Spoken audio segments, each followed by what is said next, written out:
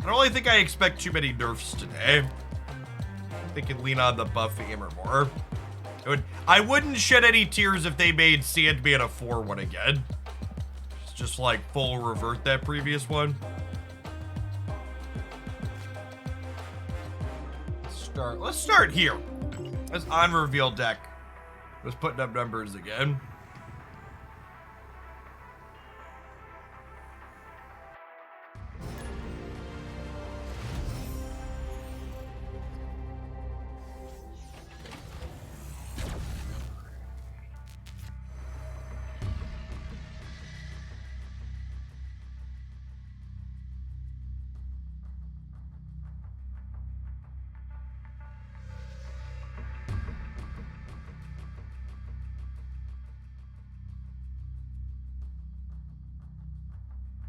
Expertise? You just got an ad roll? That shouldn't be a thing. I did a thing that should have disabled pre-rolls for a little bit. Unless Twitch is bugging this morning. And our hand is really bad. Into Project Pegasus.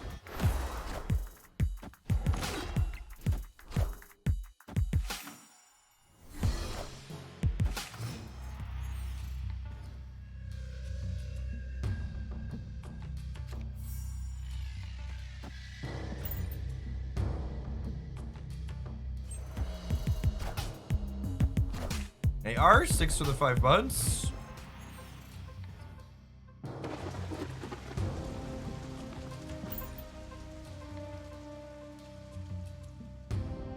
If I just like soak on 3, 4, 5 and then Zola the Sunspot.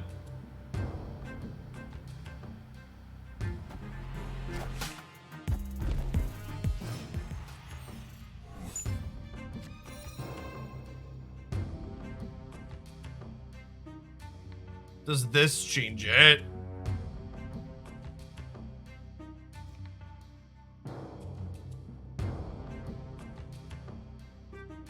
I think this means I want to play Wong.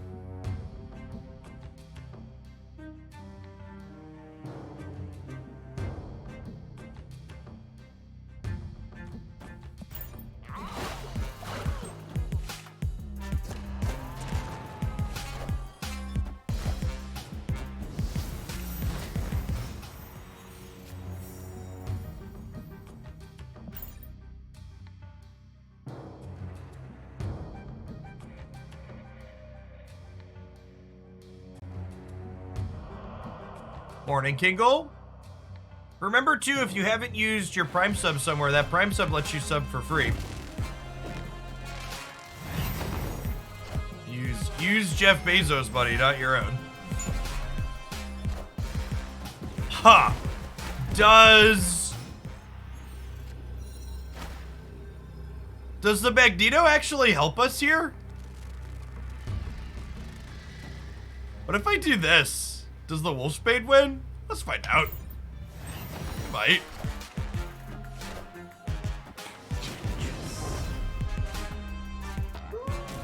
Hey, Kingle, thank you for the Prime. Close game 2. We're gonna tie the left here. Got a lucky flip.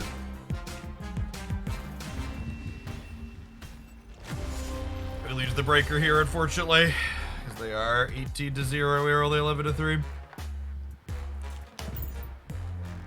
It's not terrible considering how bad our start was. Our draw was not good into that first location.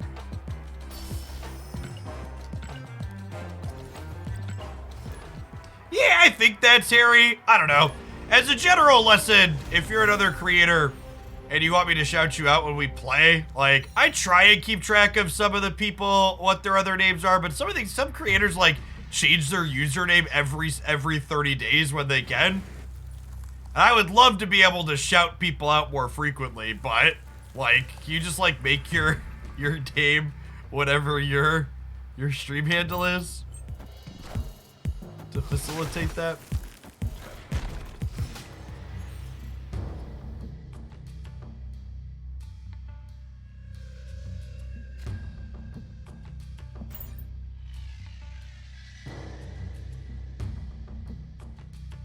That is correct. Names are not unique, which I actually think is one of the most baffling things.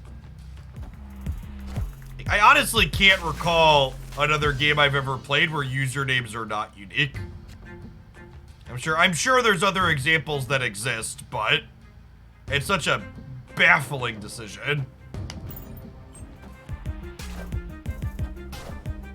We're probably dead here. He just really didn't do anything. Are Unite names unique? Yes.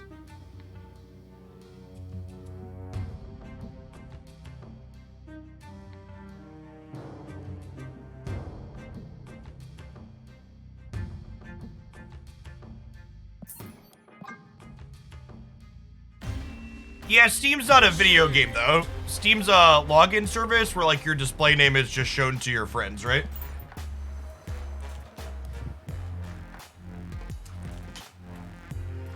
Magic Arena names are unique. Pokemon Unite names are unique. I don't know. I guess I don't play that many online games, I suppose.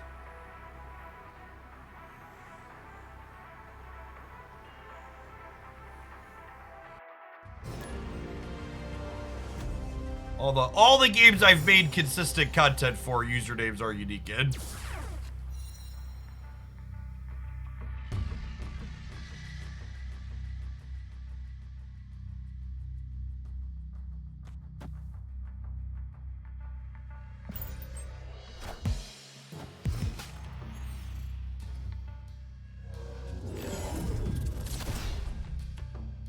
Not to yuck too much, but I scrolled through the stats and they're not really that useful or interesting.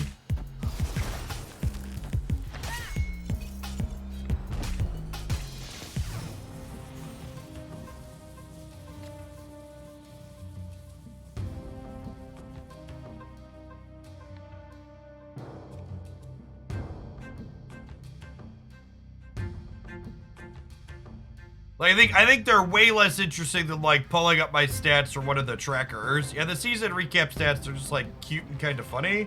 They're not particularly useful. Wind, aid my hand.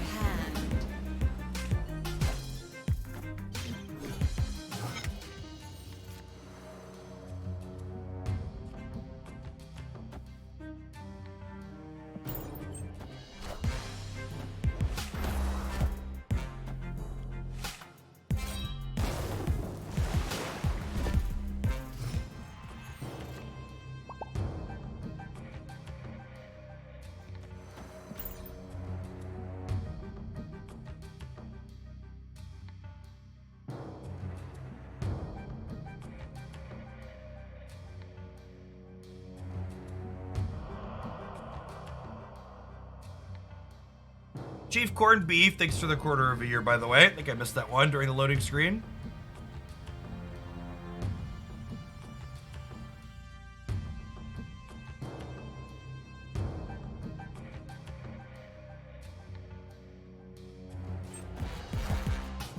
Wakanda forever!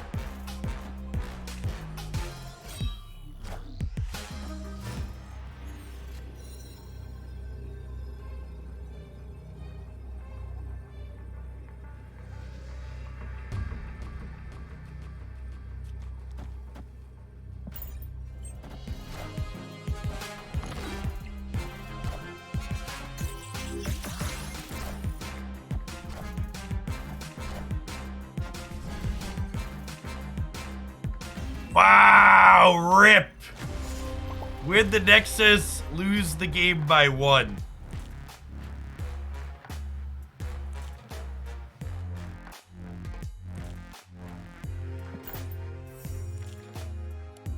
Yeah, there isn't really an expected time for the OTA update, because again, this is the first one. They're still getting into the flow of what's happening when.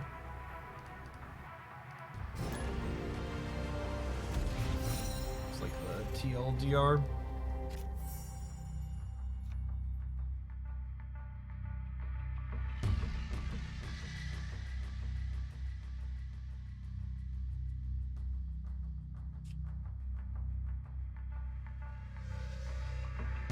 They're also, again, just so like, this is a little bit of a vernacular thing, but people keep asking when's the patch. There isn't a patch. That's the point of them being over-the-air updates, is these are updates that are coming to the client with explicitly not the need for them to issue a patch for them. Maybe a touch pedantic, but I think it's an important distinction. I'd love to get rid of New York, yeah. Hey, CJ, NJ, thank you for the 4.5 years. Welcome back. Wind, aid my hand.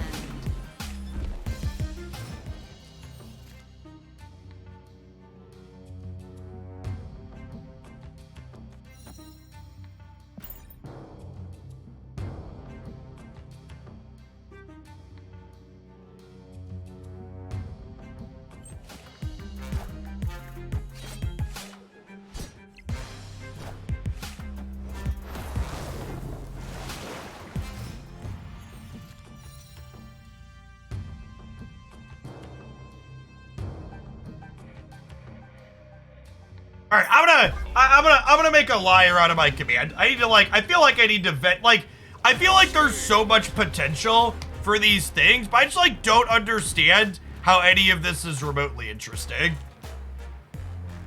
Okay, I guess my most played card is a whatever stat, but most of this is why do I give a shit about how much I played particularly Hitmonkey? It's just all of these random animal cards, I guess.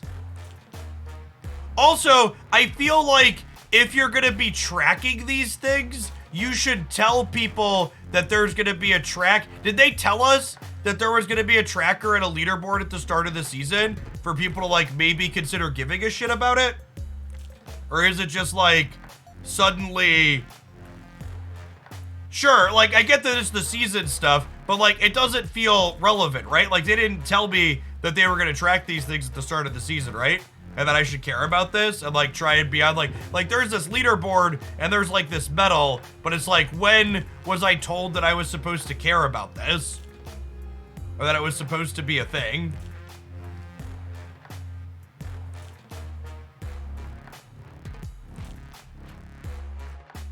And this is just fucking comical.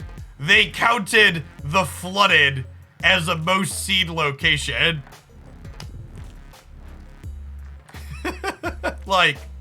Come on. Can we pull this one and probably limbo out of here? I guess I just if you're enjoying this, more power to you. I just don't see what value this is providing to me. I'd much rather. Does untap personal stats yet? Have a my stats button.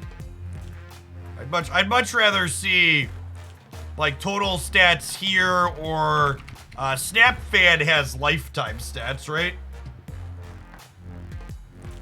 These are kind of cute, interesting things. I wouldn't mind seeing stats like these for the season. You want to show me my seasonal games played, games won, games lost, conceded and snapped? Those would be interesting to me. It's there isn't anything useful or interesting here really to me. Especially and even the one thing that might anecdotally be the most interesting is ruined because I played Storm.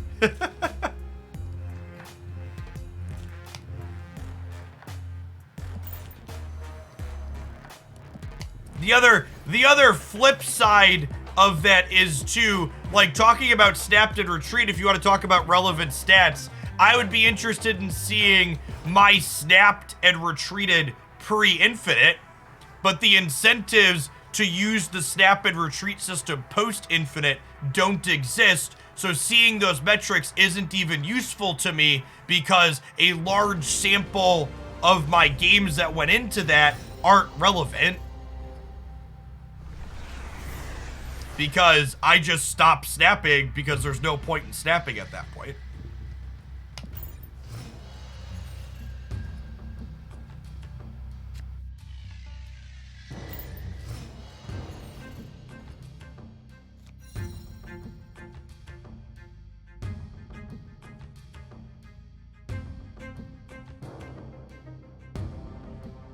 Okay.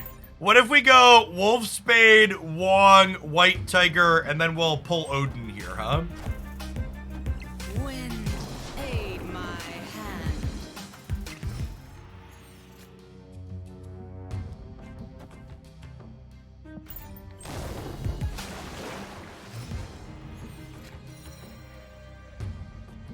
Just like we drew it up.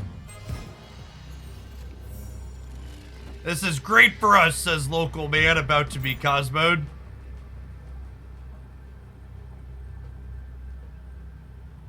I made the sleeves for this deck the Cosmo sleeves. Just kind of acknowledging that we know what we lose to.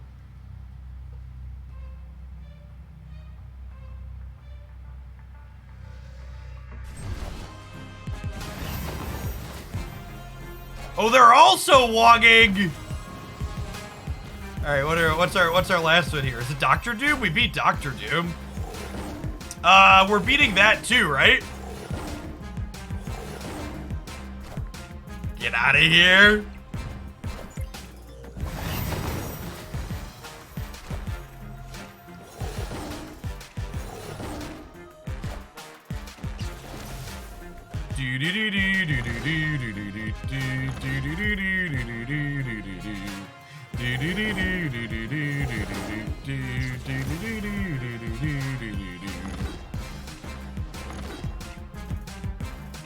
The mighty large wolfsbane, chat. Mighty large wolfsbane. Victory.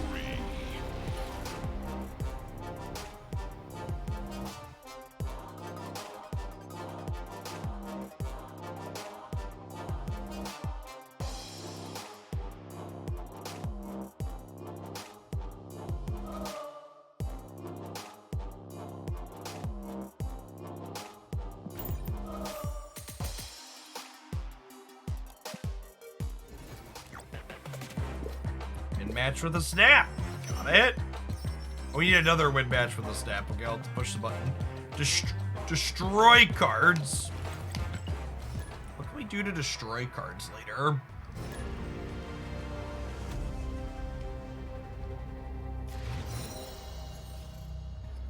Maybe we'll have to play we'll throw together Darkhawk Destroy. It's been a little bit since I highlighted that one, right? I think.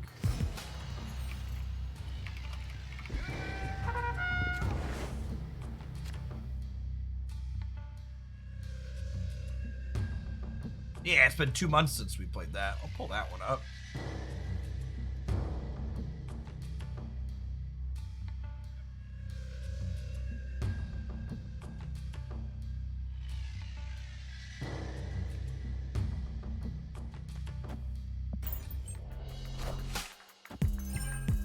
It's got to infinite with your destroyer deck. Hey, congrats, Johnny. Despite the name in that one, that deck doesn't actually blow much up. I think it's a snappable, right? We have Storm for the Vormir, and then we just curve the old Wong, White Tiger, Odin curve. I don't know if my body is ready for the wave into Galactus here. Wind, aid my hand. Alright, hopefully there's Sandman. This deck puts Sandman in a trash can. If they're Doc into Galactus, we're gonna die, but if they're Sandman, we're gonna take him to the cleaners. Hey, this is probably Sandman.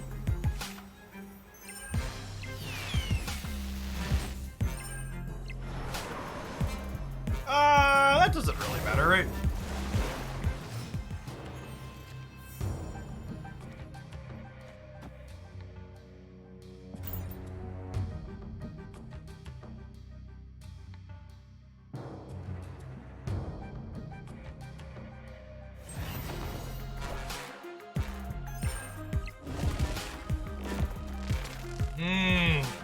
That one really matters.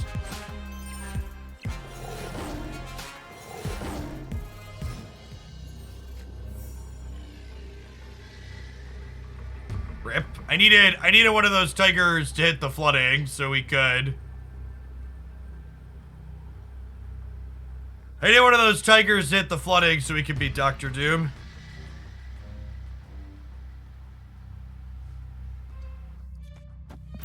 I could spew 8 cubes here, but we do lose to Doom. Oh, we lose to Leader too. Yeah, I guess I should leave. Yeah. Oh, Sedge.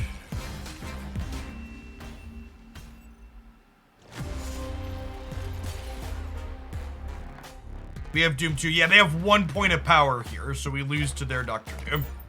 For people that are bad at parsing game states.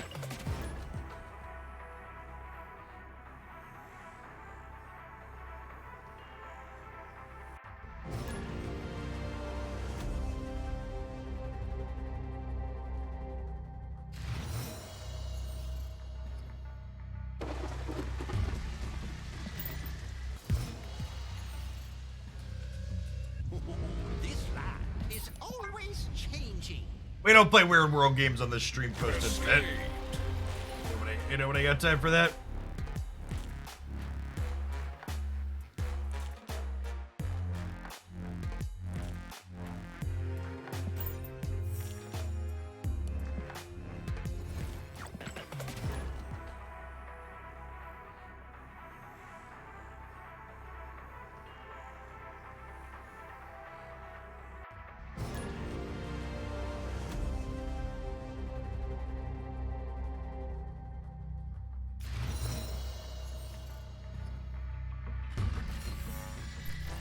Any wish list for today? Revert the Sandman buff and then buff some underplayed cards. It's my loose wish list for today. What was the Magneto Dr. Doom deck you just played against? That was stock Sandman Ramp. Is the most popular deck in the current format. By a strong margin.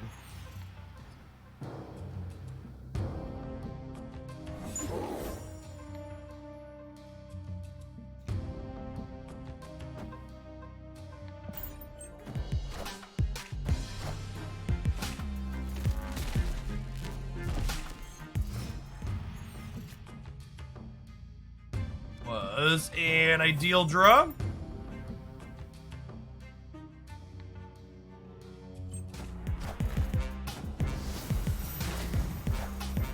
Barely Guild, thanks for the quarter of a year. Balance Patch Day's a good resub. Good to have you back. Love to make some kitties.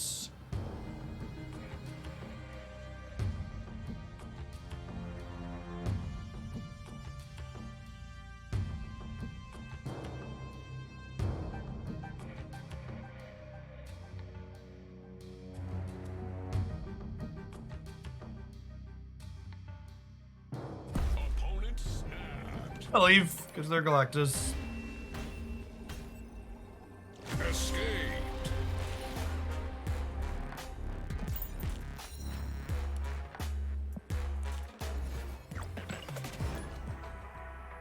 Is the game playable today? The feature location is gone.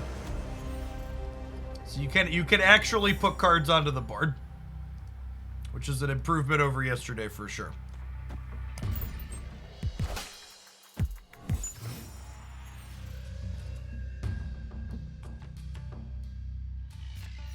Now, the thing to note about Sunspot, chat. Sunspot is a happy little communist. They all share the energy between them. So when you put multiple Sunspots into play at a spot like this, they all share the energy. Wolfsbane also copies back to my hand with the bonus here. Is that what I want to do, though? Do I want to do that, or are there... Honestly, what if we just, like, play Sunspots? What if that was the game plan?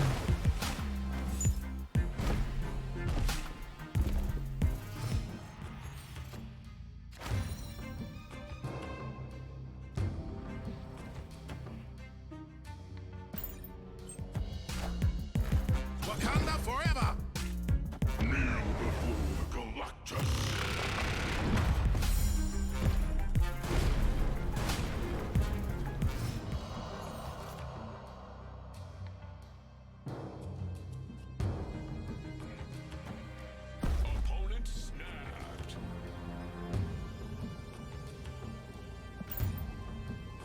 I'm gonna stay, says local man about to be Doc Ock or Spider-Man.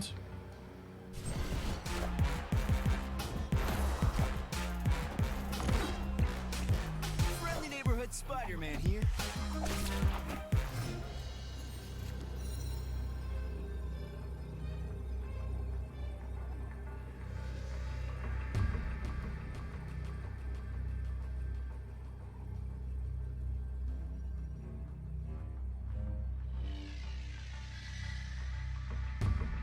How's everybody doing? Everybody having a good Friday wherever? Is it Thursday or Friday? It's Thursday, right? I said Friday. I apologize for anybody we just worried there. Are people glad that we're done with the feature location? It's a good time. Go back to just normal step in. It's nice that the feature location is only 24 hours, so it's also like, I know the feature location yesterday wasn't great, but it also was the first, like, really bad feature location in a little while, right? Otis, cool. Thank you for the 4 years. Welcome back. I appreciate it.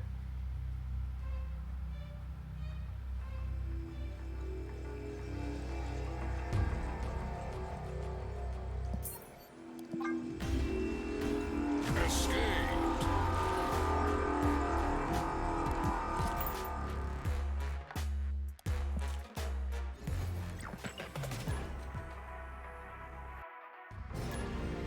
Turbo Banana, thank you for the 15 months. Welcome back. Sam Red Panda Live, thank you for the quarter of a year.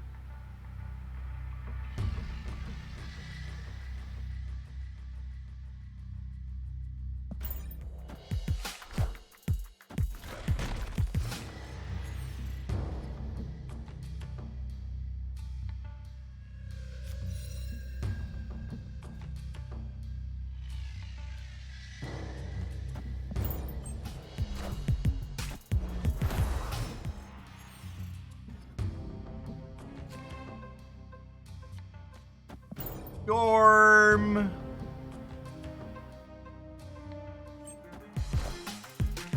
Wind, aid my hand. I know a lot of people are frustrated with various aspects of the current format, but I would like to ask that we please take all complaining and remove it from my chat. It's very easy to get bogged down in the constant negativity, and I'd prefer if it didn't happen here. Thanks. We can actually enable Dazzler here, huh?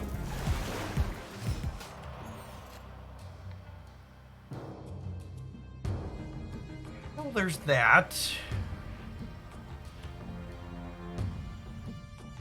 I could do this into Doom, or I could go Panther into Zola. This is funnier.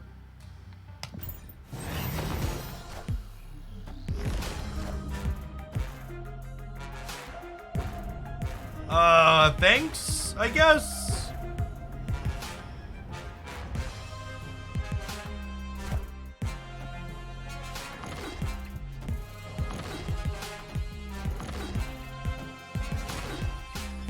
I think we won the middle.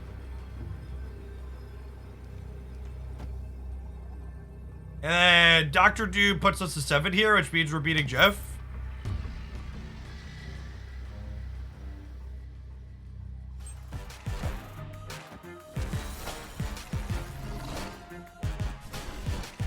I just didn't think we'd get into the flooding with my Wong deck. Bold strategy, Cotton.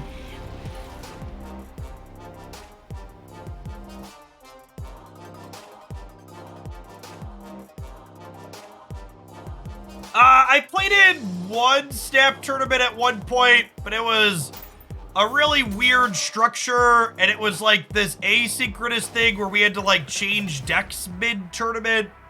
So it really wasn't a very good experience. I don't know.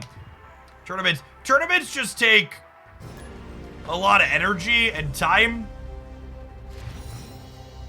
I've also found that like having to take a game like Snap too seriously, and when I care about winning, like in a tournament setting, I enjoy card games less. So in general, I'm fairly over playing in competitive stuff. I think card games are a better casual experience.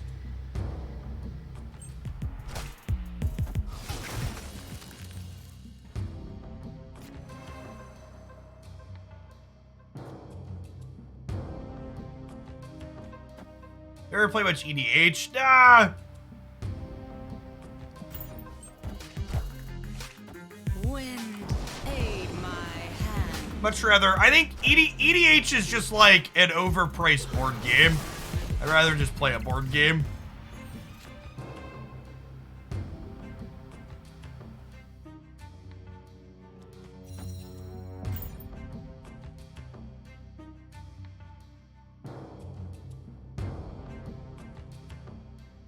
So, even once you get past the pricing of EDH, EDH is a form of Magic the Gathering called Elder Dragon Highlander or Commander, is what it's typically referred to as.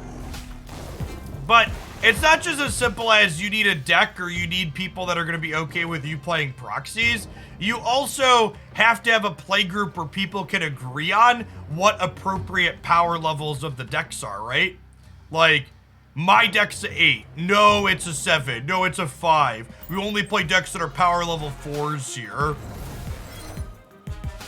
Your deck's unfair. It's too strong for our group. I'd much rather just, like, sit down with a board game and, like, know that the game, generally speaking, is going to have a balanced play experience for everybody involved. And you can like take that board game to a new group of people and know that you're going to be able to have that good experience with it, rather than like trying to renegotiate and figure out power levels every time you sit down at the table with new people.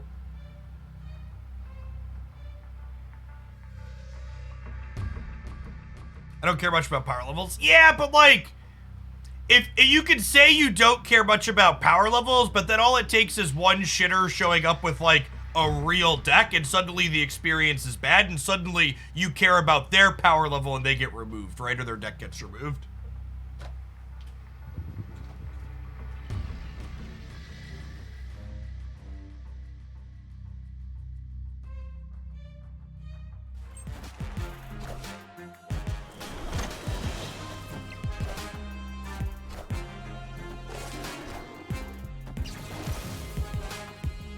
Wakanda forever! The Panther is a big stat swing. Victory!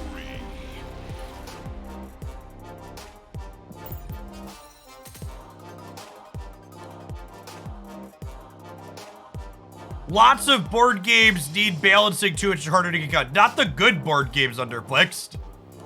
Like, yeah, if you have a board game that's not properly balanced, like, obviously you wouldn't have it in the rotation.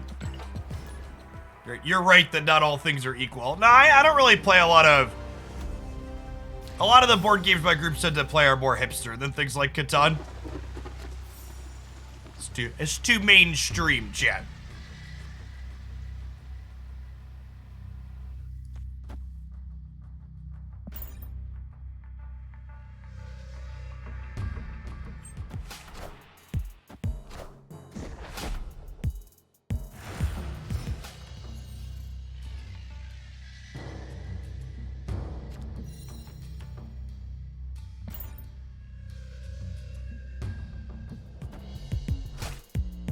We'll see what this right side location is. This might just be like a Storm Murray and then tee up Panther and Zola across these.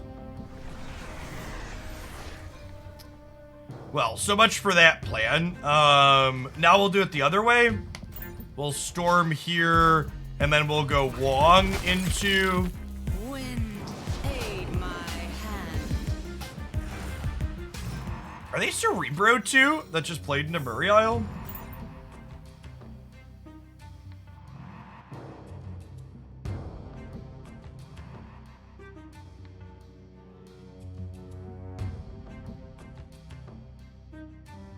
They could just be Patriot that's playing Nightcrawler, is another consideration here. I don't know, I feel like if they're Cerebro 2, they don't play Nightcrawler into Island on 1.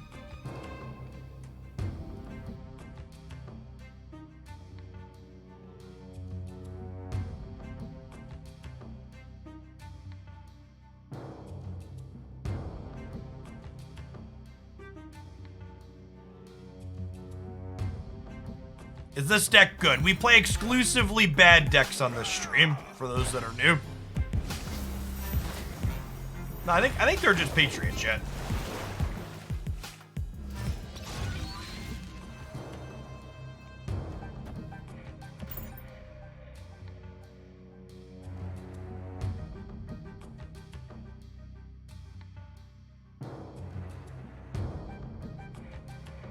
Everdell's good. We played that one a couple of times. There's an expansion for that one too that's sitting unopened on my shelf.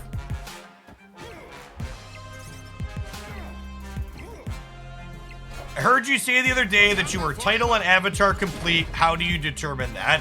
I know that I'm title and avatar complete because every 4 reserves I get a variant.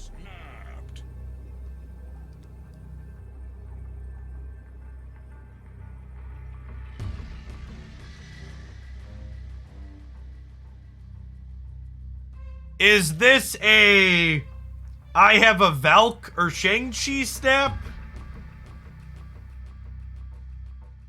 This beats Valk, right?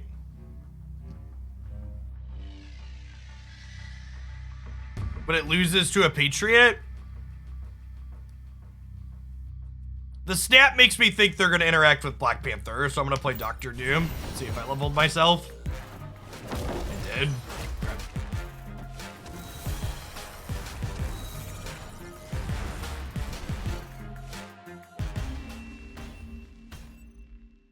Their deck rarely runs counters like Shang. Disagree. I think these decks often have 1 or 2 tech cards in them.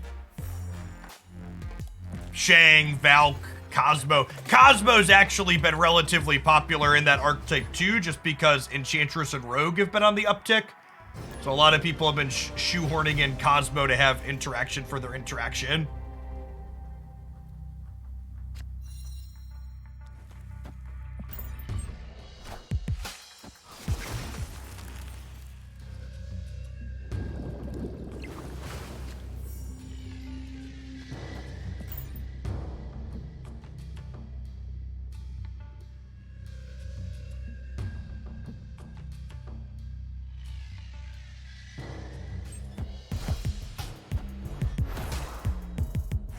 Scorpion out of the Bar Sinister isn't necessarily always the right play, but it's a very rude play.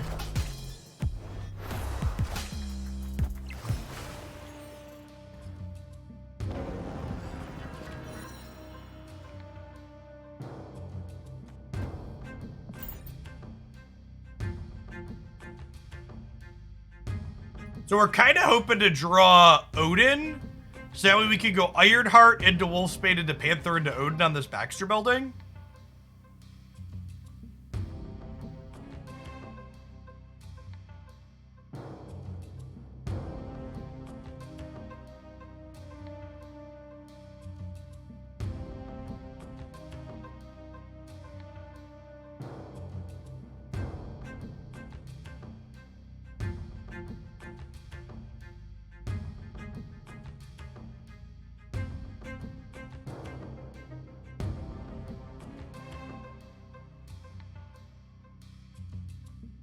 Trying to figure out where they want to put their deeply negative powered cards.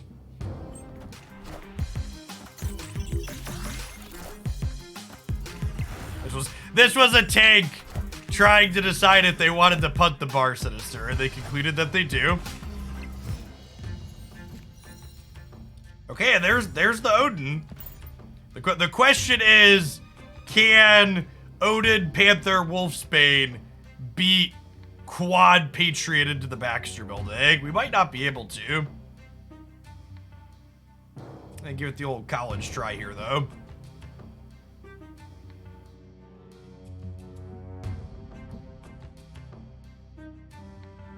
If we're truly skilled, when the Odin triggers on the Ironheart, well, Well, that's helpful. When the Odin triggers on the Iron Heart, she'll hit Panther before we, Okay, wait, what's more stats now? So if I Panther into Odin the Panther, that's 16. And this is 9. But if I Wong into Odin here, this'll be 6 4 times is 24. And I'll get 3 more of these. So this is 16, 22. It's actually more to just Wong here, right? Especially once you factor in some of my Ironheart triggers get it right.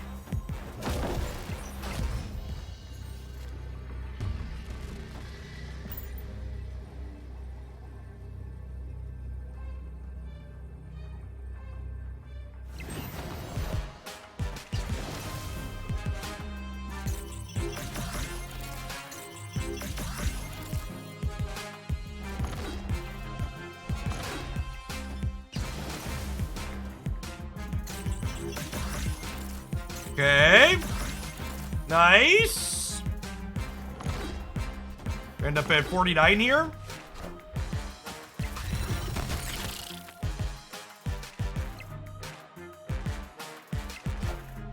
Alright, we've lost Atlantis, but I assume we've won the Baxter Building. Only 22. How cute. How cute. Victory.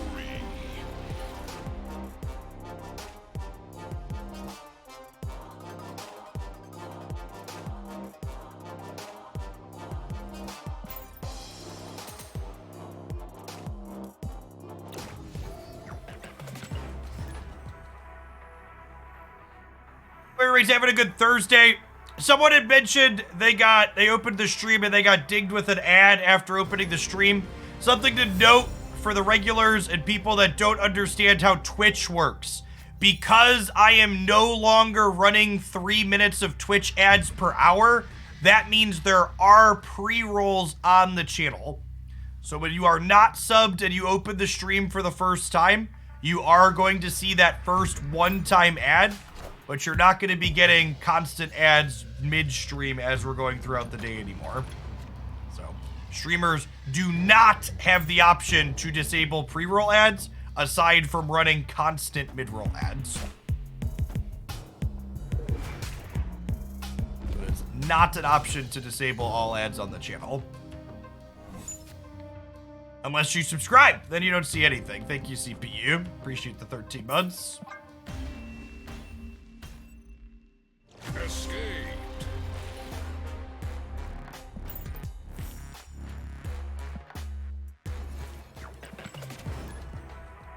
Got a couple more good games though with this, so we're gonna switch things around. My plan is to change decks every 60 to 90 minutes today.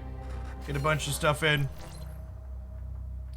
Yes, if you refresh the stream, that counts as you opening the stream again, which should cause you to hit with another pre-roll, is correct. As long as you stay in the stream and leave the page open, you don't get another ad.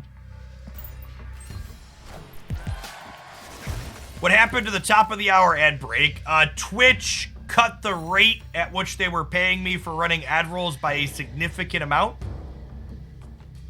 which made me feel like it was no longer worth cluttering my content with constant top of the hour ad breaks.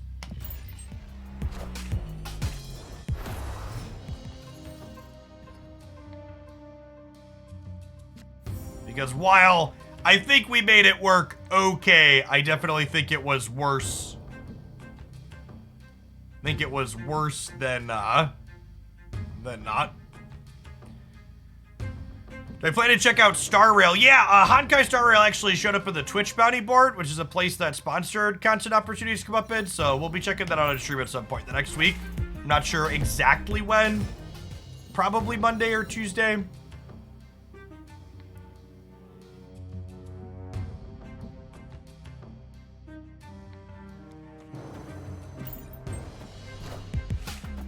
Wind, aid my hand. Alright, Dr. Doom dodged the bullet. Which is what we were hoping for. Honestly, I think Ironheart's a better play here. Make Sunspot bigger too.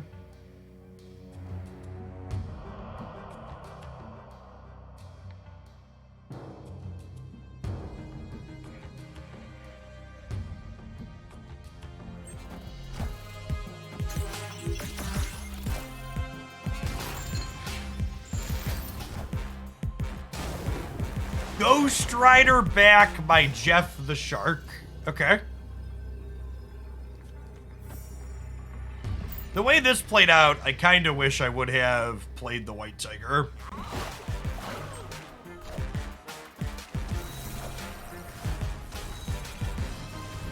Yeah, if we'd have White Tigered, we'd have won. Rip.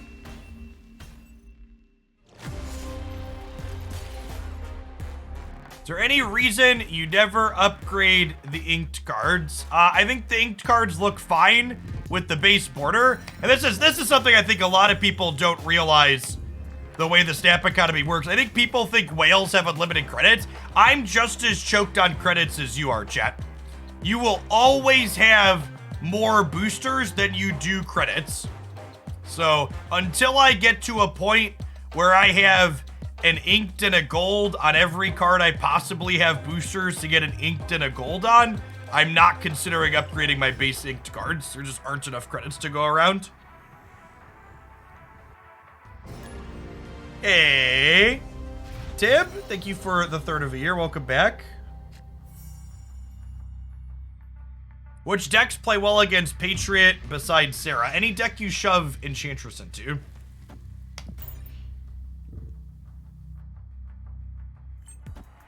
You still get credits inside of caches, right? Correct.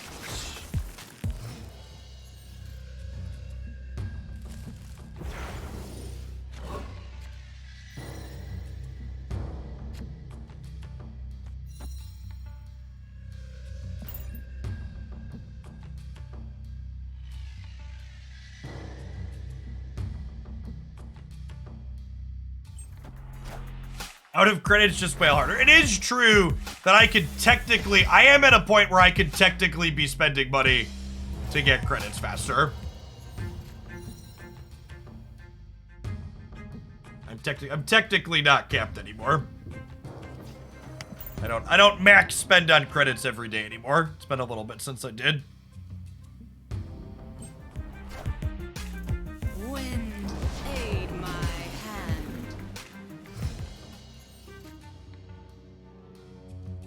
Okay, so I think we snapped them for starters. And then we'll, yeah, they're just sleeping. Okay. Victory.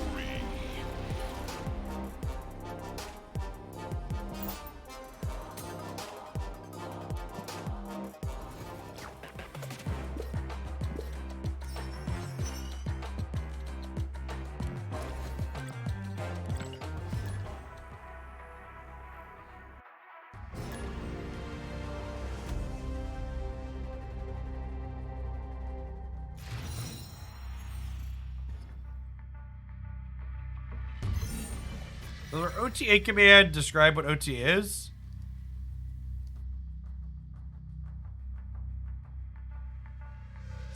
There. OTA stands for over the air update, which means card changes without a patch.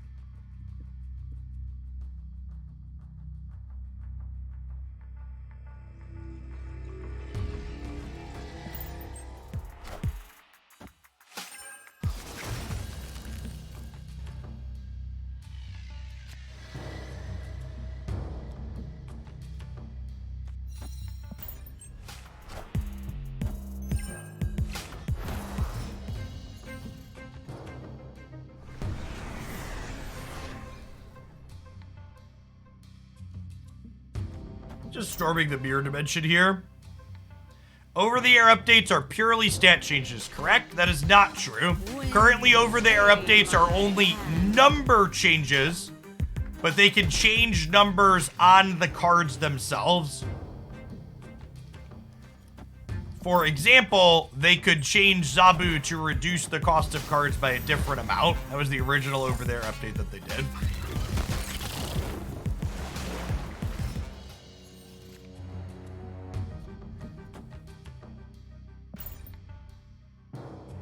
Looking like some Surfer here. Could also be Cerebro 2, but Surfer is more popular than Cerebro 2 for sure.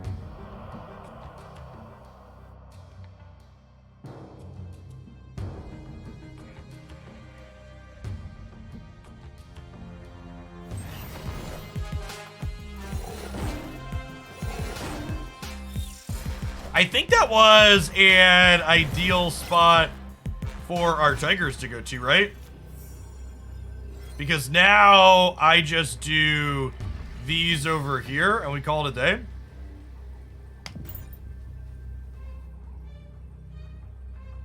They could, like, in theory, have, like, Surfer Absorbing Man here, but Absorbing Man's been less common and Wong's been less common in the Surfer deck, so I don't think I'm playing around them.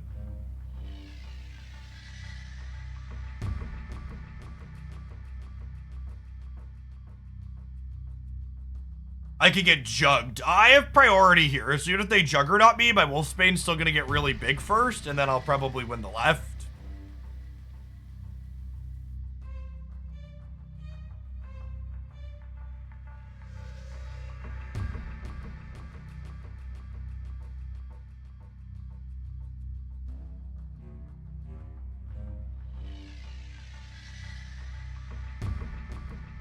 Surfer plus Patriot could get us. Yeah, potentially.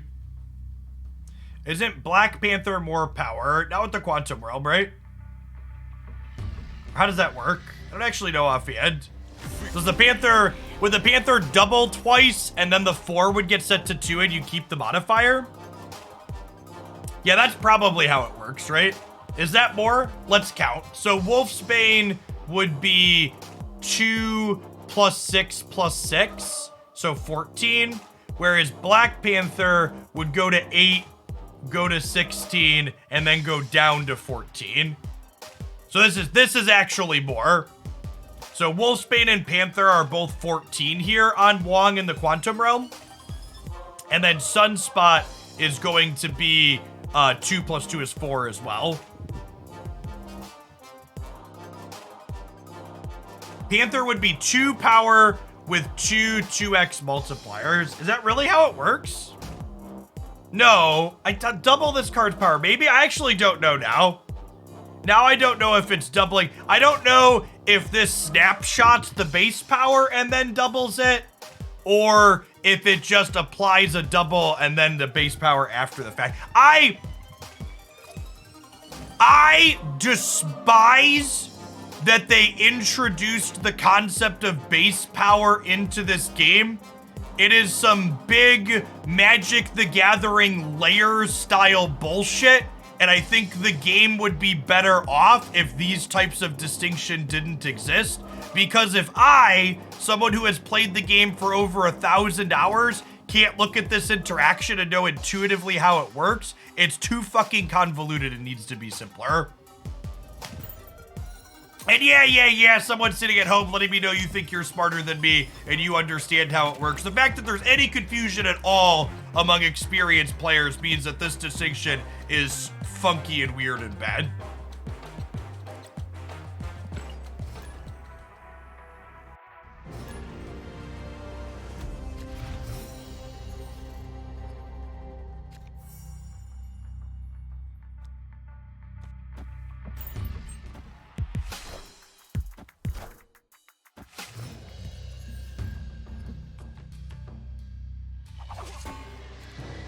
The Shadowlands flipping up here is actually pretty good, because one of the things that's interesting that you want to think about doing with this deck quite frequently, and this actually doesn't bother us either, is this deck frequently just plays Ironheart on curve, so that way you can Odin her later.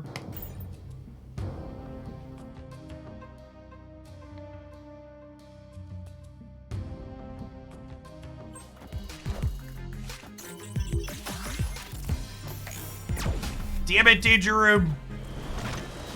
Alright, I think we're dead here now because of the Danger Room.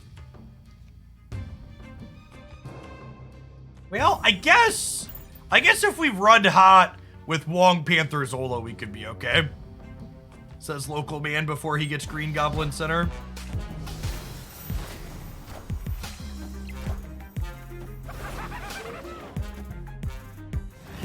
I thought we were gonna get Green Goblin centered, chat. It was so much worse.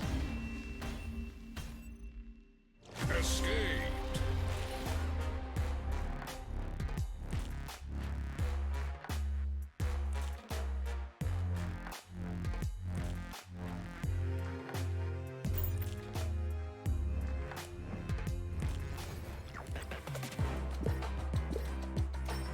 When the clog deck is good, it looks really good.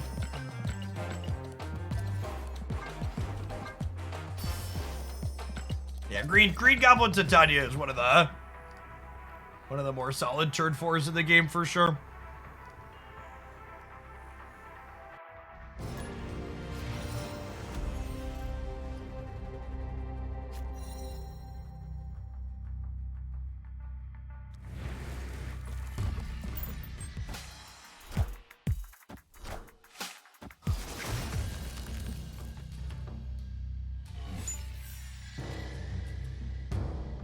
Oh, chat, I haven't plugged it yet today. Our deck highlight over on the YouTube side has not only Captain Marvel in it, but also Quake. Spoilers, Quake isn't good. You want to help the content out, give it a click, give it a like, give it some watch time in another tab. Appreciate the folks that do that every day. Hey, Zero Gamer, thanks for the over 2 years. Welcome back.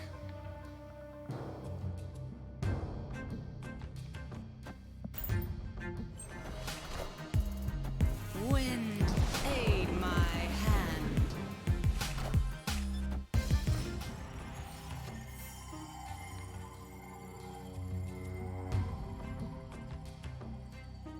The problem here is they're going to blow this up, so I don't think I can play here. I guess need to along the middle. The Snap team does not announce balance changes in advance. They just happen when they happen.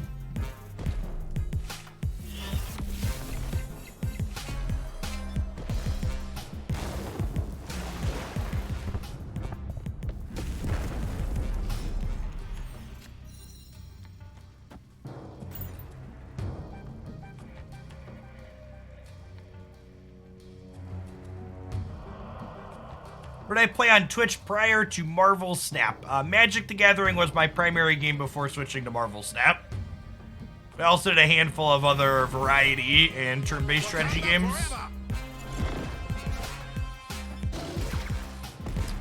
So, low-key, this Killmonger getting rid of the Iceman is great for us, right?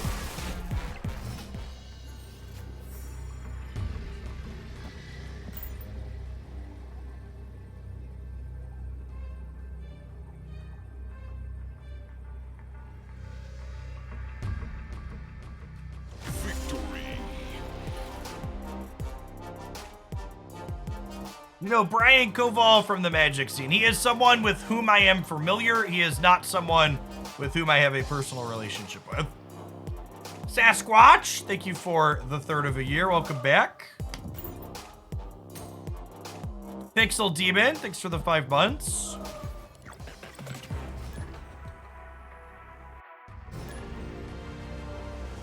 Any Marvel Comics? I have not.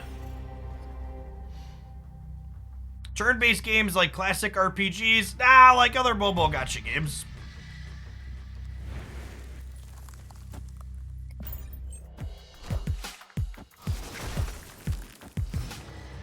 Honestly, that's probably the descriptor I should give when people ask what else I streamed. I should just say other mobile games, right?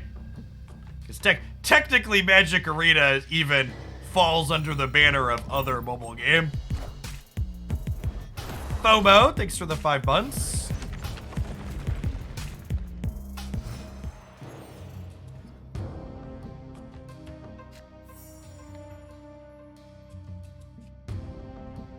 I put Wolfsbane into Titan empty because if we hit Odin, we'll re-trigger the Wolfsbane there later. I have seen the new Hoyoverse game. It's on the Twitch bounty board, so we'll probably be playing it on stream early next week. Is my loose plan.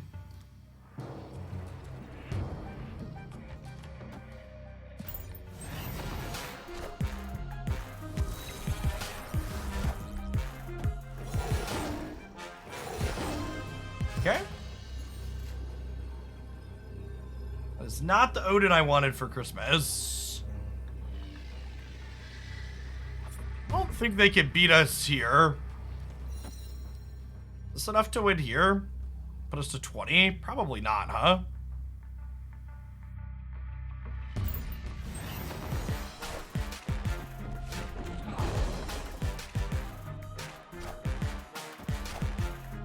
Wakanda forever!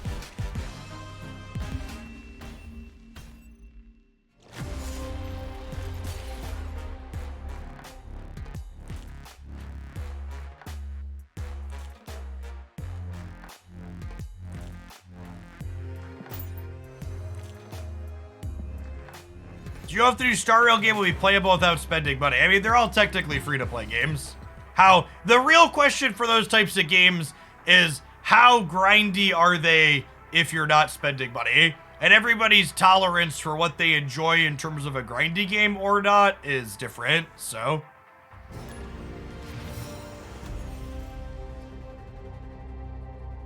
Playing Agatha for real. Well, the lie detector test determined that was a lie.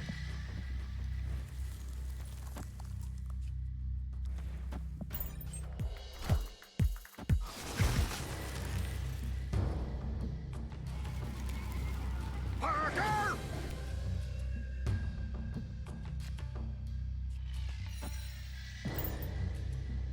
Star Rail's gacha system is almost exactly identical to Genshin. That's probably fine then. I think Genshin's system is pretty reasonable.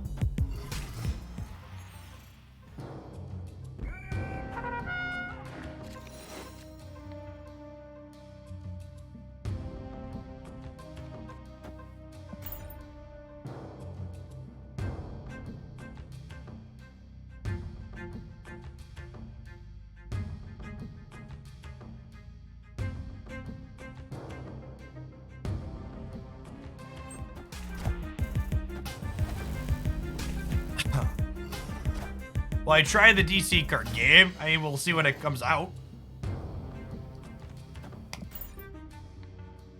And in theory, their social media team said we'd have a playable game in the next month, so we'll see if that happens. They were originally supposed to release at the end of last year. They were supposed to release before Snap released. And Snap's been out for 6 months now.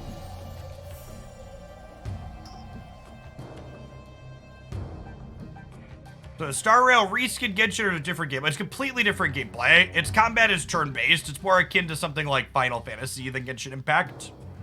Victory!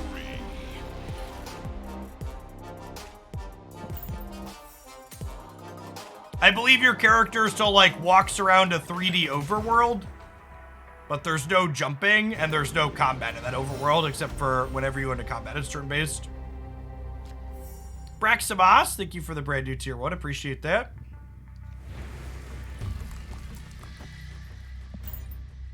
Does anyone know if this is Jeff's deck or a viewer submitted one? I despise that question in my chat. It is not something that is ever remotely relevant. Who built the deck has no bearing on anything. If you want to ask a question about the deck, you should just go ahead and ask it. If you want to levy criticism, you should levy it in the same fair and reasonable way, whether I built the deck or someone else built it.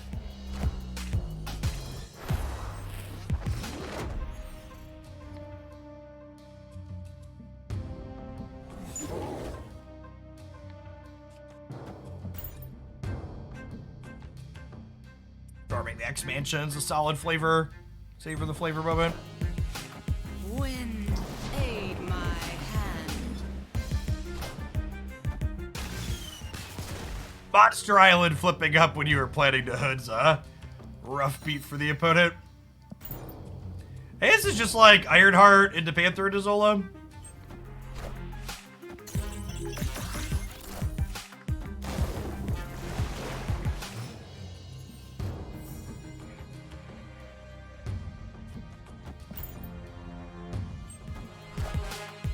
Wakanda forever! Hey, look at that! They gave me a sure thing. Appreciate you, opponent.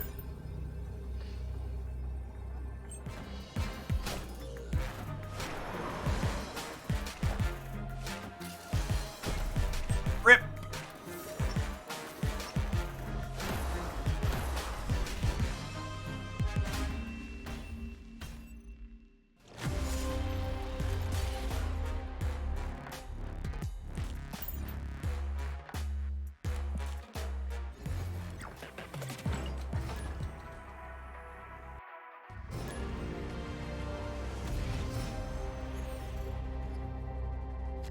So, whenever I bring up the fact that deck ownership and people having built specific decks is silly in Snap, people always bring up the fact that Snap has a smaller card pool, but the deck ownership is silly and people trying to own certain deck ideas is equally stupid in games like Magic the Gathering and Hearthstone and Runeterra and others as well. Those other games have lots of shitty cards that aren't playable in them, artificially inflating the size of their card pools. And all those other games, much like Snap, have decks that mostly build themselves. They have decks that you're like, okay, these cards very obviously explicitly go together and you should put them in a deck together. The decks were designed by the card designers at the companies that made these games, and the players happen to discover them. Building a card game deck isn't painting the Mona Lisa. It's like building with Legos. Sure, you could do some neat things with it, but like, ultimately, you're just finding something that someone else already put together for you.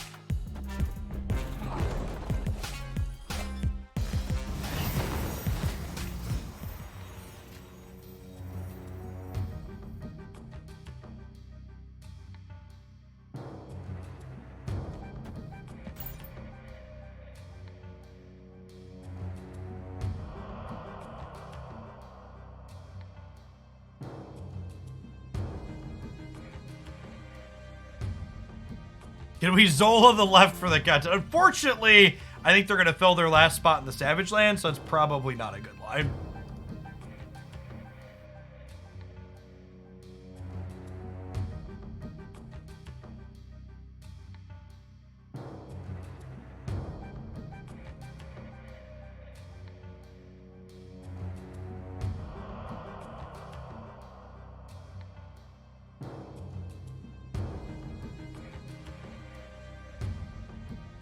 Our opponent's username of Molasses is apt for their rate of play.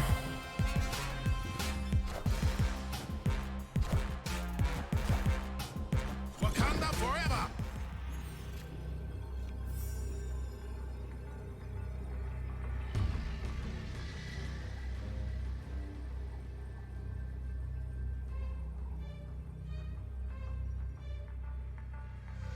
Yeah, we know they have Shang-Chi.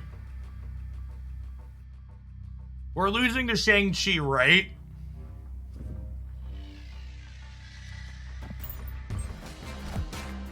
Damn. Wakanda forever!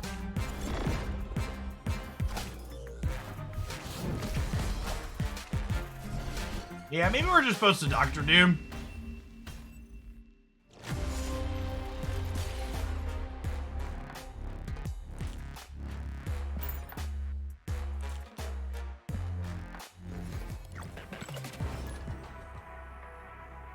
We're probably just not supposed to ever Zola against anybody remotely interactive, and we know they have the Shang.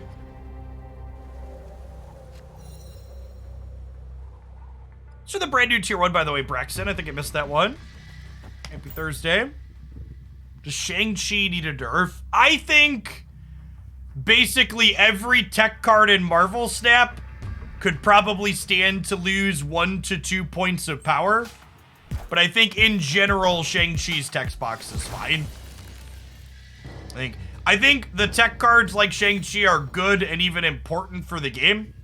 But I think their fail state when they're not useful should probably be a little bit worse than it is right now. Like, Shang-Chi, Enchantress, these are like incredibly powerful cards when they get to do their thing. So when they don't get to do their thing, they should probably be a little bit worse. Because when they get to do their thing, they generally speaking win the game on the spot. Loopy Liddy, thank you for the half a year. Welcome back. We're like Shang, Armor, Cosmo, Killmonger, Enchantress.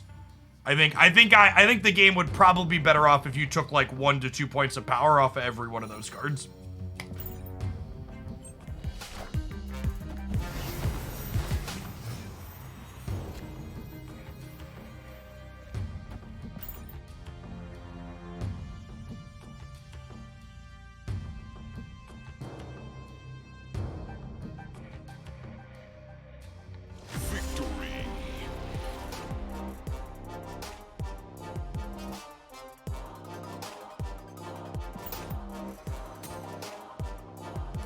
Almost to our gold border on our Zola, so it matches the rest of our cards.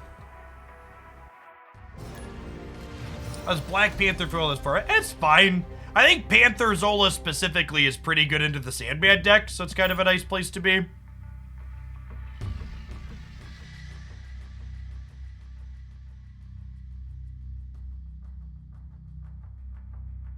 So a 0-1 Elektra. I mean, part of the reason why Elektra is a bad card is because of how pushed Killmonger is, right?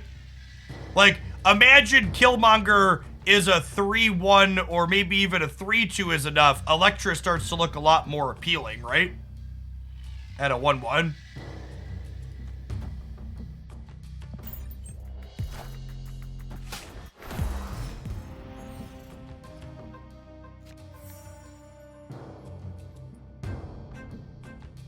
Hell.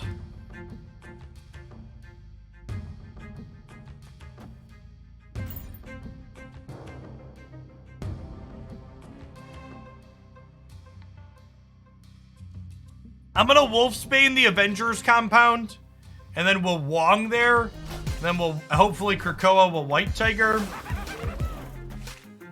Are we dead? I think we're dead.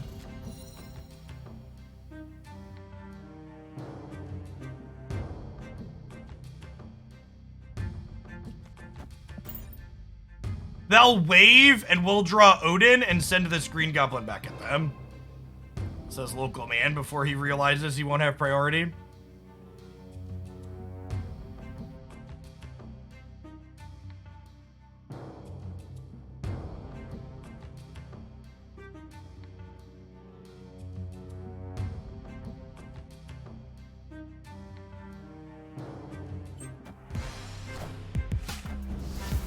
Oh, they're also just a Wong deck. Interesting. Aid my hand.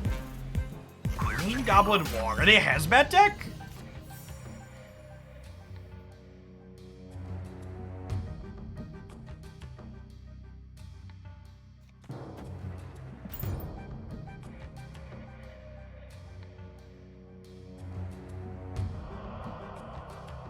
I'm gonna go Wong into Zola. Just for the YOLOs.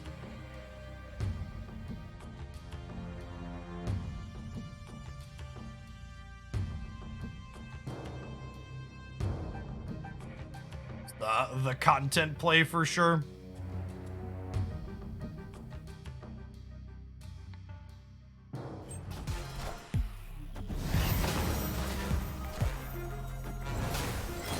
Alright, yeah, so definitely Toxic Sarah.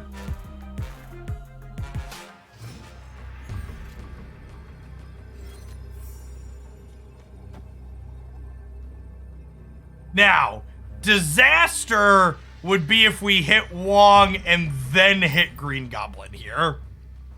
That would be disastrous.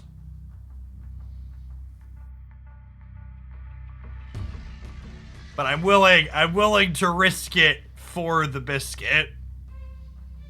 Yeah, chat, fear is a mind killer. You can't let it in. Atherin, thank you for the 4 months. Appreciate the third of a year. If we hit Wong and then Wolfsbane, it's pretty good. Alright. Alright, flip me, dealer. Oh no! Oh no! Oh no!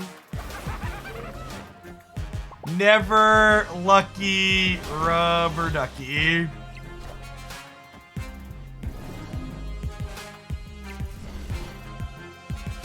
Would we have won if we hit Wolfsbane? If we'd have hit Wolfsbane, we would have been +4 in each of these, and then Wolfsbane would have been 9. Would we have still lost? We would have won the center, because we would have been +13. We'd have been +13 here as well. Yeah, we would have won with the Wolfsbane. We would have beaten them here and here.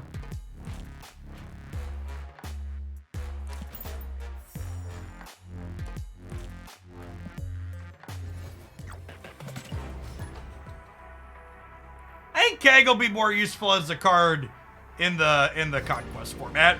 I'm expecting it to be relevant there. How would you rank the Hazmat decks? The Hazmat decks consistently have very bad stats. Hazmat is up there with Cerebro 3 for being one of the worst decks that people continue to play because they like the gimmick that it's executing.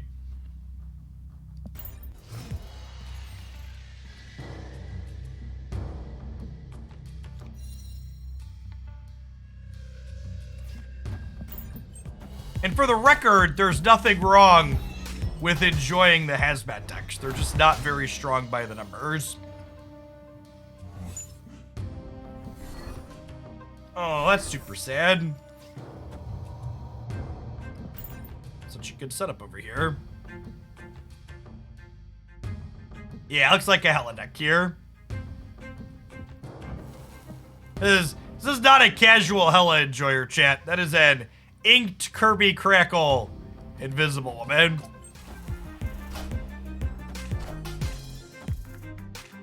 Wind, aid my hand.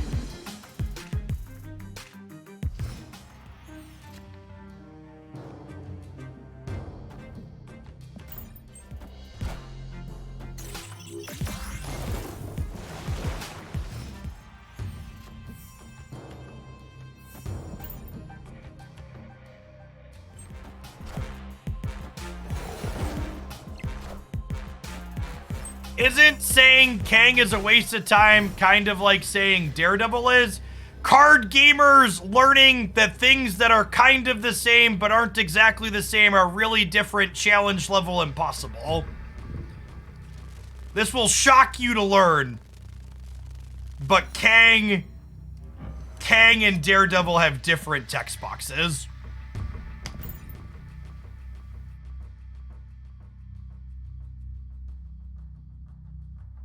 They have entirely different functions.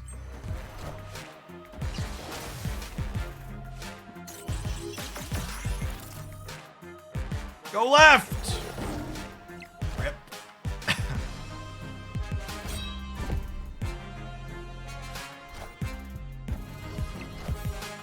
Higher, further, faster, baby.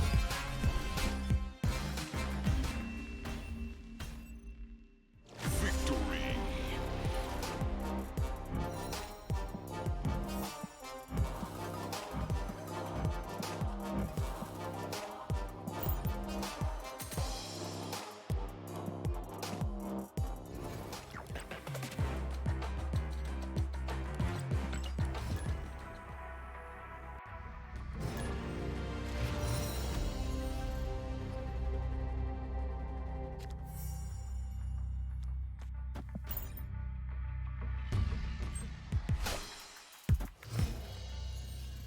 I don't think bot splits exist anymore. Oh, did they get rid of them?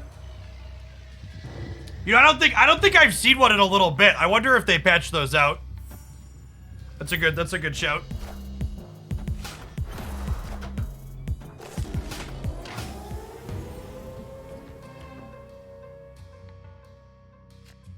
All right.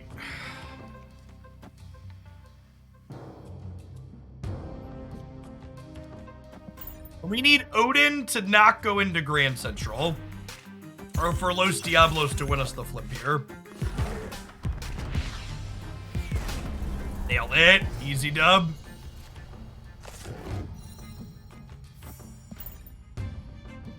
You think Magic decks are more playable now that Thanos is less omnipresent? I mean, they're better than before, sure.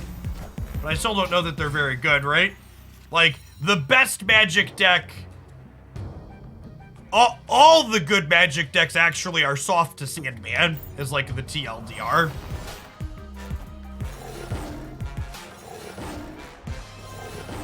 Like Mr. Negative and the She-Hulk combo deck are both bad against. Both bad against that, right?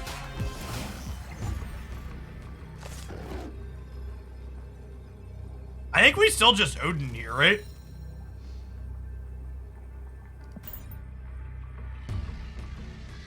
They had Enchanters, but we had priorities, so it just doesn't matter. Victory.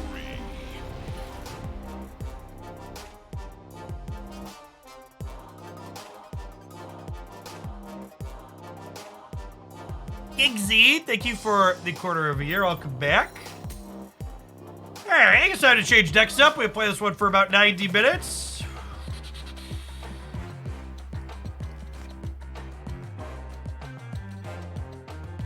Let's try a little bit of Spectrum Destroyer. How's priority work in this game? Whoever is currently ahead has priority. And if you didn't know how priority works in Marvel Snap, there's probably a lot of other things you don't know. I would highly recommend checking out my Marvel Snap Minutes playlist. The videos are all a little bit older at this point because it's intro beginner content I made when Snap first came out, but they're all still very relevant, the videos in that playlist. You are likely to learn a lot if you take the time to watch through them. Sarah deck opinion. I think Sarah is pretty poorly positioned against both Galactus and Sandman, and it's not a deck that I would recommend. Although I guess it depends on what you mean by Sarah deck. When someone says Sarah deck, my head goes to like the Zabu, Sarah, Shang-Chi stuff. I think Sarah Surfer is quite reasonable. I think Sarah Surfer just kind of does what those other decks want to do, but a bit better.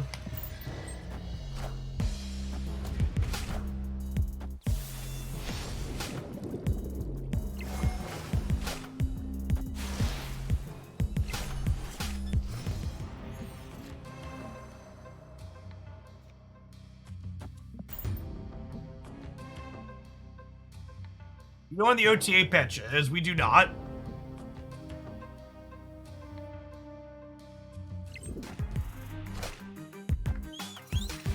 My guess would be the earliest we will see it is in about 90 minutes from now, but it could be in as much as like 4 or 5 hours from now.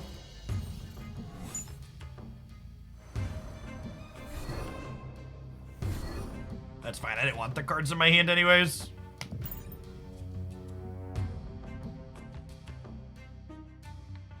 Someone said on Bink stream that the OTA updates only started in May, so that's next week. Is that true? No, that person, like many people on the internet, just decided to go lie to you. They are wrong. I'm actually gonna go ahead and Professor X in the center here because we have priority, so we can keep them from blowing up this Bucky, and then 8 stats is probably enough to win here, and then we hope to win this next turn with whatever we got going on.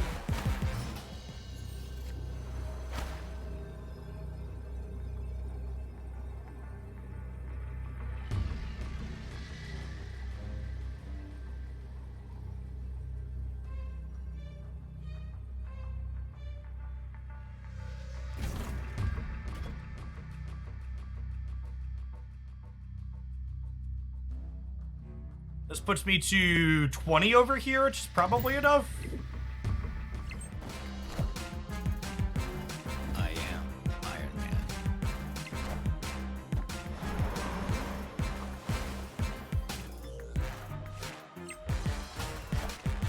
Whip.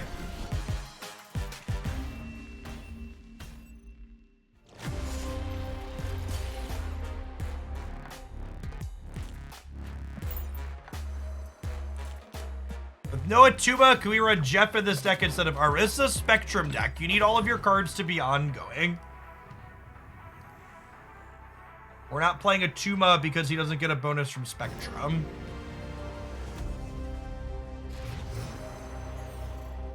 I know this deck has some overlap with the Jeff Professor X deck we played on stream last week with the Tuba, but they're really different decks. I think that other deck is good and reasonable. But it's different from this one. Have you noticed your snap percentage going down post-infinite? I mean, I don't notice it. I explicitly snap less post-infinite because there's actually negative incentive to snap post-infinite. Raising your MMR too much in Marvel Snap is actively detrimental to the player experience, and you should avoid doing it at all costs. The system desperately needs an overhaul, so that is not the case.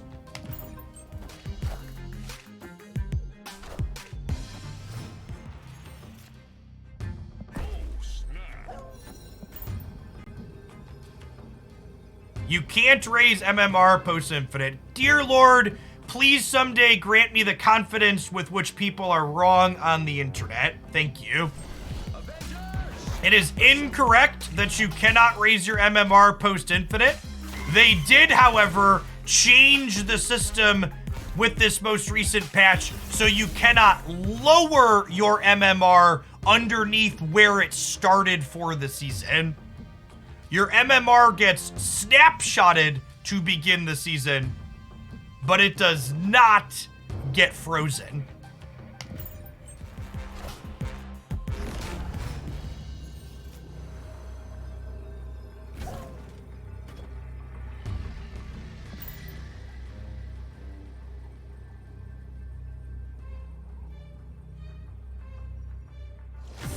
Snapping raises MMR. Winning more cubes and losing less cubes causes your MMR to be impacted. It's not just wins or losses that impact your MMR. It is how many cubes you win or lose inside of those games. MMR, for those that are newer to the game, stands for matchmaking rating. It is an internal hidden number that is not visible to players currently that dictates your strength as a player.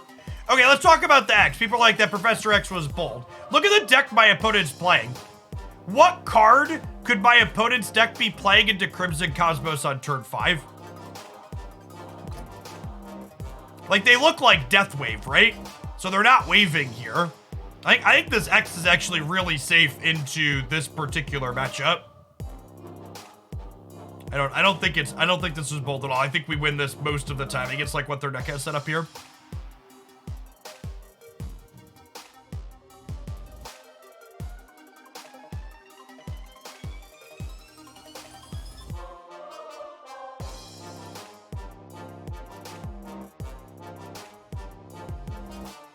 How does raising your MMR create a worse player experience? So, if your MMR gets too high in Marvel Snap, it breaks you away from the group of other human beings and makes it so you only queue into bots or a small pool of other people who have similarly really high MMRs. So if you win too much and win too many cubes post-infinite, your matchmaking pool narrows incredibly, which is a negative player experience in my opinion. This land can never be fully known. Your MMR goes up post-infinite if you're winning. However, it can no longer go lower than what you entered infinite at. I literally only play the same 10 people. It's very boring. Yeah. I think there's a lot of really bad takes when it comes to issues with Marvel Stat matchmaking. No question without a doubt, the #1 issue with Marvel Stat matchmaking is that bot hell exists and that high-level players are worried about it.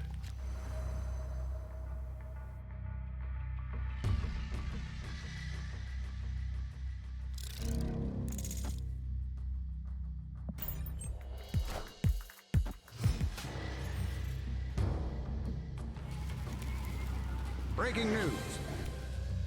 Big news. Spider-Man popping out of the Daily Bugle with the daily news is very fitting.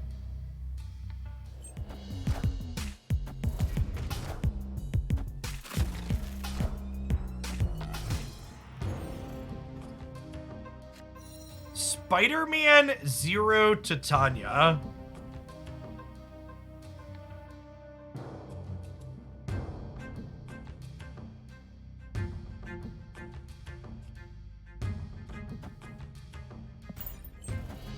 I think I need to play Cosmo here to keep them from Spider-Manning me.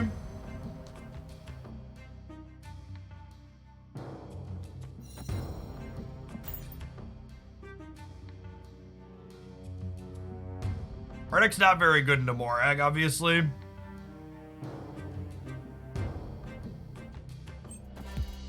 Friendly neighborhood Spider-Man here. Avengers! Assemble.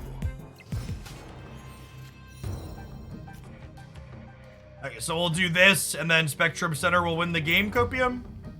Let's just get, like, Hobgoblin or something here.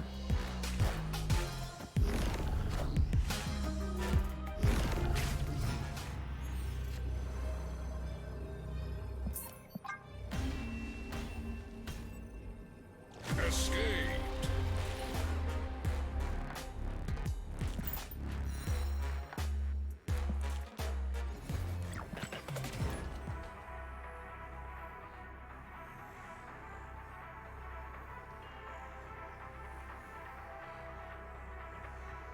What was their deck? Their deck is likely the Atuma Destroyer deck that we featured recently. Are you expecting anything specific in the OTA update? Buffs. Buff me, daddy. Do you have a video on Retreat Later? Yeah, I've got a two-liner on Retreat Later. Never use it. It's a waste of time. Thank you for coming to my TED Talk.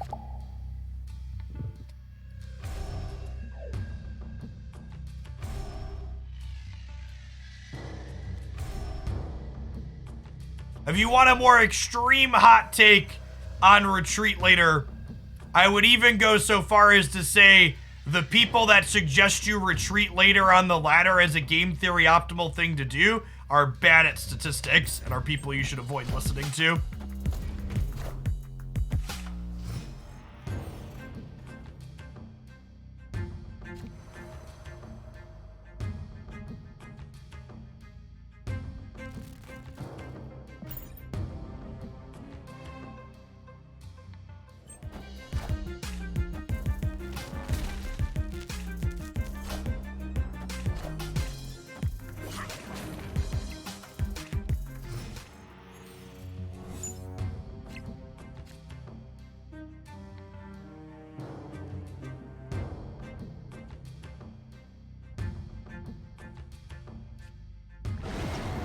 The urge to Gamba is strong.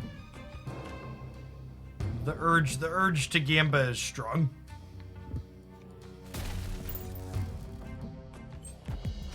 Got him.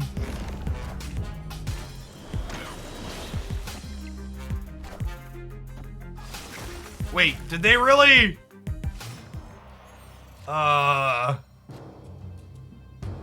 Friendo. Excuse me? Sir, this is a Wendy's. Avengers! Assemble. Maybe they just thought I wouldn't trigger their thing because Onslaught Citadel is here. Oh, Blue Marvel! Got me. I wasn't expecting Blue Marvel out of their clog deck. It's not usually a card the clog decks play.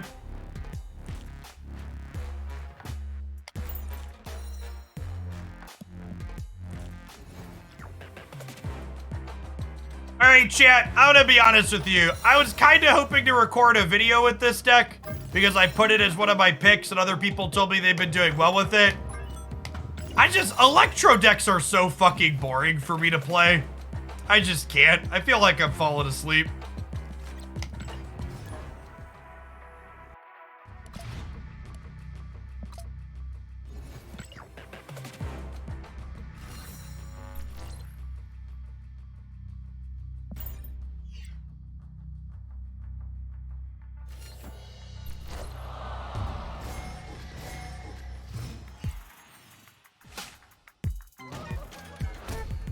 Hold on, Sabin. Thank you for the prime. Appreciate it.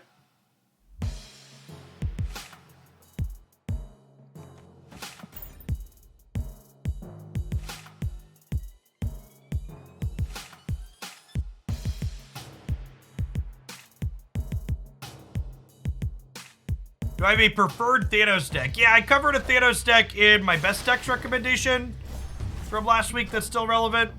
We'll see. We'll see if the OTAs change my best decks recommendations at all. With weekly small changes, the best decks might end up being a weekly thing. That's something I was doing like once a month because things weren't changing much, but OTAs might make that different.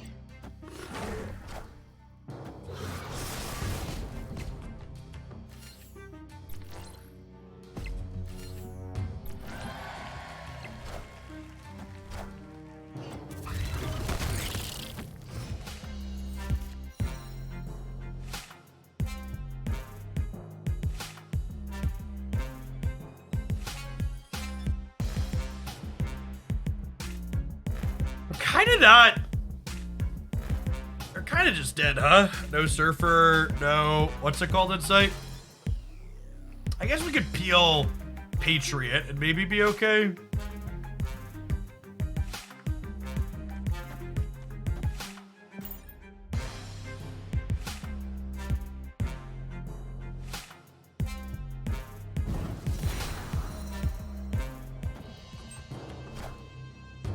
Wind, aid my hand.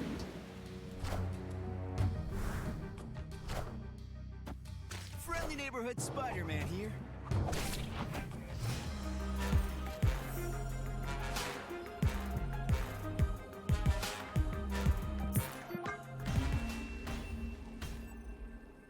Escape.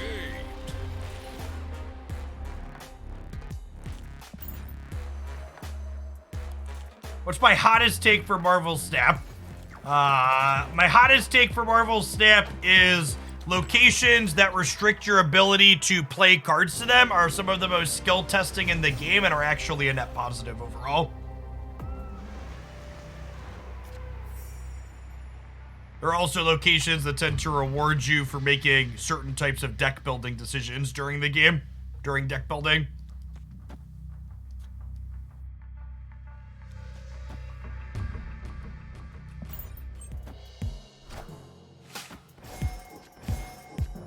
To add a little bit of contrast to that, I would also say that restrictive locations suck as feature locations.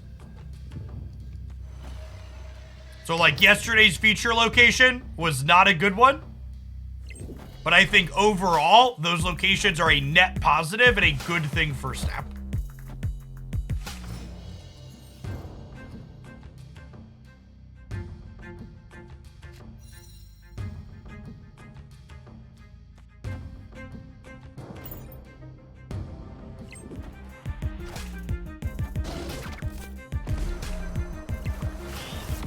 I have not had a chance to play Star Rail yet.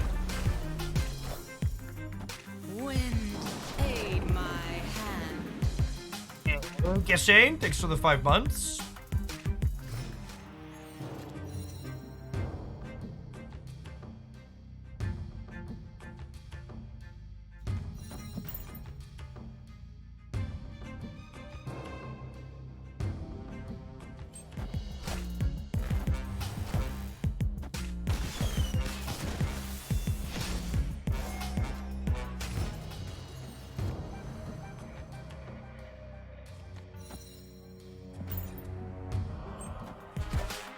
Get waved and then die.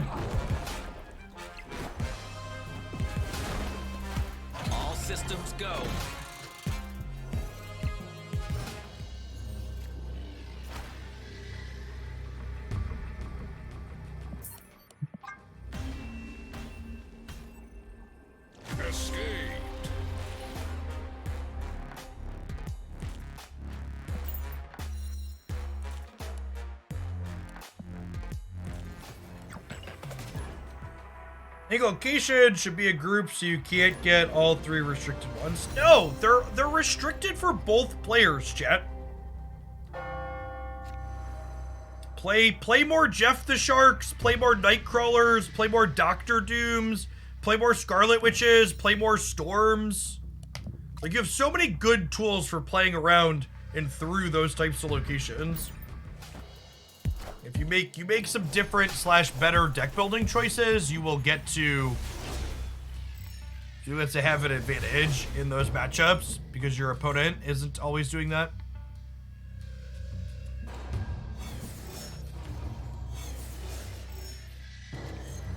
When do we expect the OTA? Sometime between 90 minutes and 5 hours from now.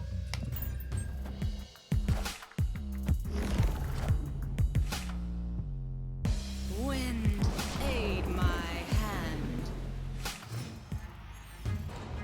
I swear if people had their way, they'd play at empty locations. They would, yeah.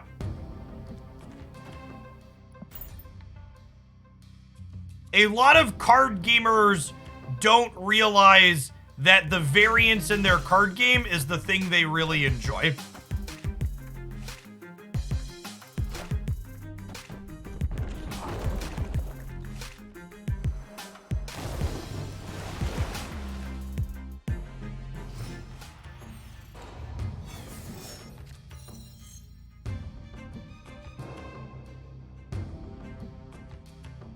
An empty location mode would make people, maybe even in a good way, painfully aware of how important location variance is for Marvel Snap as a game.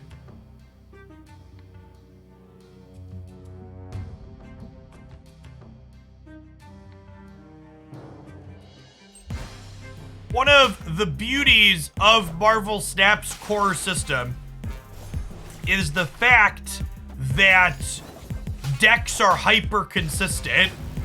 You're 75% to see a particular card in a particular game, right? And the only reason that that's reasonable and works is because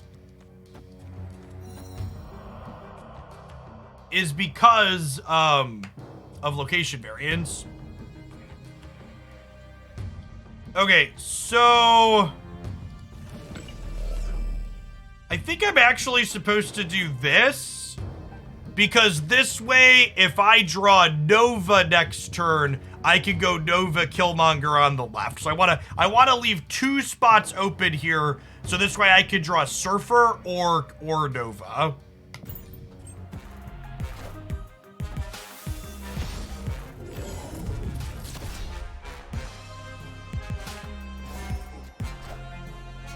Well, that...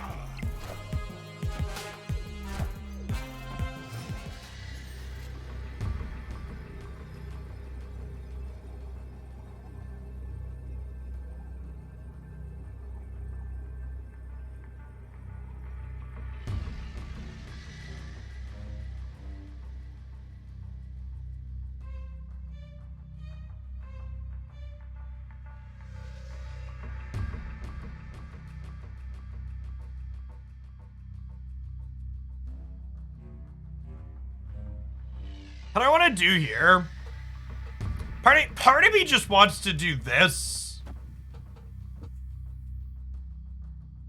Yeah, what happens if they Thanos the middle? They'd go to 19, and I'm going to 18, but I'd be more here and here. This beats Thanos, I believe. Quick maths.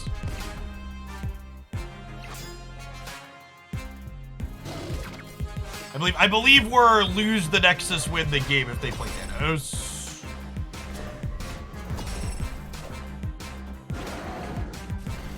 Not that one, though.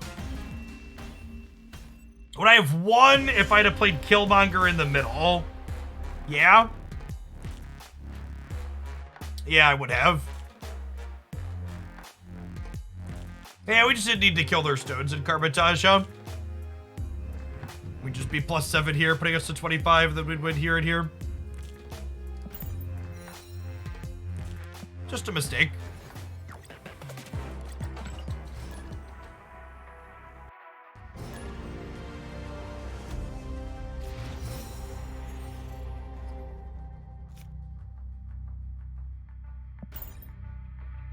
Brood Surfer as well. There was a Cosmo in the middle, so Brood was worse than playing the other one.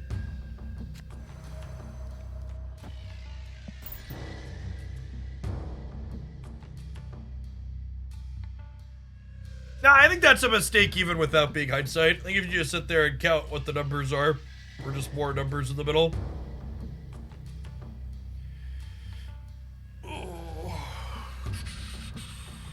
I'm gonna play the goose in the middle because I want to be able to fill this up so like my threes can end up in other locations long term.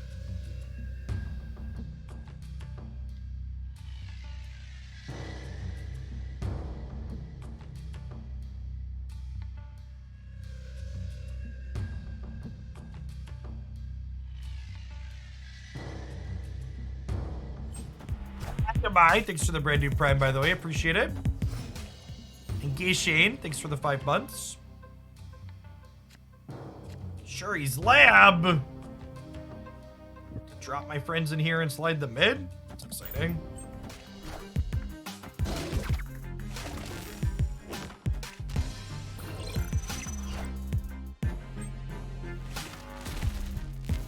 Unfortunately, we don't have any...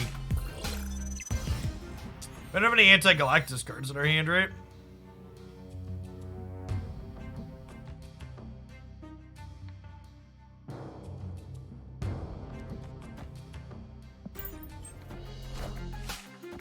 Wind, aid my hand.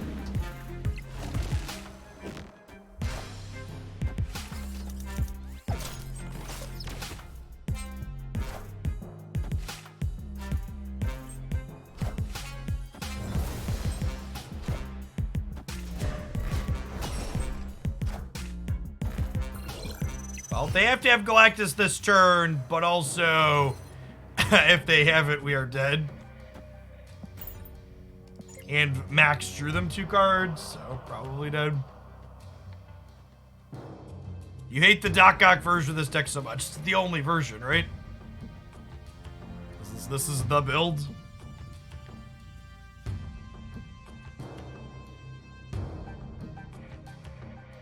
This is the part where our opponent goes deep into the tank and then plays Galactus left, like they had something hard to think about, right?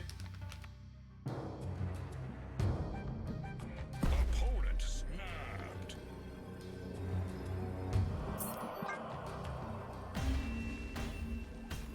Escaped.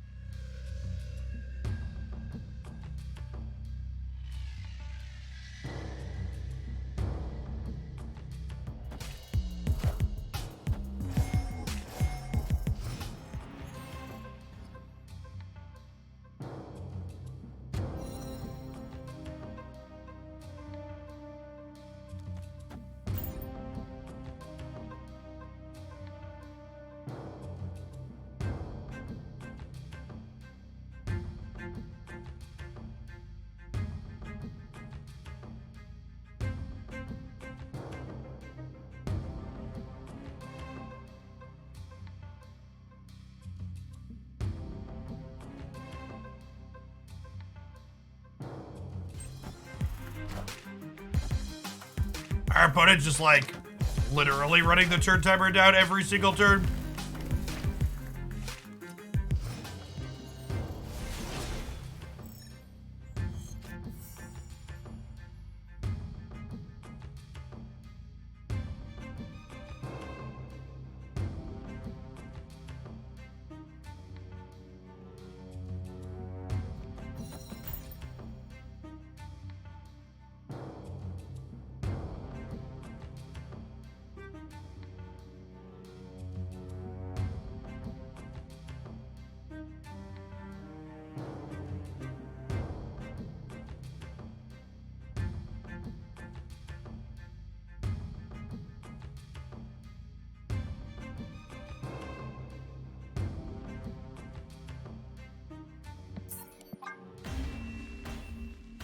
I'm not leaving because we're in a bad spot. I'm leaving because I'm bored.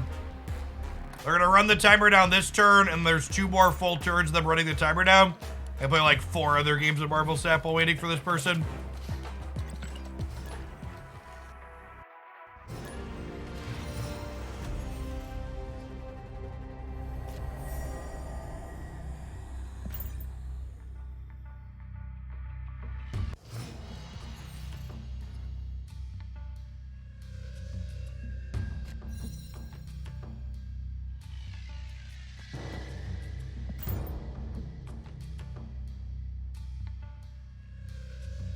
Yeah, based on how that turn went, there's probably a gag in our future too.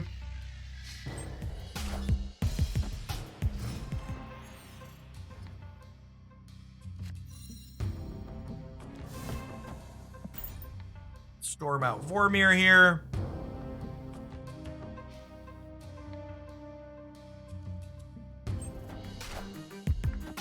Wind, aid my hand.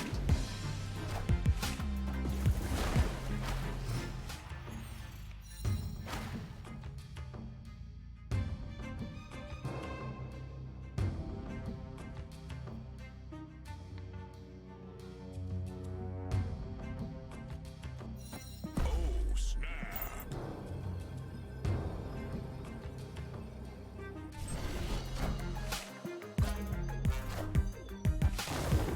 Oh, that is a bot split.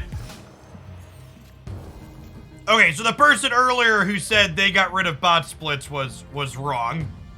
Shockingly. So when someone earlier said they got rid of these. So again, a bot split, for those not familiar,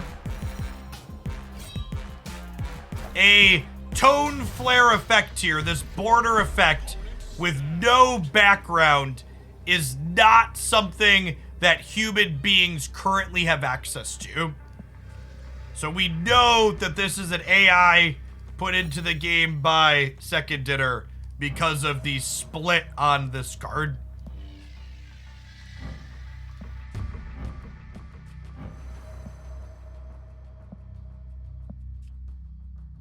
An inked finish with no border is also a bot split that humans don't have access to.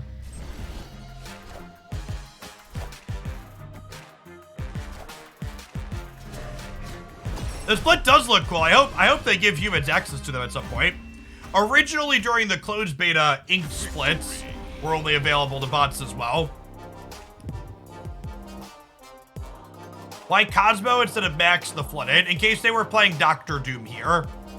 If they Doctor Doomed here, they could have gotten a Doom button here, and I have no way to get power into the Sanctum.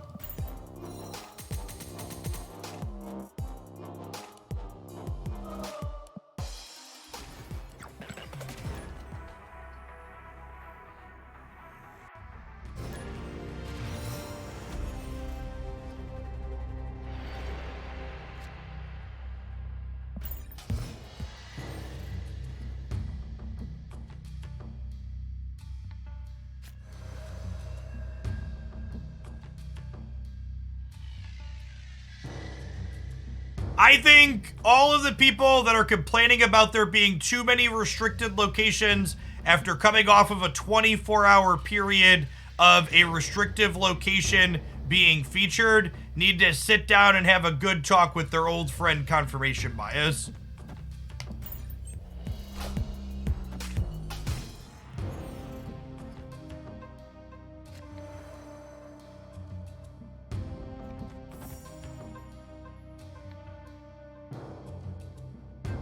By default, untapped appears over the left side of your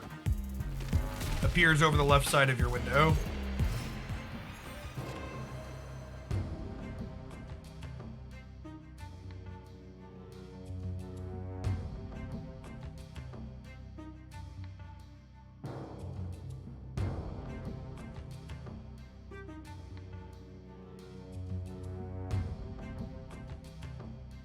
I don't know that I want to jug left. I have Goose there, so they can't really play there. I think I'm gonna Nova Killmonger. And then plan to jug left the Bifrost next turn. They could be Doc Ocking middle, that's true. Am I supposed to jug middle then? Maybe? Sure.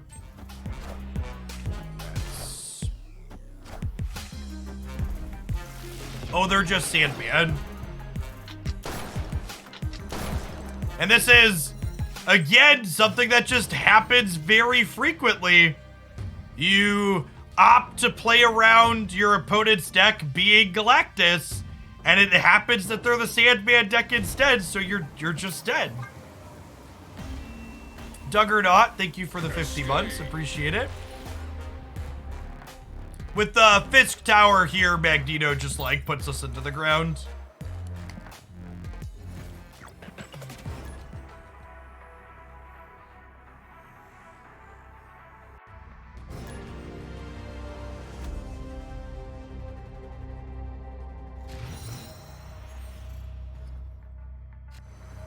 To my knowledge, Galactus is not a deck in the bot deck pool currently.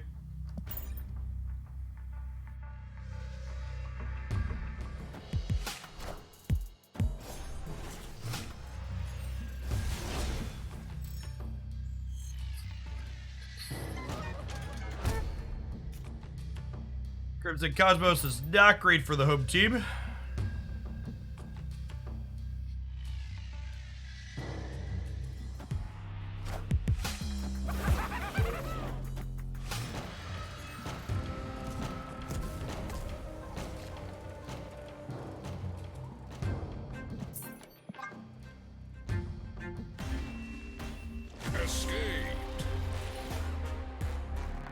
I would like a do-over. Take two.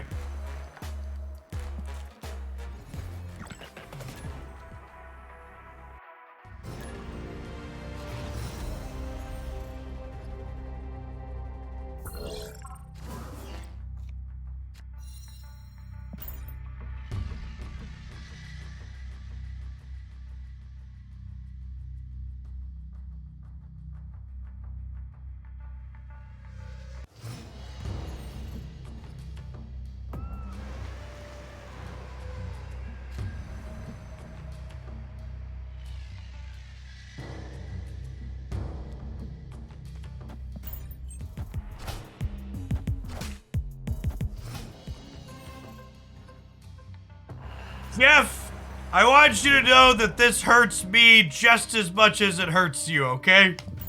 Step into my office, we need to talk about something.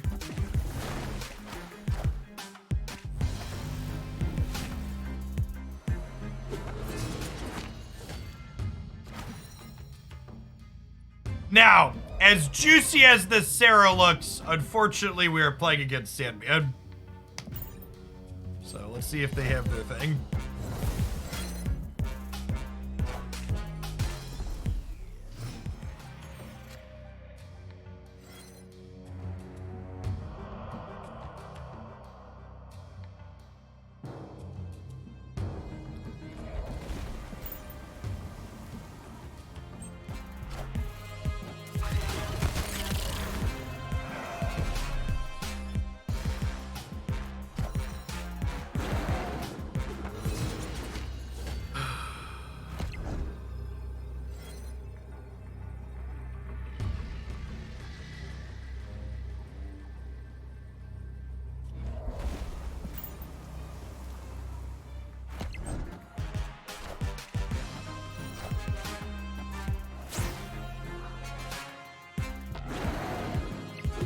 Have a big old cup and get fucked.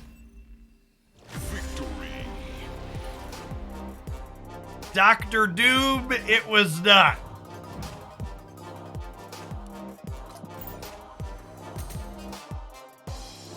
They're on a heater.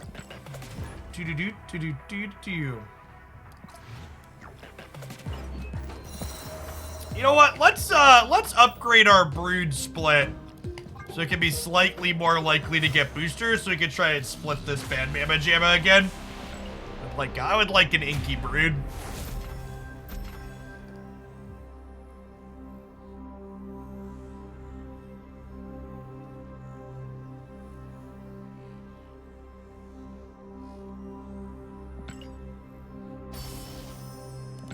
Yeah, brood feels like they've earned some extra. We have 1, 2, we only have 4 brood splits. Hopefully our next one here and get Inker Gold on.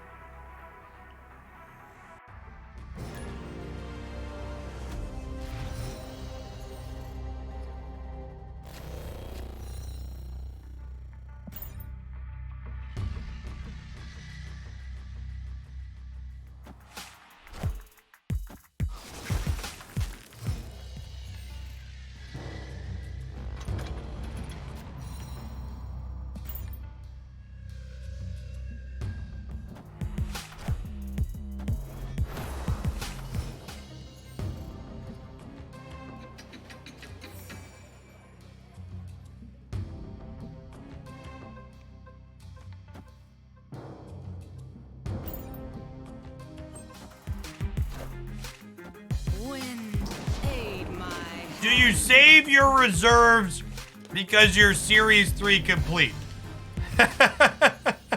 Ah, tiny peasant. No, I don't save my reserves because I'm Series 3 complete. I save my reserve because I'm Series 5 complete. Dollar bills, y'all.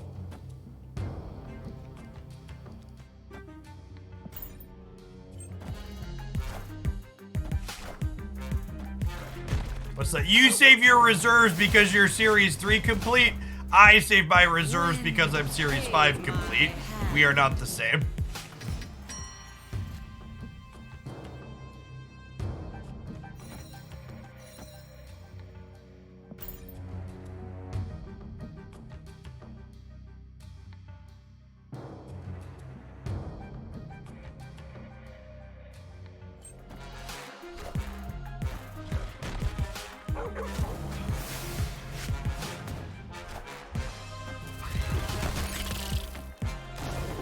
You called me cringe? Listen, chat. I'm a balding, overweight 30-something that plays card games on the internet for my job. You entered the cringe late. I was born into the cringe, molded by it.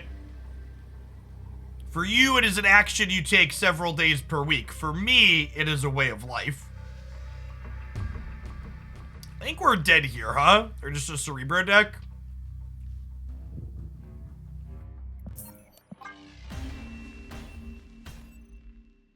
Escape. What's the old saying? Don't stop doing things that are cringe. Give up the part of you that cringes. Zen Grief, thank you for the over 3 years. Welcome back.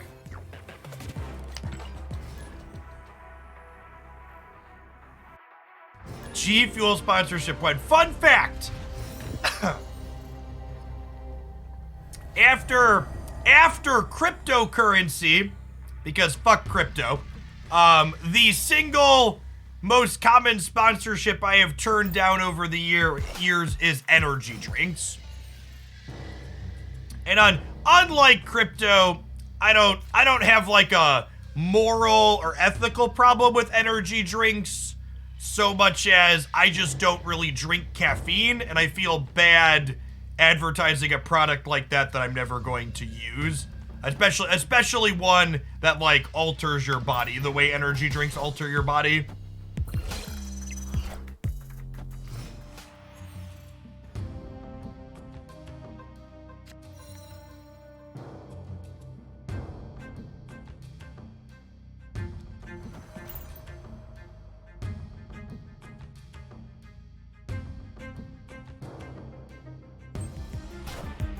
The cringe comment was worth a follow. What's going on? Welcome to Hoaglandia, Midas. For folks like Midas that are new, welcome. I stream full time here on Twitch. You'll find me here Monday through Friday for about 10 a.m. Central until about 3, 4, or 5 p.m. Central. You know, pretty much all Marvel Snap these days. It's my card gaming addiction of choice. We occasionally dip into some other turn-based and strategy stuff, but mostly Snap and Lappin'.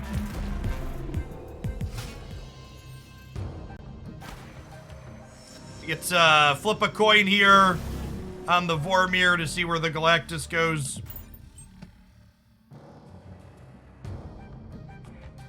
It's a big comment too because Jeff loves food sponsorship. Check out HelloFresh. That's true.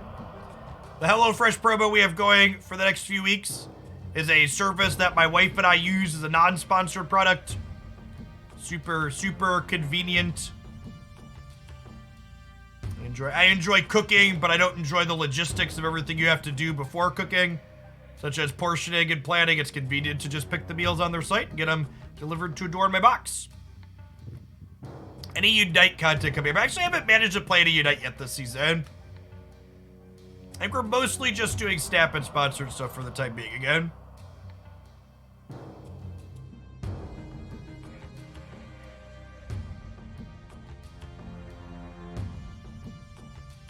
If Snap hits another low point in the cycle, I might incorporate some variety stuff, but I'm a little high on the OTA copium at the moment. Loosely speaking, I am optimistic that weekly small amounts of changes mean that we won't hit low points in Snap cycle anytime soon.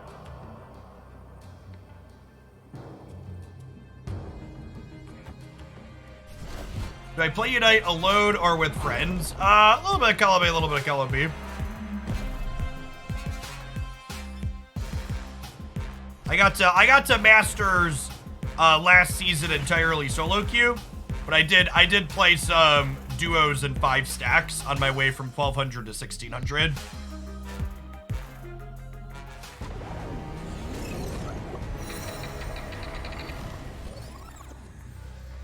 Oh, Galactus players. Why are Galactus players? Hey, Kang doesn't crash with Daredevil anymore. We've got that going for us.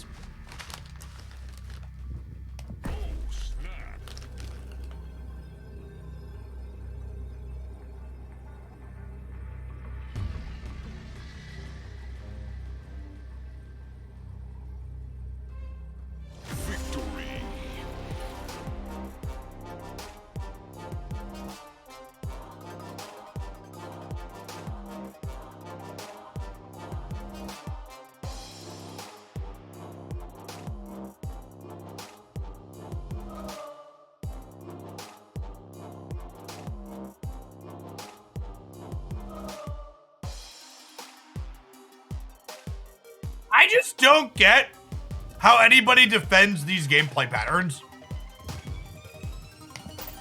It's just wild. Like, I don't know who watches that game and is like, yes, this is a good series of play patterns that should be good. The OTA is out. It's out? That's early. That's earlier than I was expecting. All right, hold on. Let's get this. We usually got to restart it. Do we have to download anything, or do we just have to restart the client?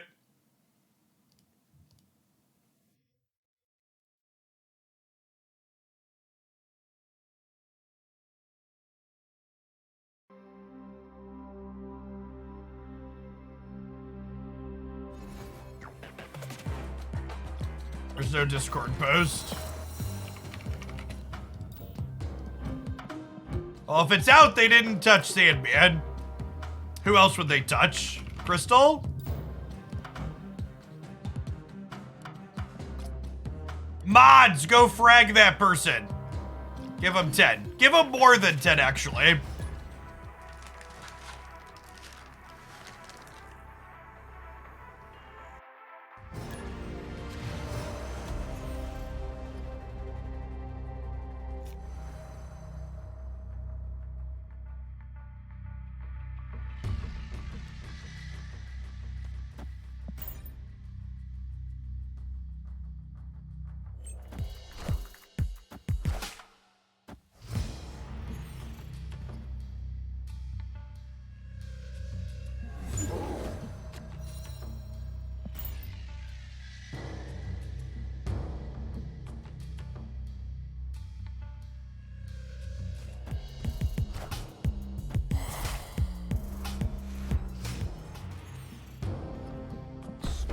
I respect the hustle.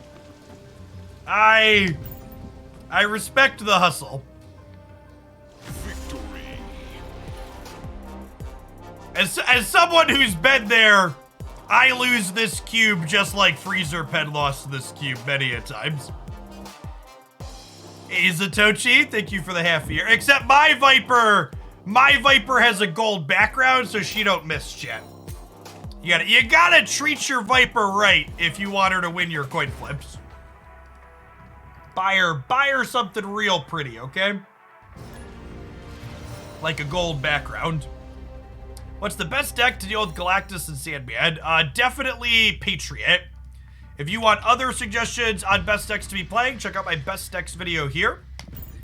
We are scheduled to get some client updates today, though.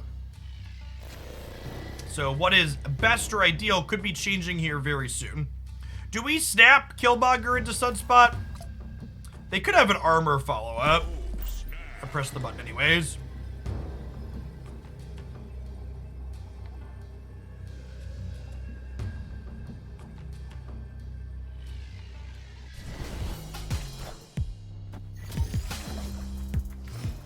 The armor felt likely because they played into Hollow without thinking about it. That being said, the rest of my hand here is like pretty strong, so I don't know that I feel too bad about what's happened here.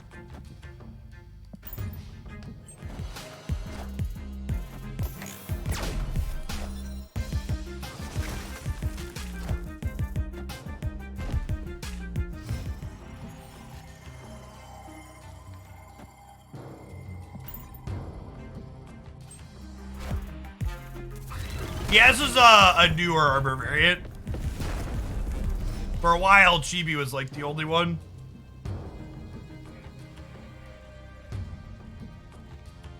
Okay, and then we Killmonger here, and then we go back Surfer on the last turn.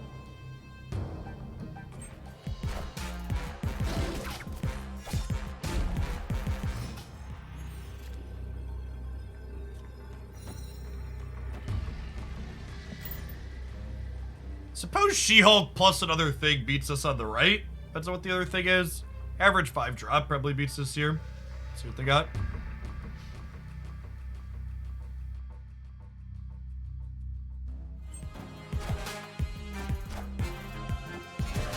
$14 here, so you see +5 with their Hulk. Which is likely. Oh yeah, we knew they had D-Man, right?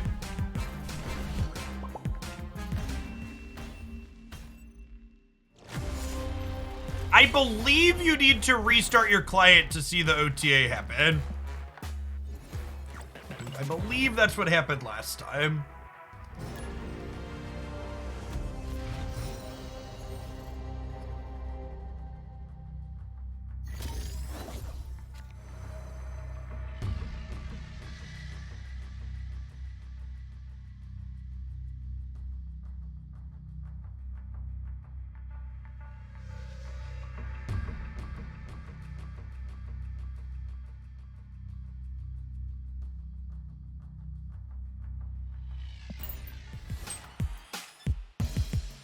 When does the new season start? If you open the season pass, it tells you when the season ends at the top of it.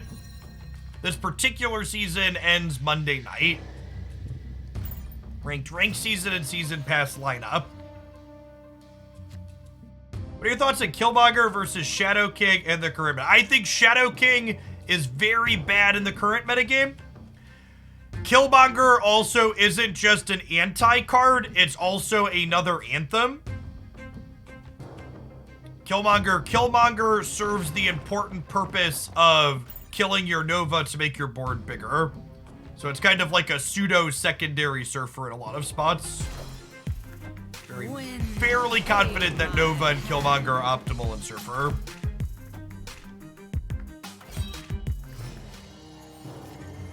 Lest we can snipe the Hela randomly.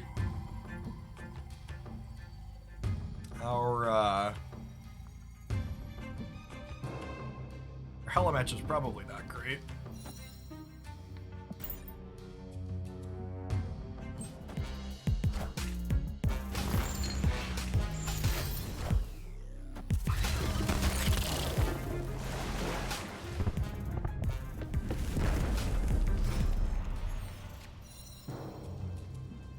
losing our storm brood path feels. Escaped. I'm feeling this one. I think I might switch off.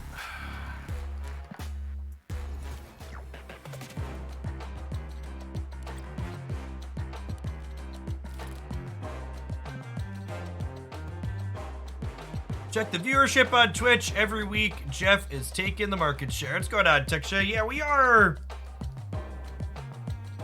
the biggest Marvel Snap stream by a solid margin. I want to do some of this. I got some Gamora and some arrow boosters.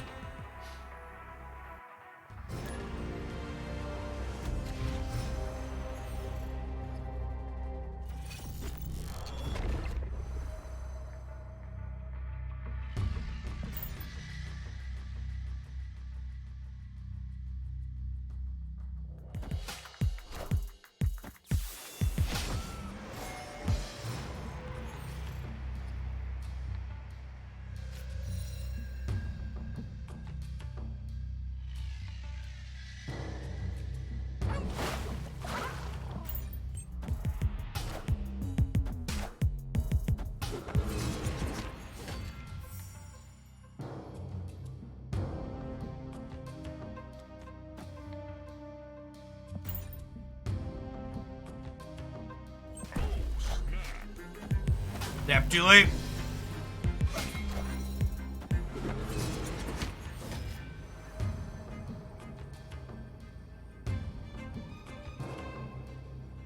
I gotta move this.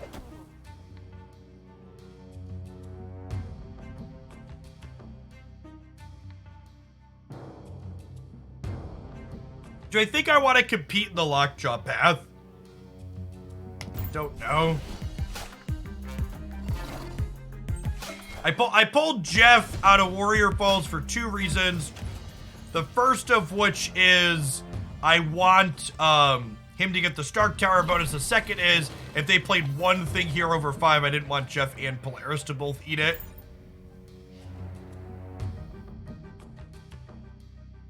How's Stegron felt? Stegron is like a solid C+, B- card. I think it's playable and competitive, but it's by no means the best thing you could be doing.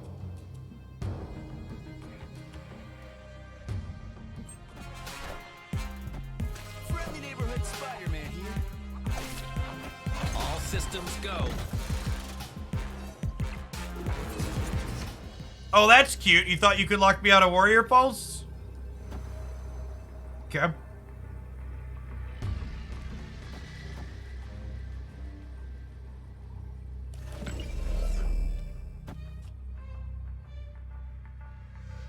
This is probably optimal.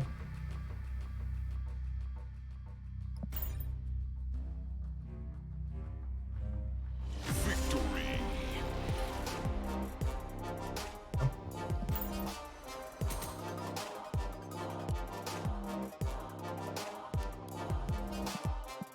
My Nightcrawler mid to the left. I don't think it really matters.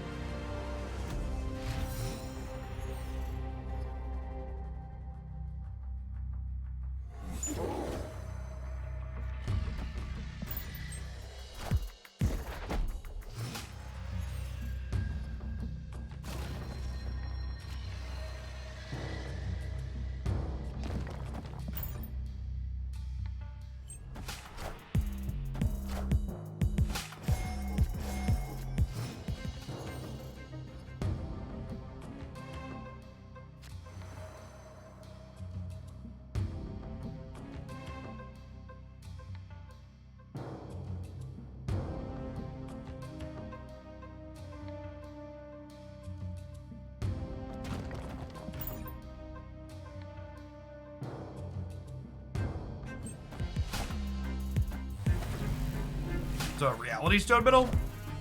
Nice. Take those. We really take those.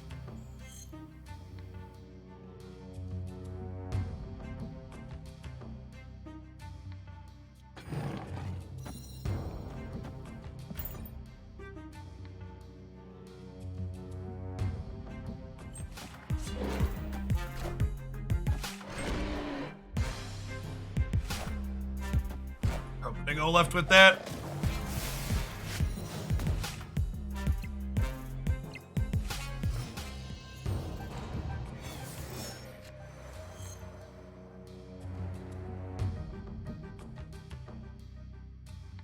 I'm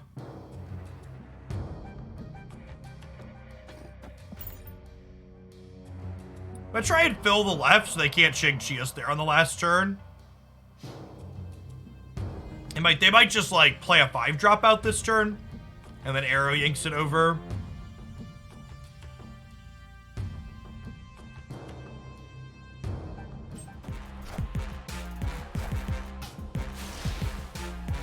Hit me, dealer. Friendly neighborhood Spider-Man here. Okay, so we're up by 10 on the left.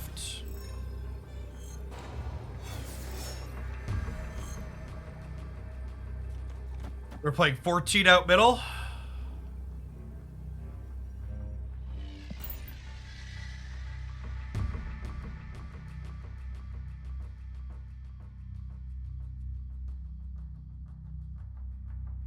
Victory. The Stegron a must-have for this deck. No, I think you can replace Stegron in here with Juggernaut and be just fine.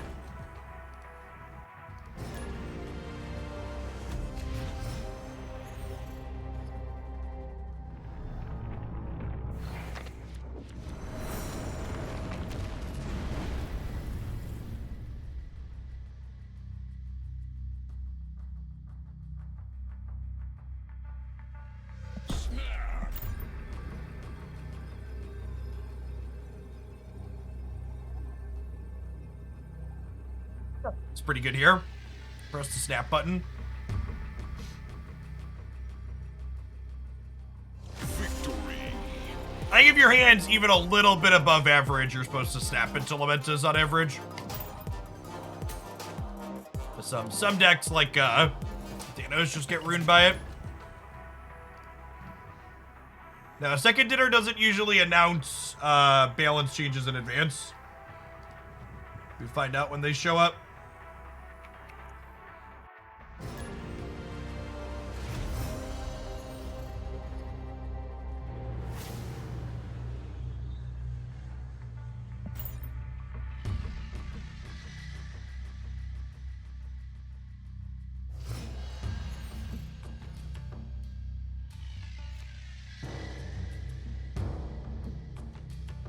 Yes, we'll definitely check out Star Rail at some point on stream. There's a sponsored opportunity up for it on the Twitch bounty board, so I'm going to grab that later today. Probably do it next week, early next week. Or later today, we'll see. We'll see what the OTA changes are like. If the OTA changes are good, we're going to be playing a bunch of Snap.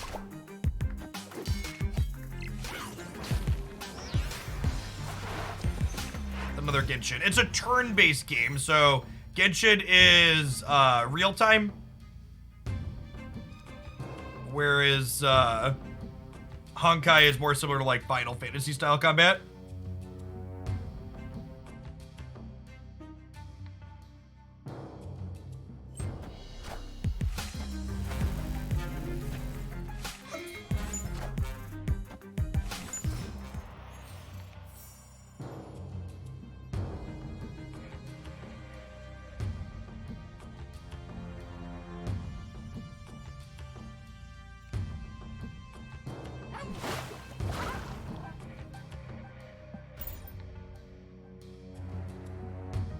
Hey, Trash Panda, thanks for the 14 months. If I'm new to Marvel Snap, any tips to get started? Yes. Don't expect to win a bunch the first time you start playing. It's gonna take you a little bit to get things figured out. We're dead here. If you're someone that's coming from other card games too, the snapping mechanic is very different compared to other games. It's like a game within the game. So Marvel Snap and climbing the ladder especially is not just about learning how to play Snap. It's also about learning how to snap.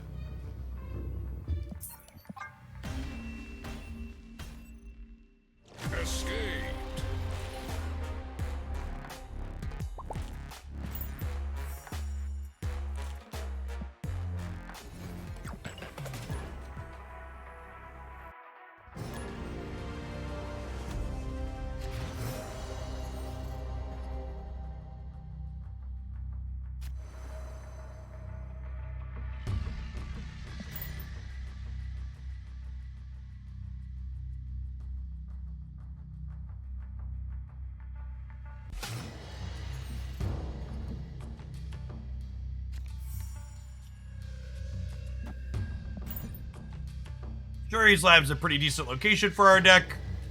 We can play our things there, doubled up, and then move their doubled up bodies to somewhere else.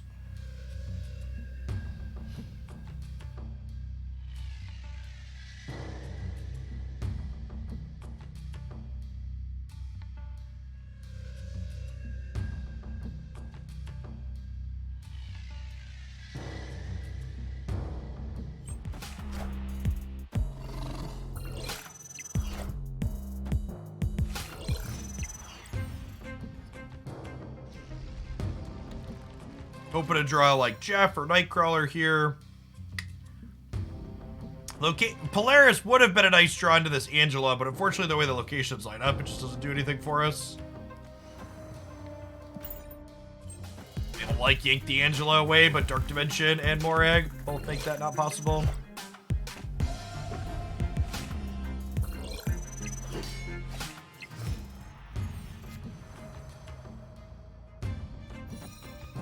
Okay, so we have Nightcrawler here, and Nightcrawler's not a terrible pickup, because Nightcrawler means that I can move it next turn, which means that Miles Morales will get its cost reduced to 1 on turn 6.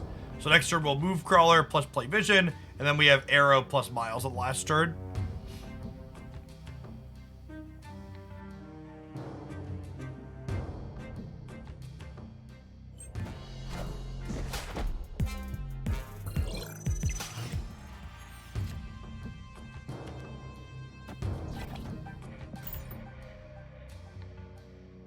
Is this usually snappable? I think there's a good chance we're playing against a Shang-Chi deck, so I think even if I was looking to snap for cube value, I probably wouldn't snap here.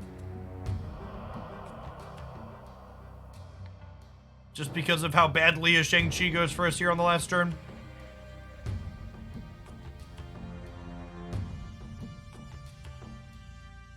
I think Miles should get a bit more power like Statue. 7 would be a lot. 6 is maybe 5. I don't know. I think Miles is pretty alright as he is. People always like to compare Miles to Stature, but the truth of the matter is Miles has way more cards that enable him than Stature does, right?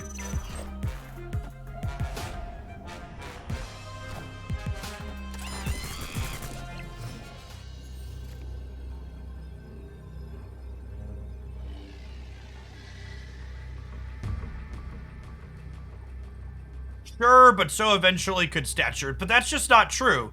1, Miles counts when both players move cards. 2, just looking at the designs that they already have out there, there's way more cards in Snap that have to do with moving cards that have to do with making your opponent discard cards.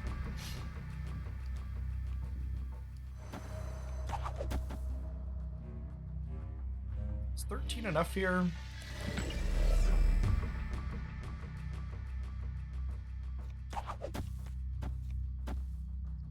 A 12's enough here, especially if I'm pulling something potentially.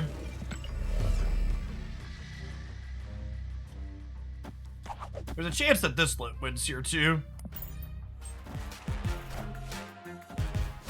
Shang-Chi we're worried about.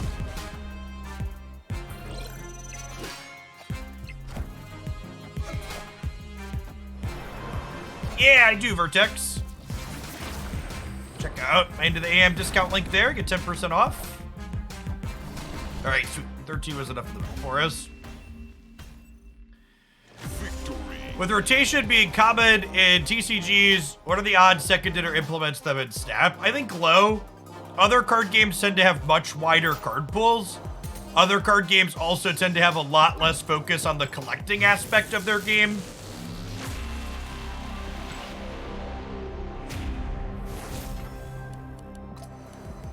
Even if rotation was something they were loosely thinking about, I'd assume it's like years away at a minimum.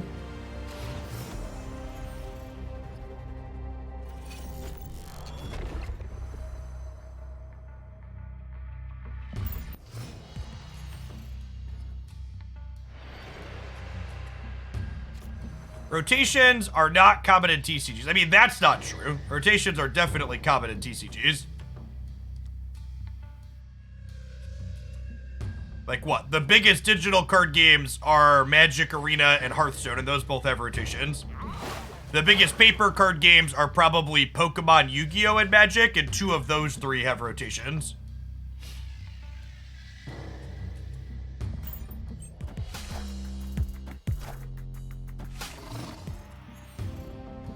I am not expecting any of the OTA patches to be big. I would be shocked if any of the OTA updates contained more than 4 card changes. What is a rotation? Other card games, a rotation is when they remove cards that are allowed to be played. So you can only play with like the last 2 years worth of cards or something. Our hand is solid here. I'm gonna set them.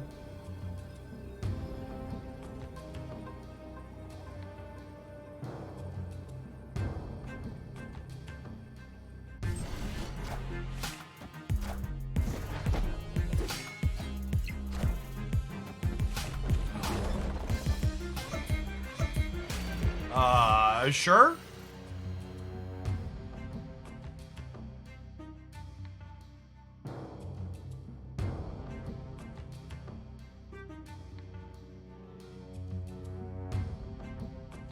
So I think I kind of want to plan out what I'm going to be playing this game. I think it's Stegron this turn, a 5-drop next turn, and then Miles plus a 5-drop on 6, basically. Would you be interested in location seasons? No. I think all of the people that frequently suggest Marvel Snap needs less location variants don't really understand what makes Marvel Snap a great game.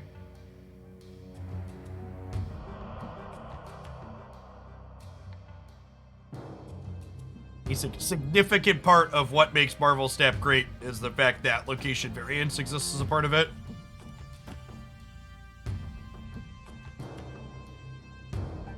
Do I want to play for the middle?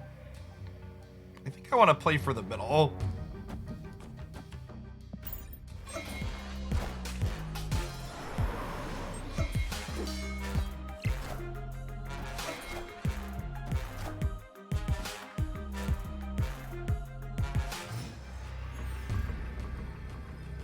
I think 21's enough to win, right? And we just do this in the middle.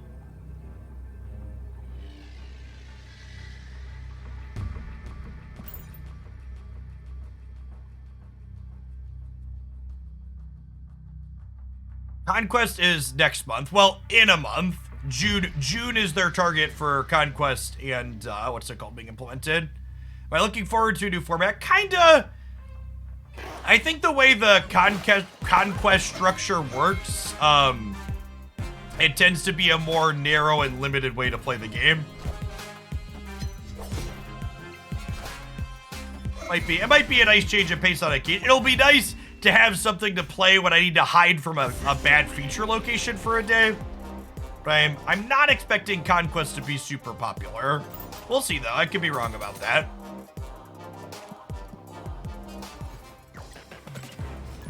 The thing... So, Conquest, for people that haven't been keeping up, is going to be a kind of in-client tournament queue for the battle mode. You each have 10 health and you play a bunch of games against each other with no sideboard and no multi-deck.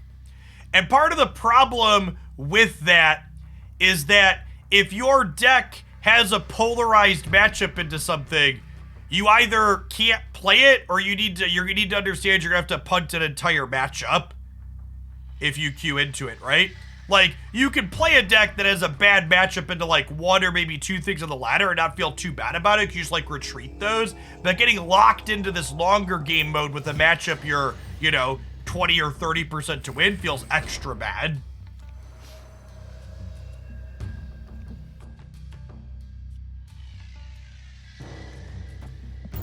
If that makes sense.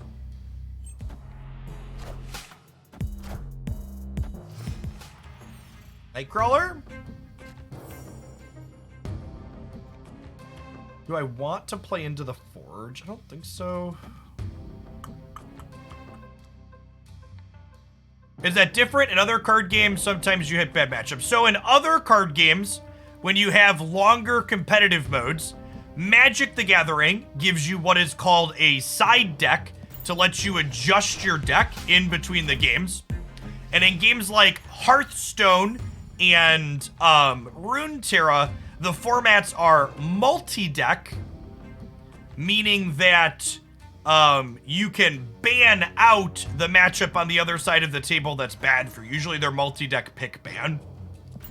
So you're right, bad matchups happen, but those other games and their competitive modes usually give you tools to mitigate those bad matchups to a degree. And then in this instance, Snap is different, and that doesn't offer either of those things for the battle mode currently.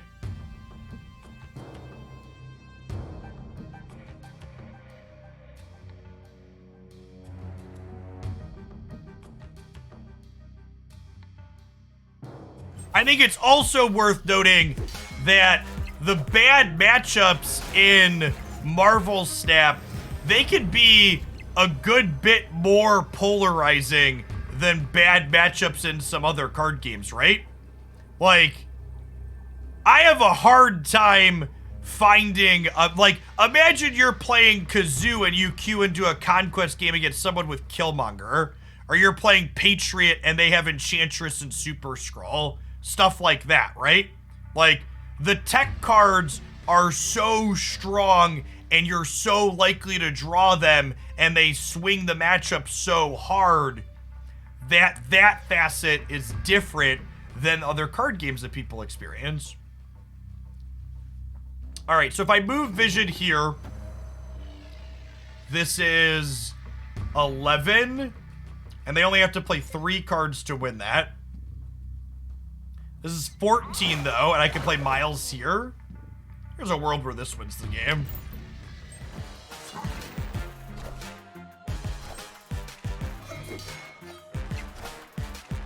I am Iron Man.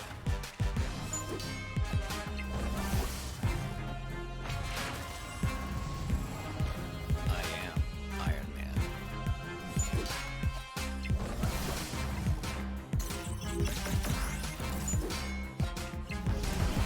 Sometimes lucky rubber ducky. Victory.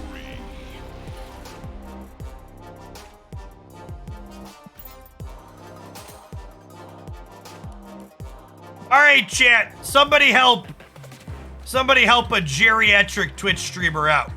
You smoke that kush, bro. Can someone please translate that for me? I need someone. Can one of the youth in chat please help me understand?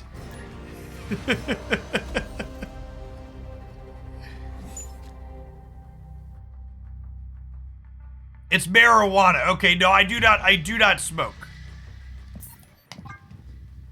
I live in a state that's run by Democrats, though, so it's legal here. I don't really have any problems with people that enjoy marijuana.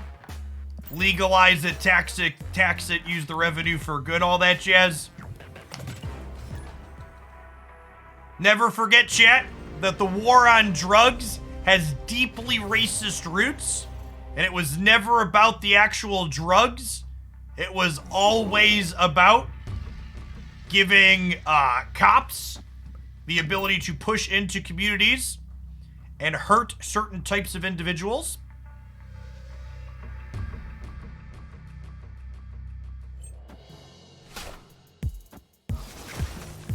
Damn it, Iceman! That was the one I explicitly didn't want you to hit.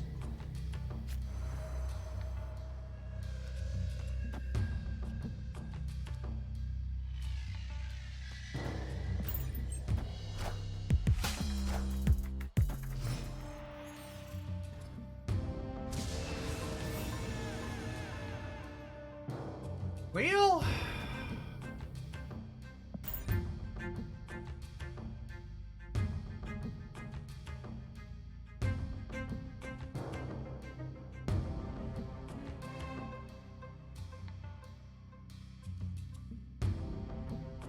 Hey, AK9, thank you for the 52 months. Nice round streak number, indeed. Appreciate the almost 4.5 years.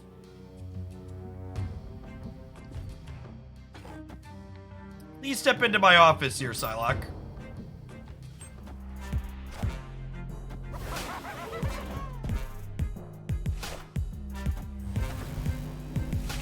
Oh, I guess we could grab one from over there too. That's fair.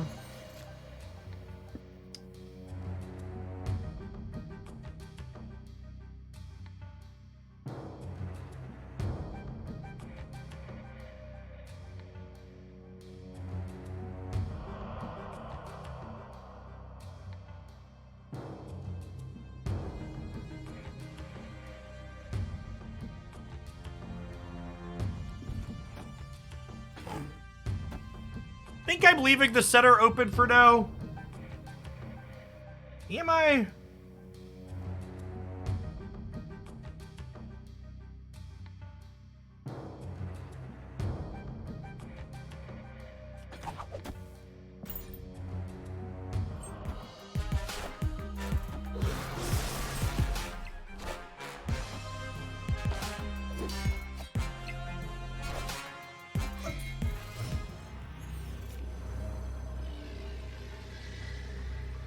Okay, and then I think we just make them play to every location here.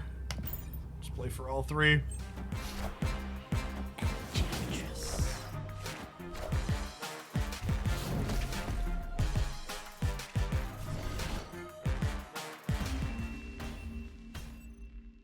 Victory. Hey, background, thank you for the biddies. Glad you enjoyed the civics lesson.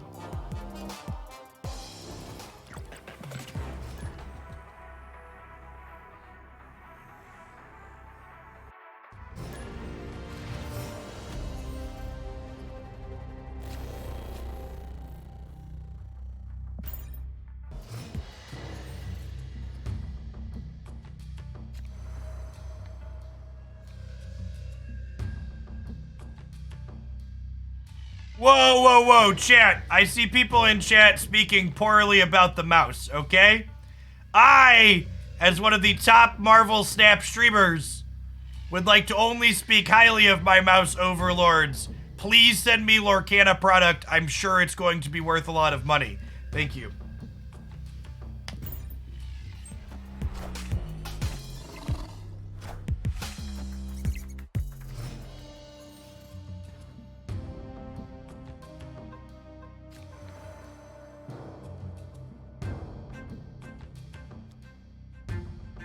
What are my thoughts on Lorcana? We need to see what actual gameplay is like.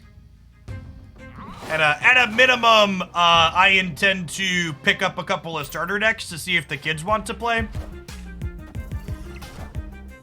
The kids play Pokemon TCG at the local game store.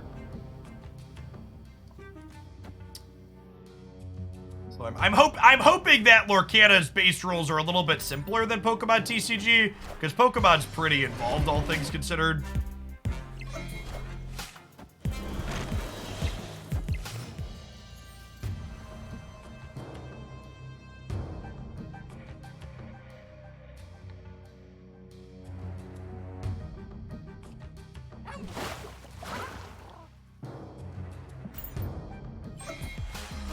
Step into my office. This makes Lizard worse, but I don't think they wanted whatever I was sending in here to go here.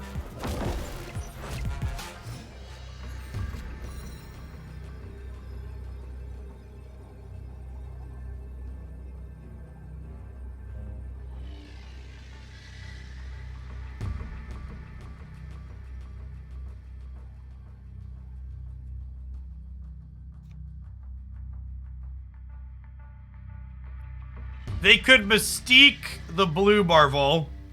Can Stagron move face down cards? He can, yeah.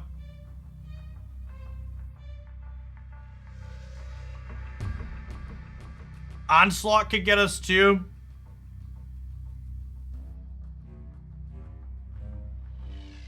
Yeah, and Miles is only +2 in the middle.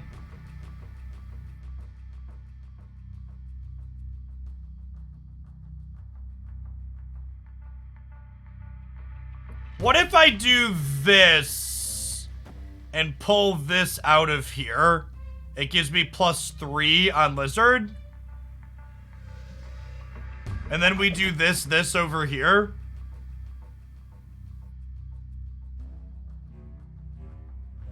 I guess this loses to Ultron. also fucking loses to that. Rip.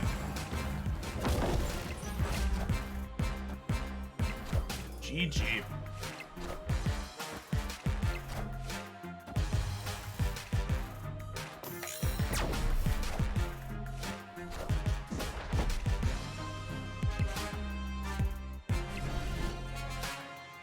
Yeah, really unfortunate that we didn't draw our Enchantress that game, huh? That's this deck's primary counterplay in this matchup.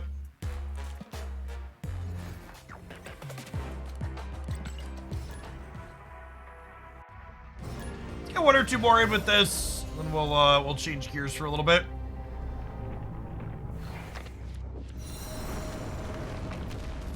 Man, Lamentus has kind of felt like our own personal feature so far this morning. It's come up a lot. Our hands have been good though, so hard to complain too much. Opponent snapped.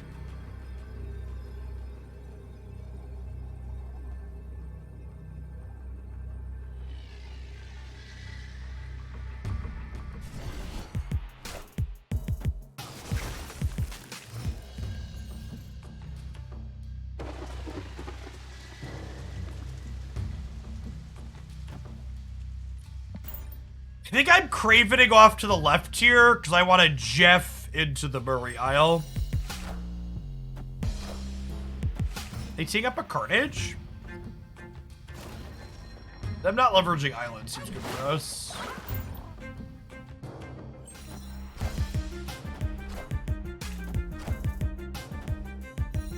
Oh, they're a bounce deck. Okay.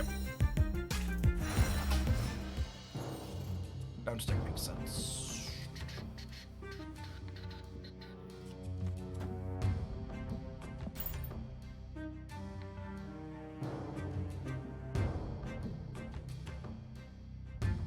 We're probably dead here. They have another demon coming.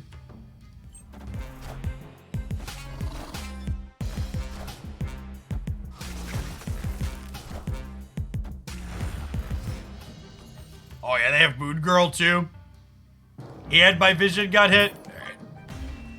Well played. Escaped.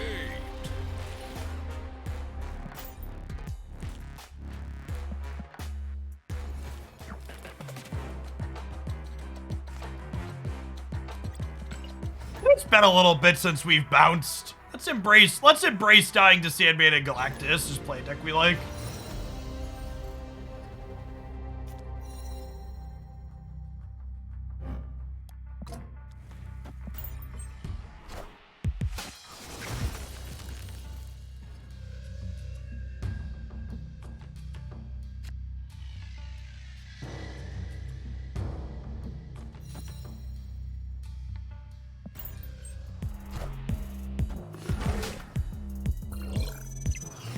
Just gonna play a deck you like, eh, Jeff? And Ben Broad took that personally. For fuck's sake. Are you kidding me?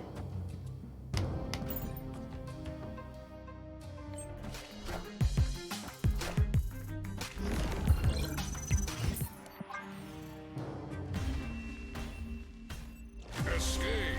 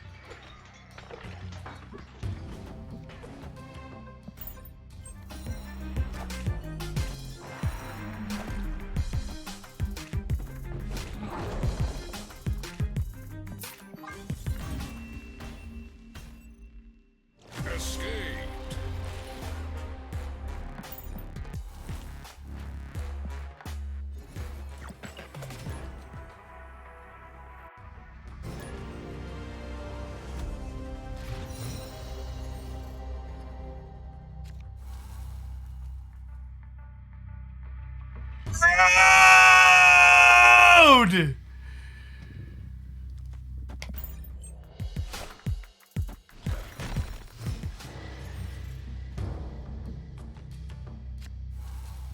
Play Marvel Snap, they said. It'll be fun, they said.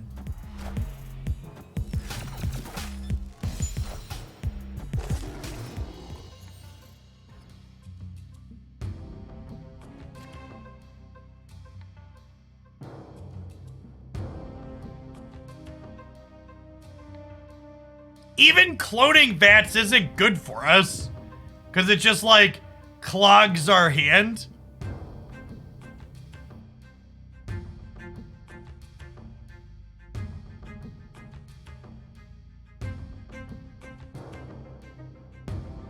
I mean, sure he isn't bad for it, but I don't have space to play anything else out. Is the problem.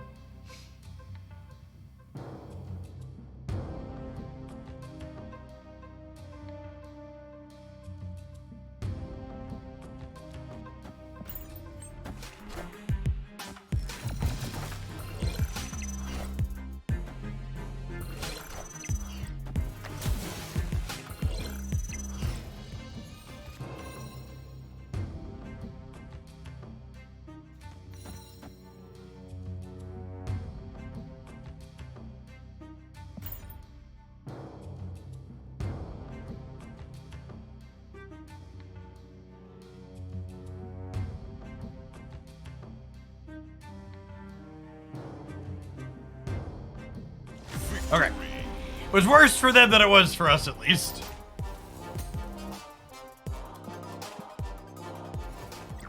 It was worse for them than it was for us, at least.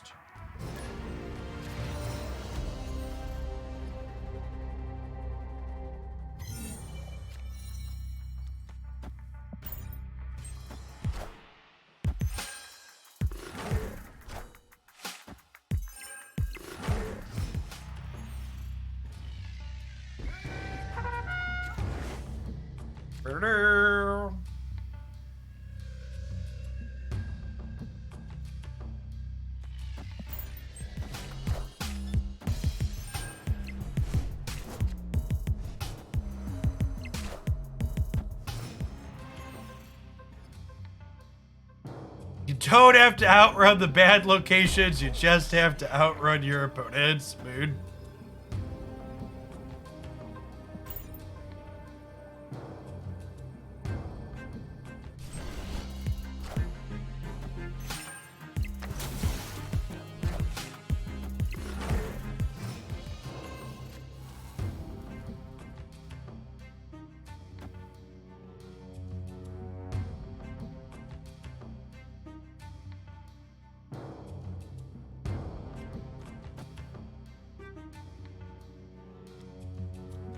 We'll do this here because New York lets me pull it off on the last turn.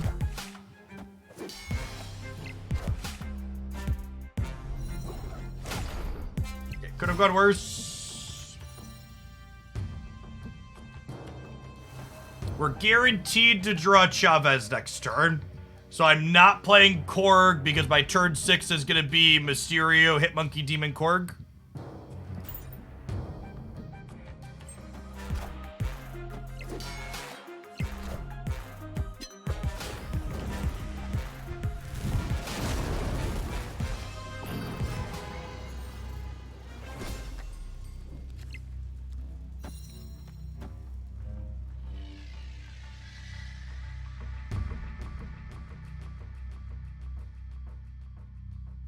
You want to move Angela? I think I want to move Hood.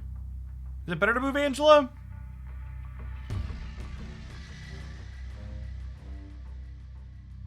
Yeah, I guess Angela gets bigger if we move her.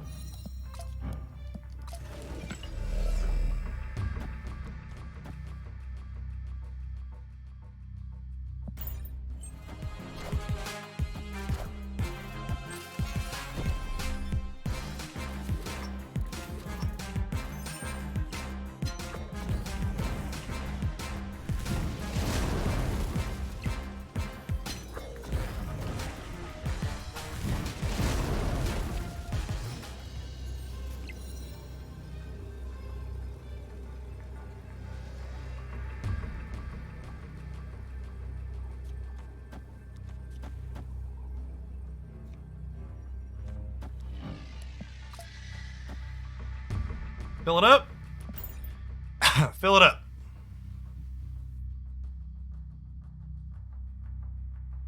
They're not getting screwed by Storm. Is that the truth?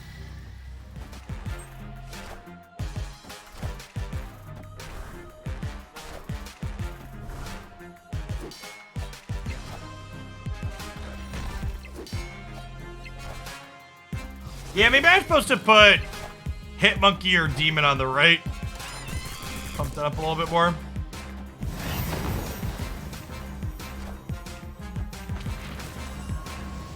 Puppy?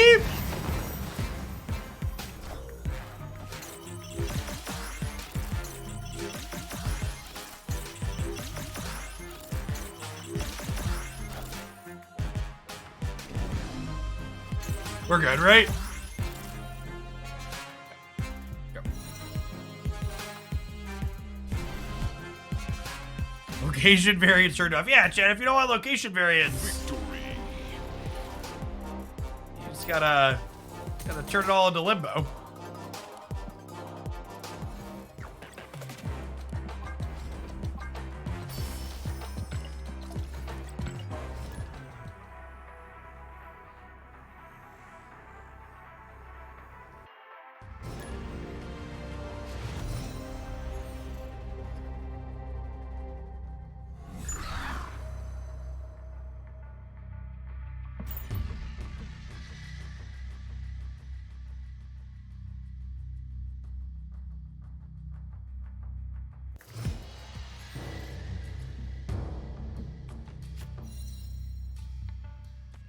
Okay.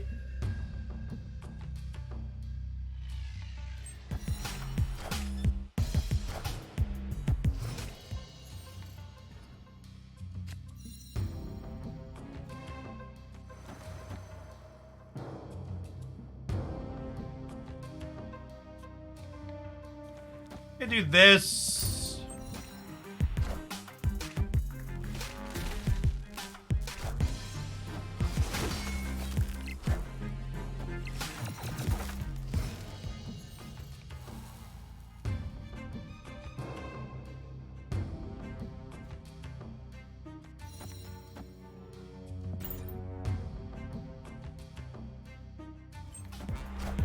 The good news is, if their hand isn't very good, it's basically all the cards they get for the rest of the game.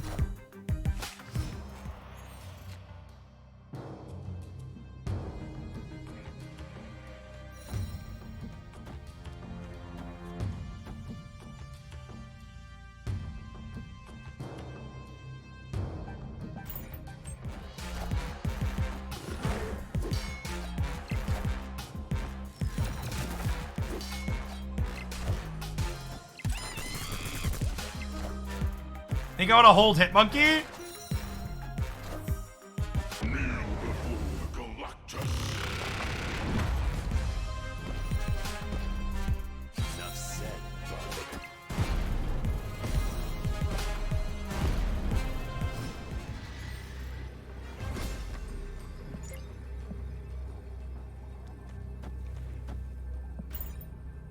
And we lose to Null. Guess we're also losing to Shang-Chi.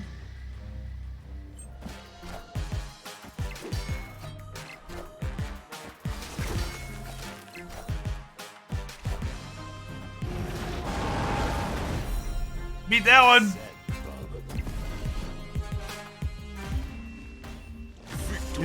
We cut them off of enough draws that I'm staying in here despite losing to Null because they're not 75% to have it. Because we cut them off of, what, 3 draws that game?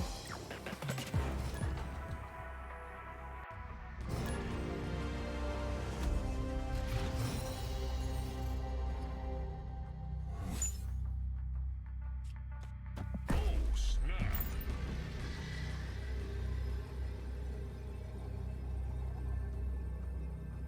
To turn my rocks into real cards here.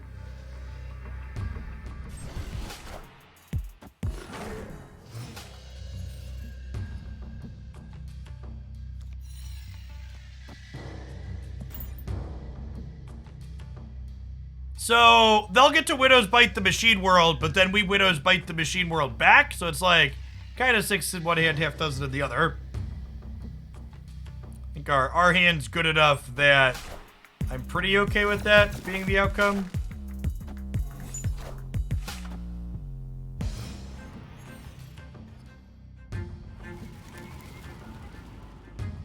Breaking news.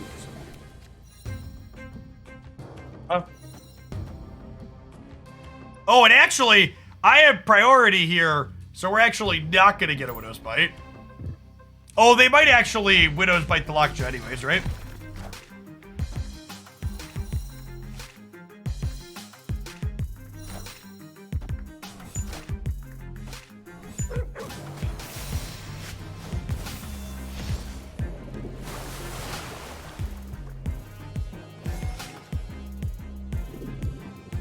Ooh, that's actually kind of unfortunate for us.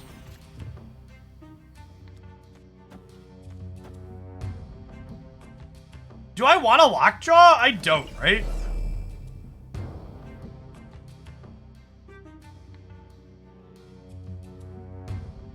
I think I don't.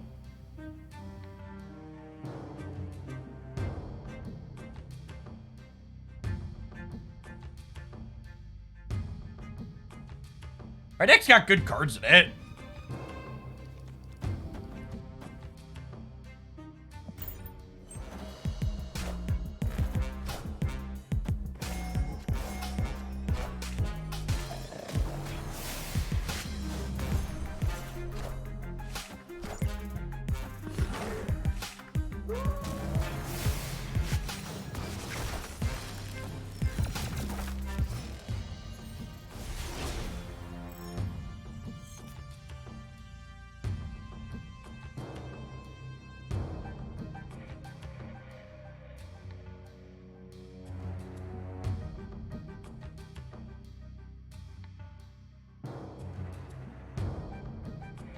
I think I want to play my cards out here.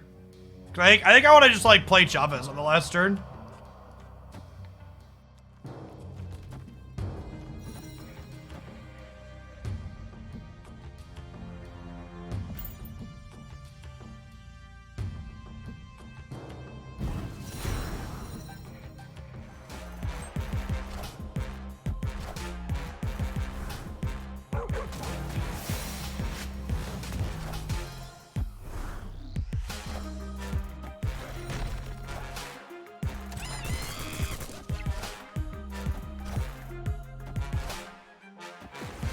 Super rewarded.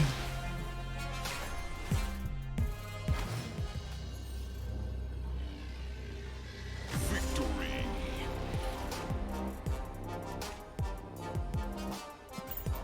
All right, I think the OTA update should be rolling out any minute now here. While we wait for that, we are going to do a shopping bounty this afternoon as I share my desktop here. These are some of my favorite ones because they're interactive and I get to buy some stuff during them. So chat, this is Shady Rays. They do sunglasses for men, women, kids, as well as blue light glasses, snow goggles, and UV shirts. And for the next 7 or 8 minutes, we're gonna hang out on their site, click around, and check out some of their products. And they sent me a gift card as part of the promo as well. So I get to pick out some of the ones, or buy some of the ones that we pick out here for us. Use code Twitch, you can get 50% off at Shady Rays. Let's click around, see what they got. The classics. They're selling fast. I was literally shopping for shades yesterday too. Well, look at that. What is polarized? Pro polarized lens feature provides an elevated visual experience, ultra high visibility, polycarbonate optics, extreme lens durability to let you see life in vivid color. I was clicking around here a little bit last night. Where's the ones I saw? What are the ones I saw? How do you feel about glasses help with monitor glare stuff? Yeah, so one of the things, so these glasses I actually wear every day. I want to click around on sunglasses. I'm gonna buy some sunglasses from here. But they also do blue light filtering glasses, and if you're an adult who uses computers for many hours of the day, blue light filtering glasses are definitely great. They help with eye fatigue, and I used to get headaches a lot before I started using blue light filtering glasses. So I don't have this brand of that. I haven't seen them before. Oh, this is the one I was looking at. Magnetic interchangeable. Looked really neat. So there's quick swap magnetic lenses. The frames and lens easily swap from lens to lens for styles and optics. Okay, this is what I was poking at last night on the picture. It shows you what it kind of gives you with the different lenses on here, with what the different colors are, because the different shades or types of lenses change the way you see through the sun in different ways. They come with lifetime warranty and loss protection as well. Yeah, there's a 30-day money back guarantee too, right?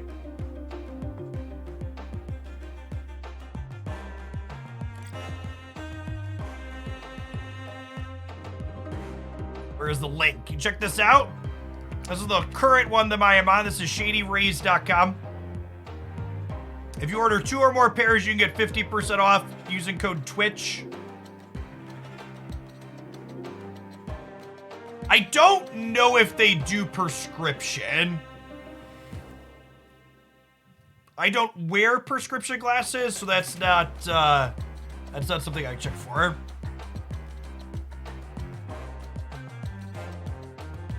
Oh, is it just a single new pair? I thought it said 2 pairs. I'm looking at my talking points here.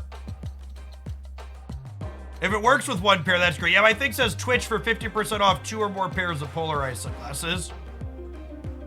My glasses are just stylish. They're also blue light filtering, so they help with eye fatigue. Safety rated. These are actually... Well, these are a little bit more expensive, but honestly, I might get some safety rated ones. I do a lot of outdoor and camping stuff with the kids. So like having ones that double as safety glasses is definitely something that I would find use for in the outdoors.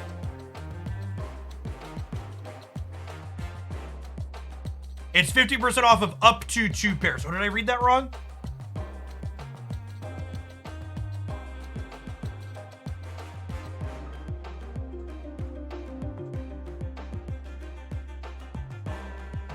Glacier polarized, yellow, clear, black incognito. There is an OTA update coming in Snap today. Yeah, it should be coming out any minute here. At some point. Well, anyway, at some point over the next few hours.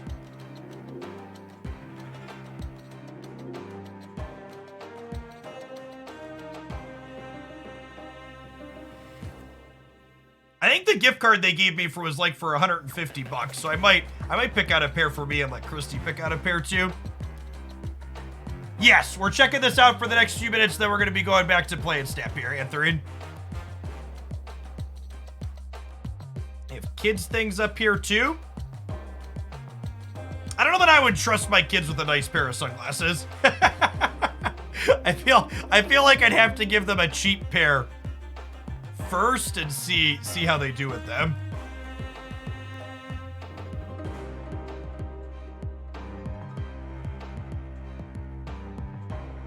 My son's lost 3 pairs this year alone. Yeah, that sounds like would be like one of my kids.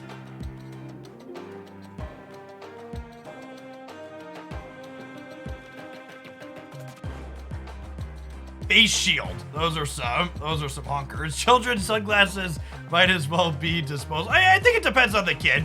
Like, my oldest, I think I could probably trust with a decent pair of these. My middle one, probably not. Maybe he would surprise me.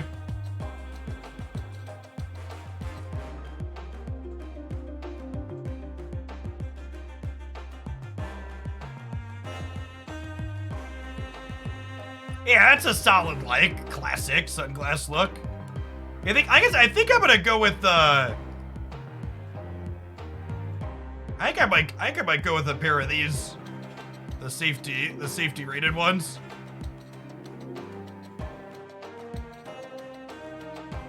Sunglasses are required in Arizona unless you want eye discoloration. Yeah, I mean it gets warm and sunny where I'm at over the winter too.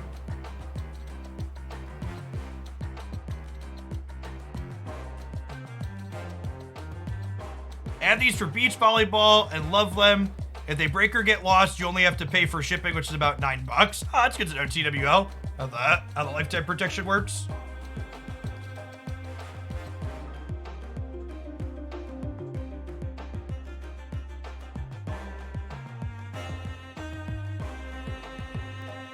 I think I'm into those. These ones might be a winner for me, Chad. Or maybe the blue lenses. I'm a fan of blue. Glacier polarized.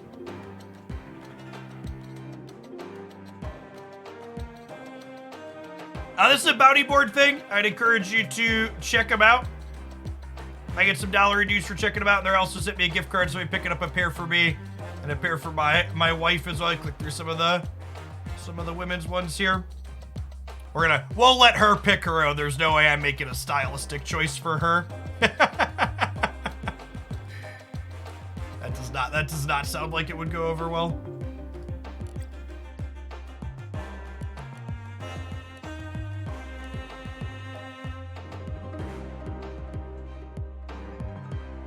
Yeah, the code is Twitch for 15% off.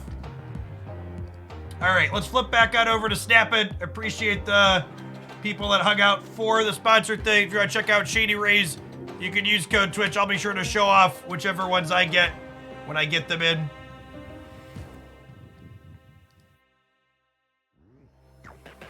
No idea, is his favorite color blue. My theming gives it away a little bit.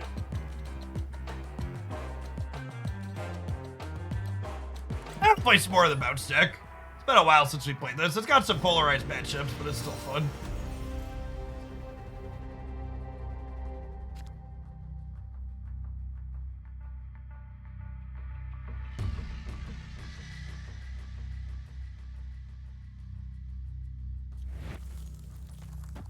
Pass to the middle here.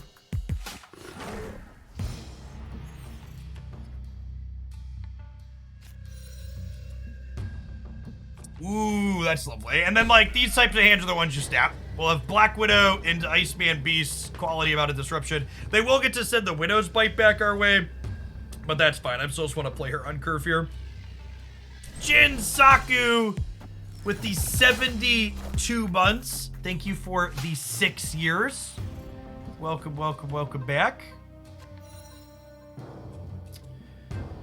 That's actually kind of a choice. I think with the Darkhawk, so Iceman's disruptive effect is a little bit stronger than Korg's, but I think with the Darkhawk in hand, getting the extra Korg trigger in means 2 more power, so I think I want to get the extra Korg trigger in here.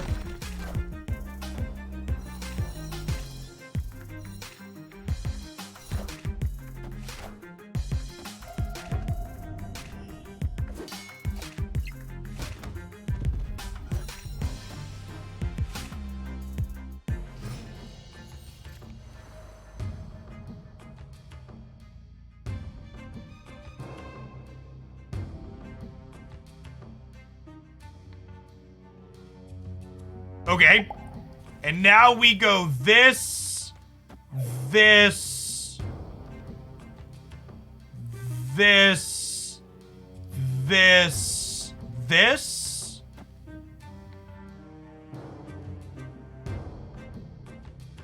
So I want these back in my hand. Well, do I wait a turn on the Black Widow so I can get her plus from the Bast?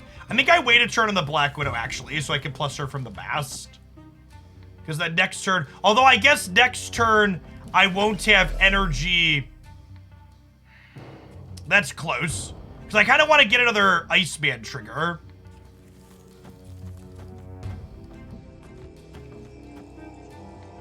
Okay, yeah, final answer. There's so many permutations here, right? I think because the way my energy lines up, I'm not going to have time gonna have energy to do everything here, basically.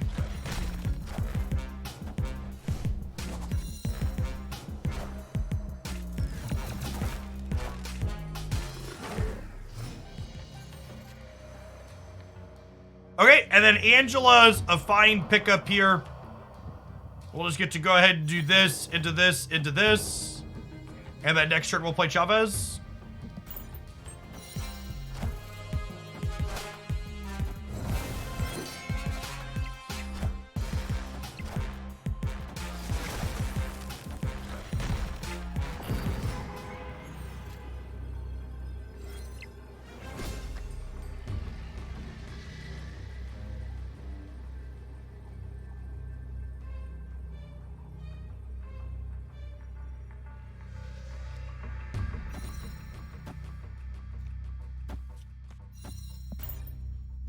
We have priority here, unfortunately.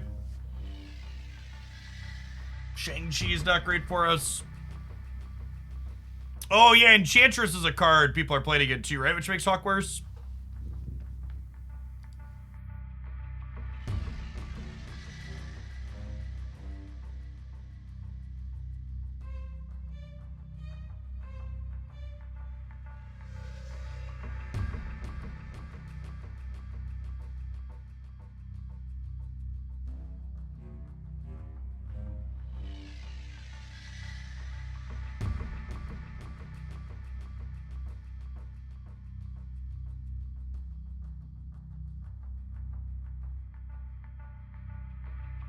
There's a lot of permutations that end up with us losing here, but you gotta remember, my opponent's deck has 8 cards in it, right? So, like, we cut them off of a lot of draws and potentially bricked some others.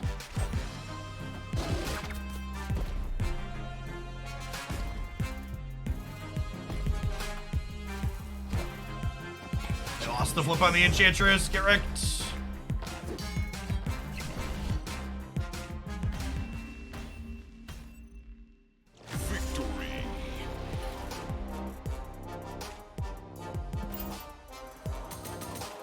Alright, thoughts on Black Widow having green particles. Black Widow is a card that when I eventually have credits sitting around from splitting other things, I will probably take my 774 Widow boosters and re-split her trying to get an inked or a gold with better particles. I actually already did that once. I have her gold background with white Stardust Flare, which was only okay.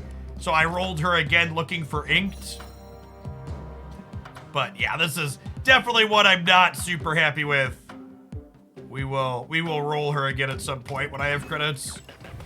I have a few other cards. I don't re-roll my inks and golds too aggressively even when I have boosters, just because I kind of want to get inks and golds on a bunch of different cards to start. My Sunspot's another one that has green particle flare that I'm gonna re-roll at some point. The green particles never look good. I don't think that's true. I think the green particles look good on cards that have green in their names. So like Mysterio with green particles is good.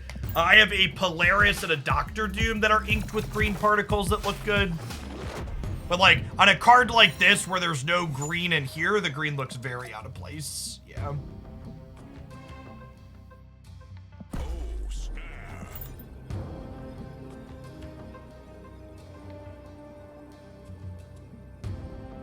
She-Hulk would look good with green. Yeah, exactly.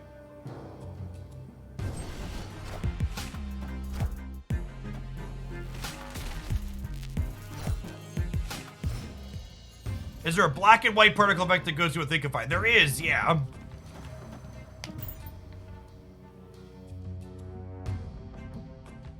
You can get both black and white.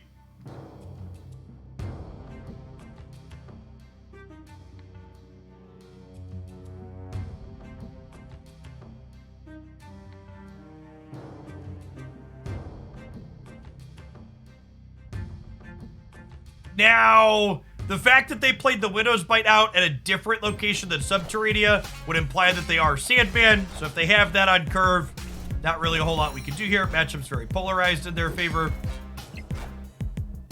Wind, aid my hand.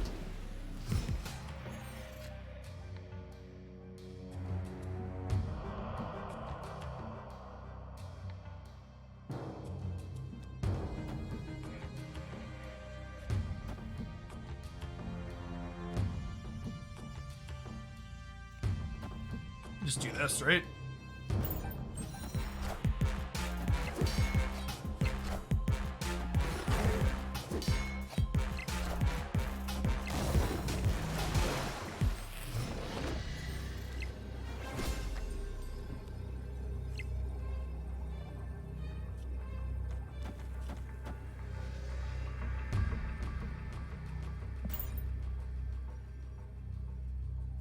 This fills the left. Mysterio and Rock are both 6 there.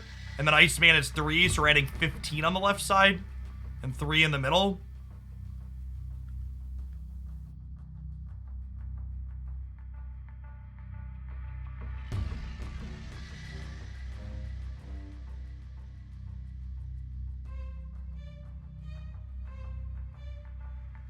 It's my OTA and I want it now. Victory. All right, we bested the Sandman.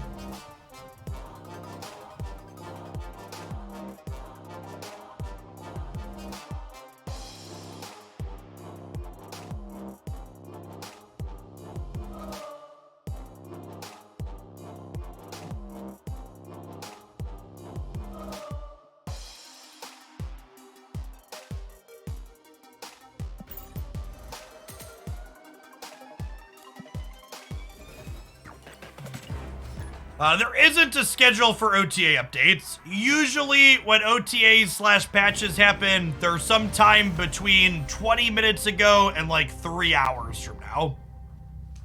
There isn't a super tight band on when they happen.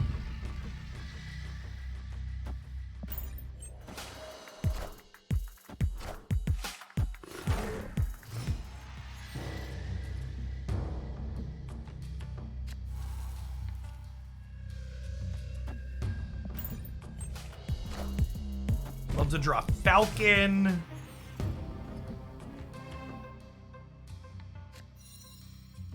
Gosh, that's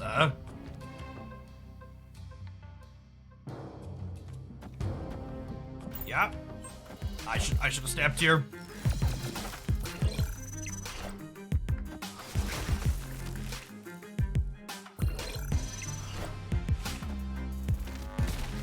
We hit the Electro. We hit the Electro with the Widow's Bite. Got him.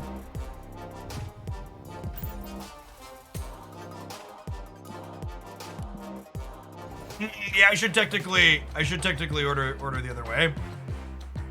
The Shady Ray ship in Europe. That's a good question. I don't know if I had where they ship to in their talking points.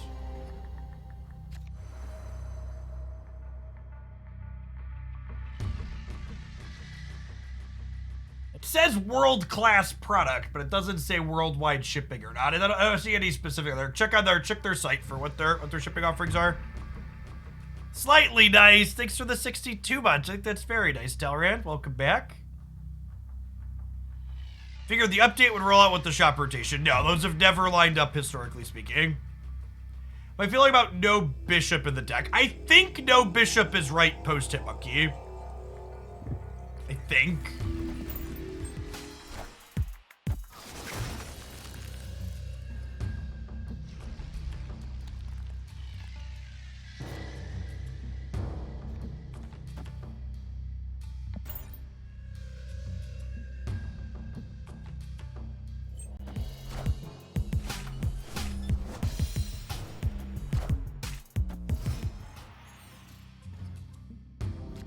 Kitty is supposed to be coming back in the balance patch later this month.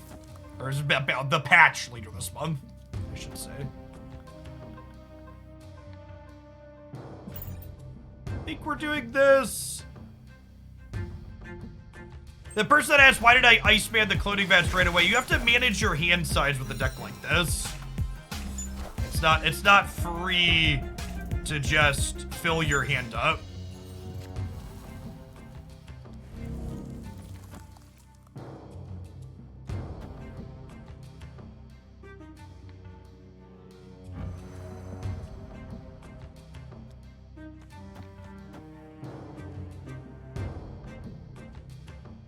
This right. That's something, I'm just sorry, I like my internal, I probably want to bast this actually. And actually, let's go this into this, into this. This is gonna end up with Iceman back in my hand. And then Beast comes back and these stay here. So I'm gonna end with 3 things in this location here. I'll have a 1 energy Iceman, a 0 energy Iceman, and a Beast back in my hand.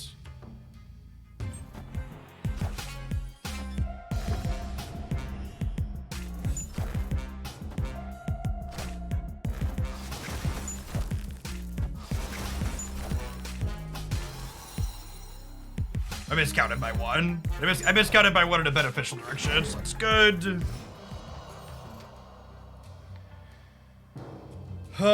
So their deck has 5 cards in it. Their hand's probably staying pretty full between the Vats and the Forge. So I think I'm going to go this here, into this here, this here, this here.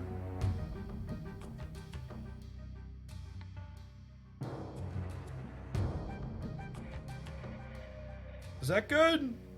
Do I want to play Hood? That's a good question. Yeah, maybe I'd rather play Hood.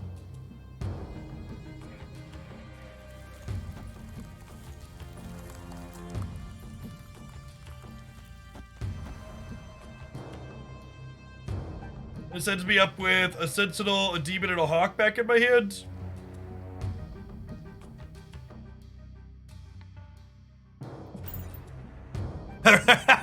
Fucking retreat later, gamers. Just leave. Come on. We're infinite. You're super far behind. I'm not retreating. What a just massive waste of their own time. Mr. Akagami, thank you for the 3rd of the year, by the way. Welcome back. Appreciate the continued support. Folks like you make my job possible.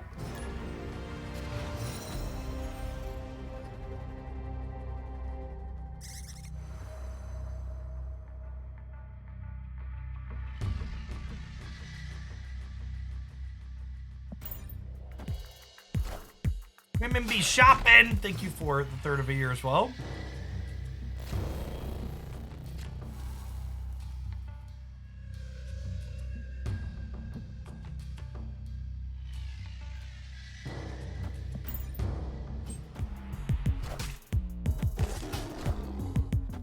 The Central Park makes our Falcon super awkward. God.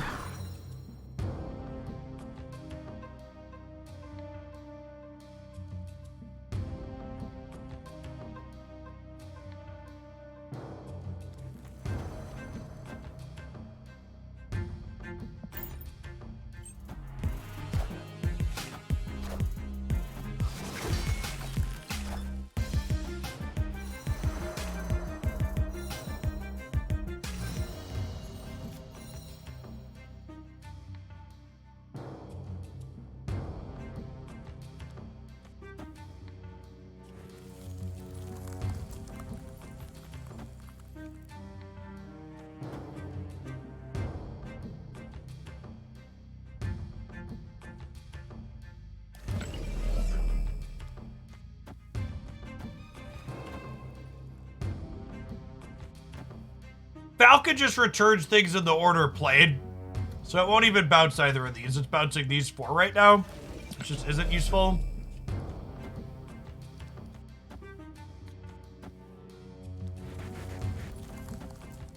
I should play these out into the danger, hoping that it kills it. Yeah, that's probably the one.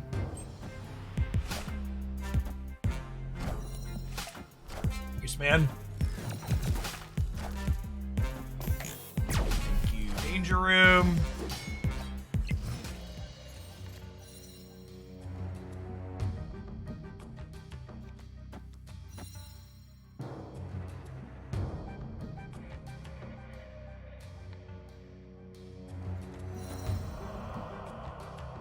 This will pick back up 1, 2, 3, 4, 5, 6.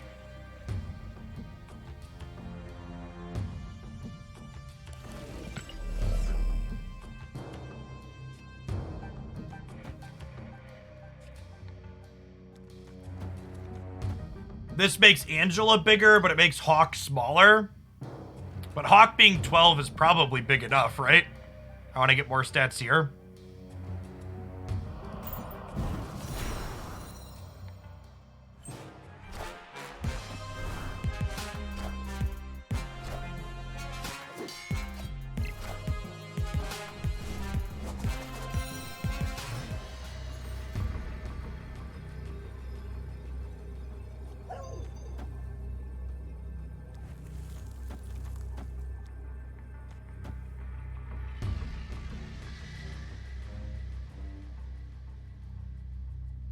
I expect 7 to be enough to win here, right?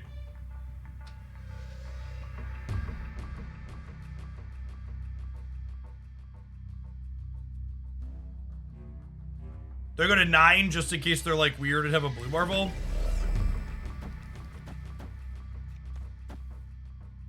Oh, try and beat Khazar? Yeah, Khazar puts them to 8. These are all clutter though, right? Like, it's unlikely.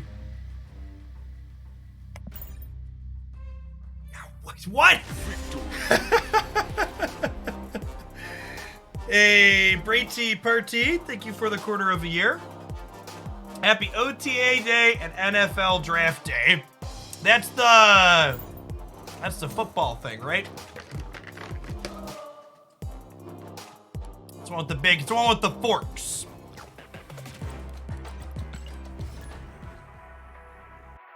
Retreat later doesn't even make sense when you're climbing to infinite, much less inside of it.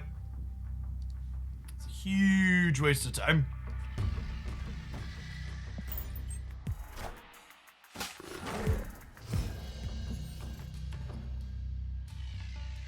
What deck checker is that? That is the Untap Tracker. Best Marvel Snap Tracker, in my opinion. I'm gonna set up Black Widow in the middle here because I don't want to beast back the Bass. I want to beast back these other two with her.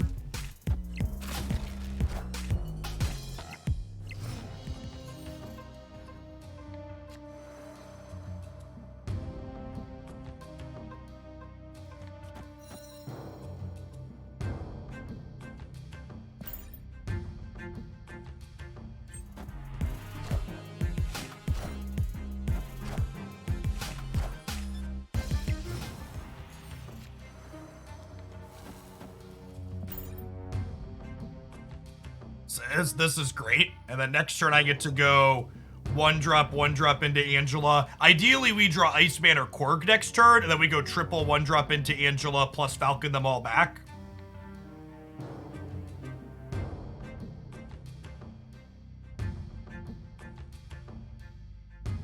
You have a tier list of Series 5 cards that are worth buying, or does it exist somewhere in the great net? So I have a tier list for the start of the month here. April list. This is the start of April list. I'll be putting out a new tier list for all of the Series 5 cards that have come out this month here soon. In general, I like to wait to get a chance to play with everything before posting a tier list about him. We finally got the last release this month.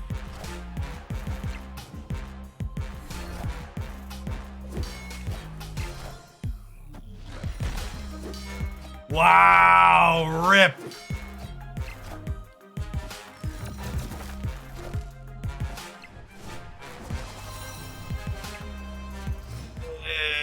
Grip. Huh.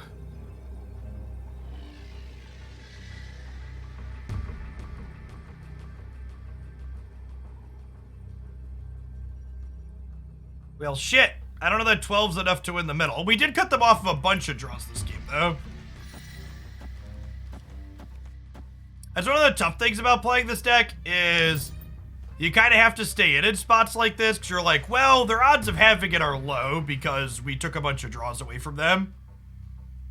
Gosh, if we'd have had Hit Monkey here too, it would have been... what? It would have been 15?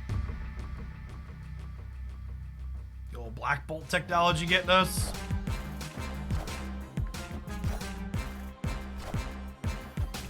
And we get strong.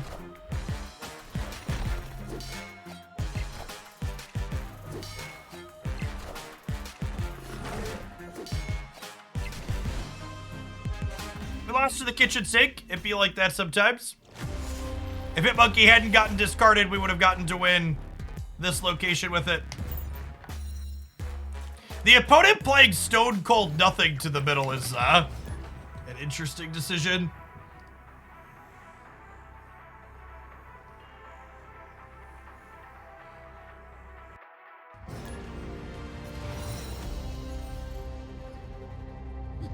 This land can never be fully known.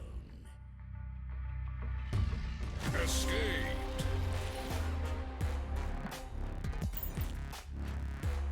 No, we don't play Weird World games on this channel.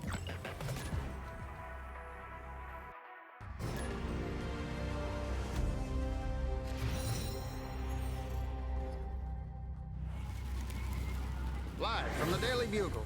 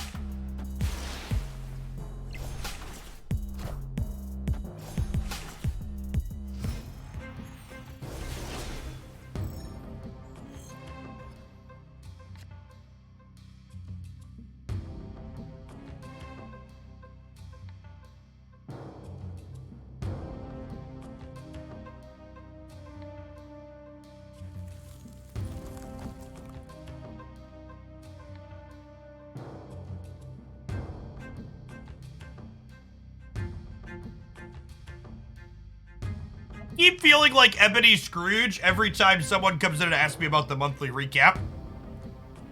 Because people keep getting excited for it. I'm just like, this is so fucking stupid and worthless to me. I don't understand why anybody gives a shit about it.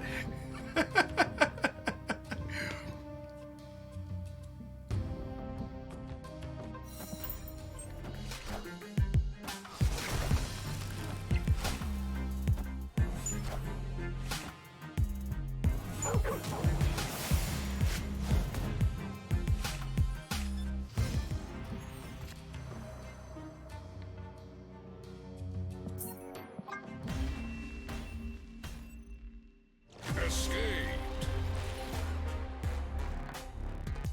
Yeah, like, to just let's pull it up and talk about it for a second. Like, it feels like kind of half-assed.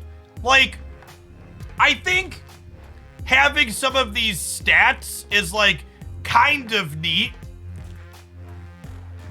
Also, to highlight a different thing, earlier when we pulled this up, it told me a different card was my most upgraded, so it doesn't actually show you your most upgraded if they're tied. It's between them. I also upgraded Wasp 18 times this month. But, like, it's really strange that they, like, inserted these random leaderboards into this, but didn't tell anyone in advance that this was something they were going to be tracking. Like, I think it would be neat if they showed you this for, like, I get that these are, like, the season pass cards, but, like, maybe instead of season pass cards, show me my 3 most played cards. Like, that would be a stat I would find interesting and care about. Like, what were my 3 most played cards?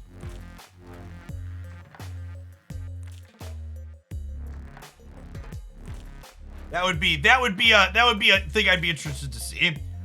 Or like this is like these are I don't know about these. And like the problem with some of these stats, like these are stats that are like good to know in the abstract, how much I snapped and how much I retreated. but also like how much I snapped and how much I retreated isn't a useful or interesting metric, because all of my games that are post-infinite, I snapped and retreated differently, right? So like if I could see those metrics for like my climb, that would be neat for me to see, but the whole snapping system is kind of broken inside of infinite, so it's like less applicable for me because of that too. Also, this is LOL. Believe it or not, the location I've seen the most this season is the Flooded. Because we're big storm gamers. So Limbo and the Flooded and Flooding should probably not be included in this.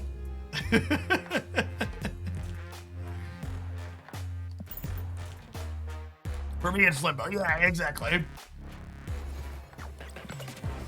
I think there's some potential there, but in its current state, I don't see it as being particularly novel or useful or interesting.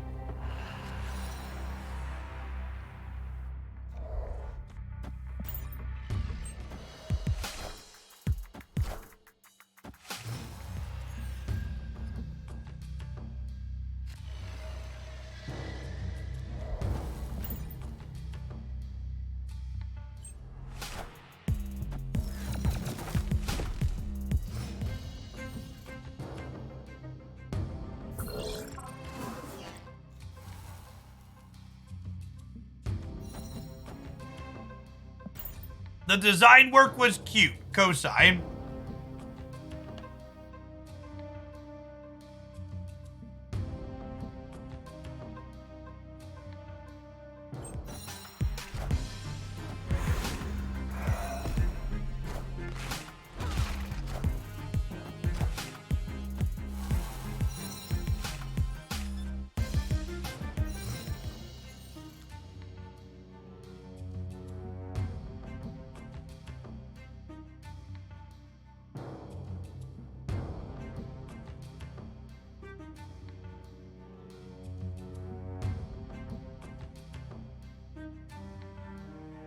Sorry, thank you.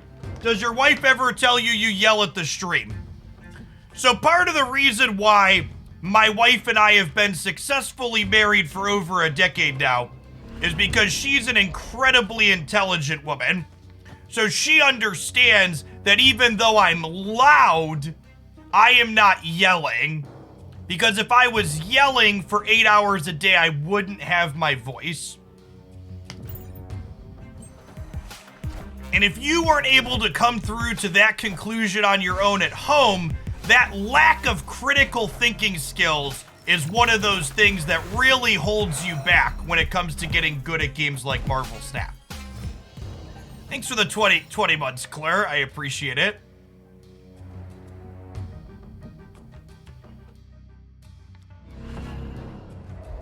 No ASMR speech. I'm revoking my sub.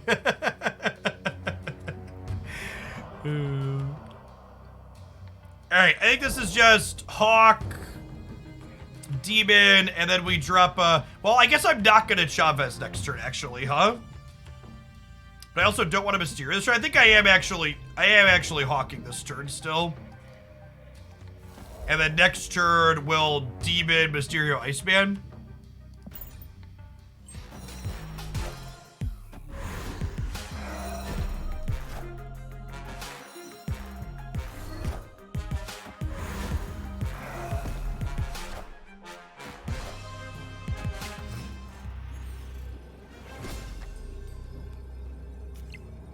They could have been baiting for ASMR, Jeff. That's true. Oh, wait! With Titan, I get to do both. Well, that's sick.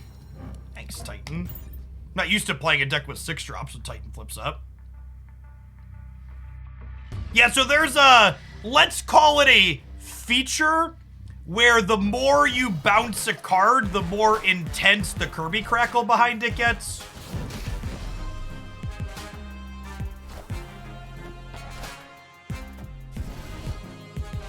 Close game despite getting Shang-Chi'd. Content's baby hot. Thank you for the half a year. Appreciate that. Welcome back.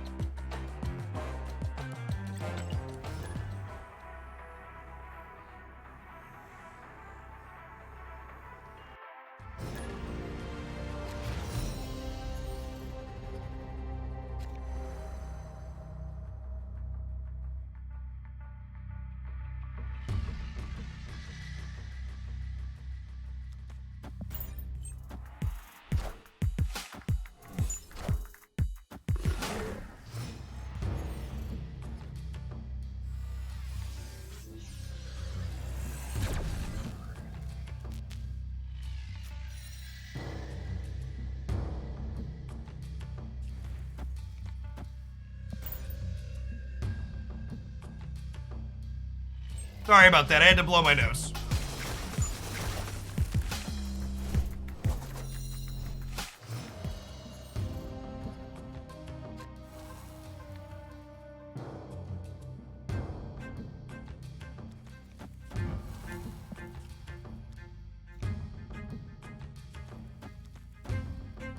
Doing this.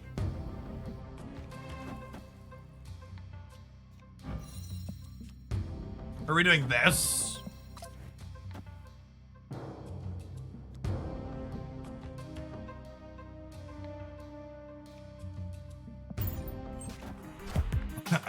I want to see no target by the end of these. Rats.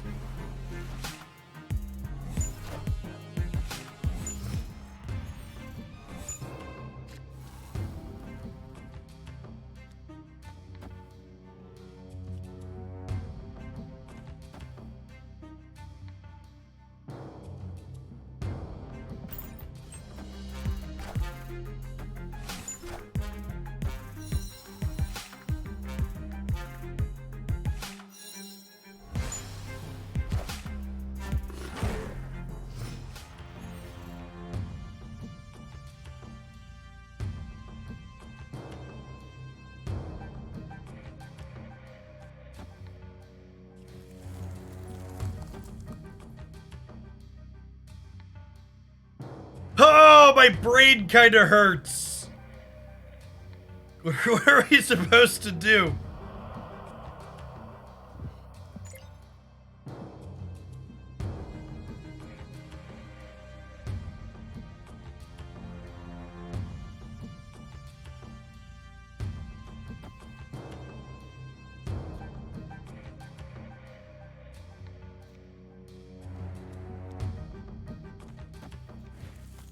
I think I'm supposed to do this.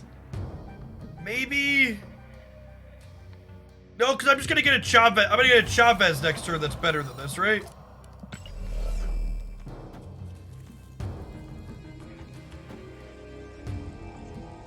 Okay, I do this and then I Chavez next turn. Yeah, okay.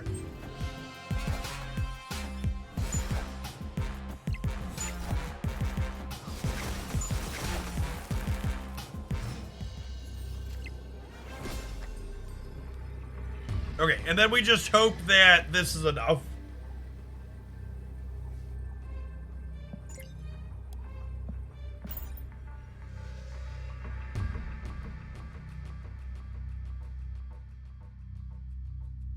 I wish I could see the cost of the cards in their hand.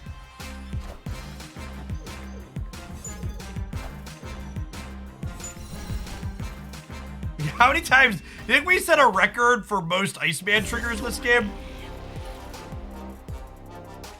Because we like double Iceman, and then we quad Iceman, and then we... It was close to double-digit Iceman triggers, right?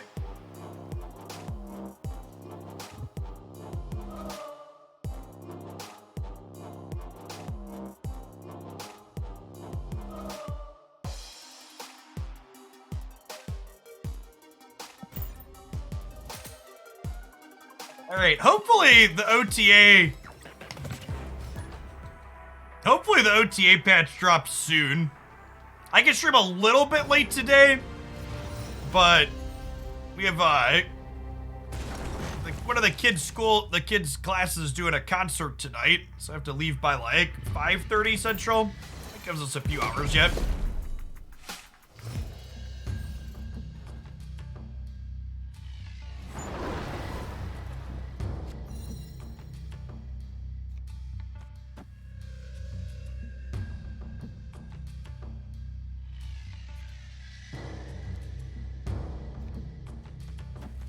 I do this, and then next turn we do one drop beast, pick them all back up. Yep.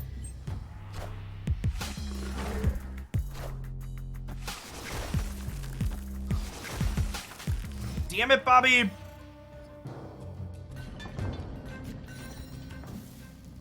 Okay, this is fine. We'll go Widow Korg now, and then next turn we'll go Hood Beast, pick them up.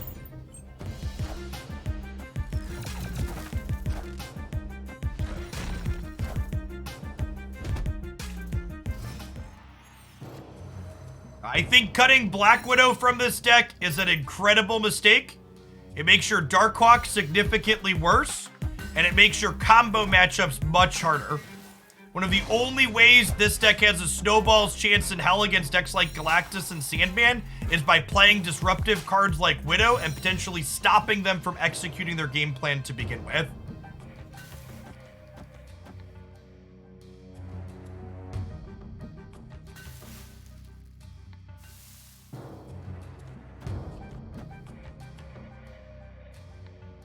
Speaking of, do I want to cut them off of a draw here? They are unfortunately playing the Wave Hulk deck. It might actually be right not to Falcon here because they're the Wave Hulk deck.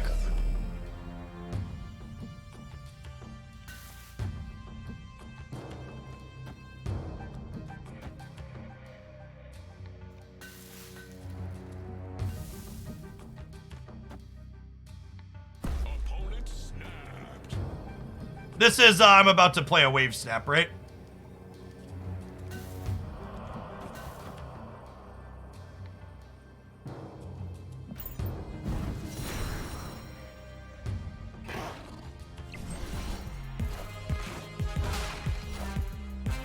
Really? It's not. Okay.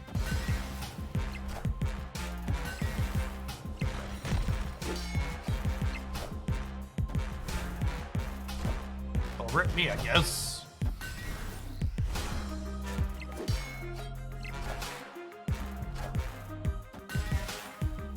Leave it anyways. Sure. I think it's right based around this start to play around a wave here on 5. Obviously, I get more linear stats if we, like, play out to here and then Falcon it back. But I think just because they look like a wave deck, I just make my move this turn and plan to play Chavez on 6.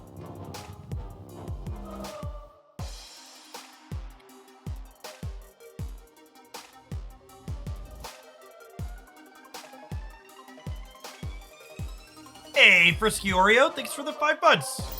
Wouldn't be able to be here without folks like you, so thanks for keeping me around.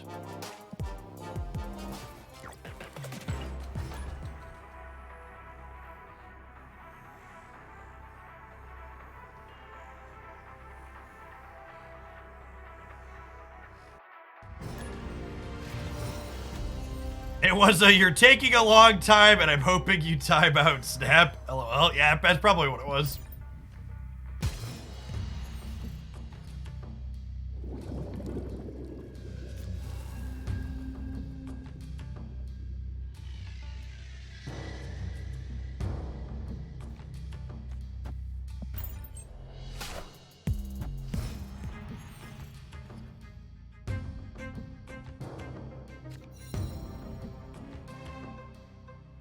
Bought Galactus, I'm sorry. Listen, it's not your fault. You're just a byproduct of the metagame in which you've been raised. It's Second Dinner's fault you're a Galactus player, not your own. You have nothing to be ashamed of.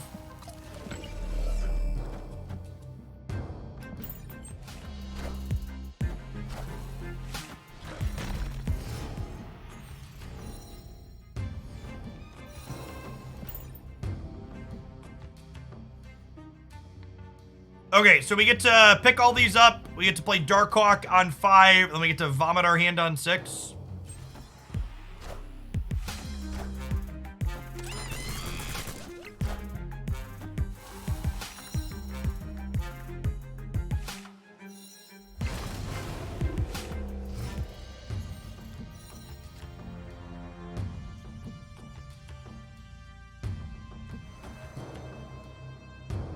I'll hawk the Shuri path here. Watch it be like Nimrod Shuri. Oh, I guess I can't Nimrod, right? Hey, Cecil Rolland and Nix, thank you for the 5 months. According to my stats, you have 350 cubes with Hitmonkey this month. It's a couple of cubes. Okay, so speaking of Galactus players, that's what this is, right?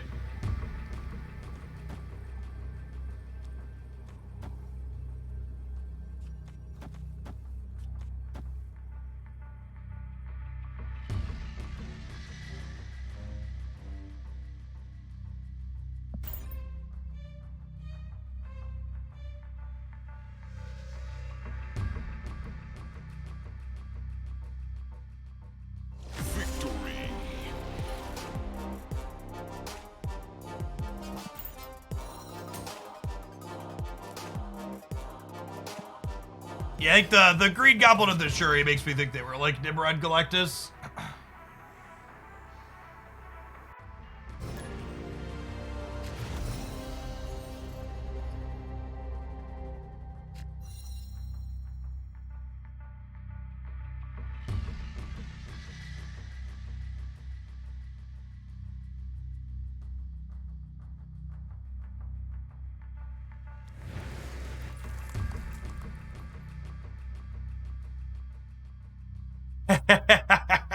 Three years of subs, but a lot more years of that worth of memories, Slim. Thanks for the 35. Hope life's treating you all right. Honestly, I think you're supposed to snap opening hands like this with this deck. It's one of the reasons why I enjoy this deck. You have pretty straightforward, okay, this hand's good and disruptive. Let's go ahead and press the button.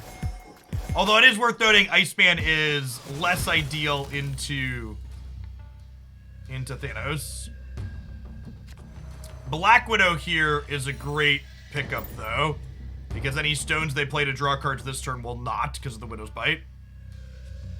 Morgan Grom, thank you for the third of a year. I think the Atuma control deck is very good. I had several people comment on the Atuma control deck that they played it all the way to infinite.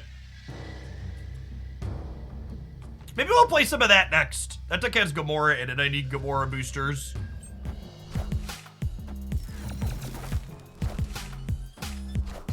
Oh, yeah. Oh. That's the good stuff right there, chat. That's when your widow cuts them off of not one, not two, but 3 draws.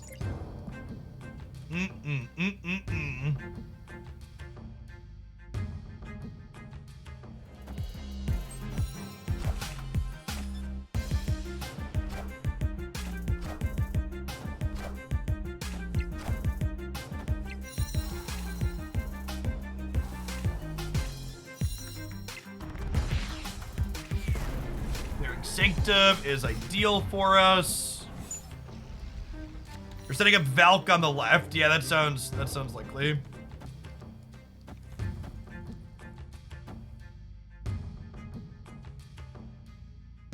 Do I have time to set up falconing on turn 5 is the question here. I don't know that I do. I think I'm just supposed to not be greedy. I'm just supposed to falcon this turn.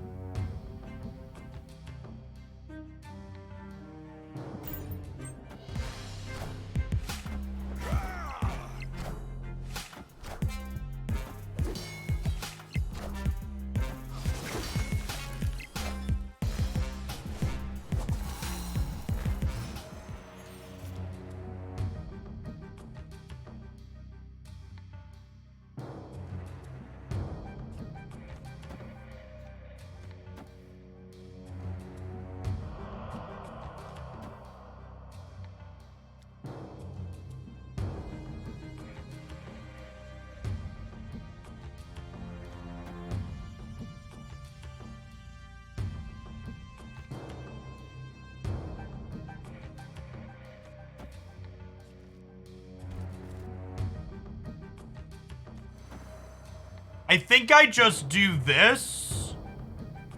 And then next turn is Chavez plus 2/0 energy 3 power things, right?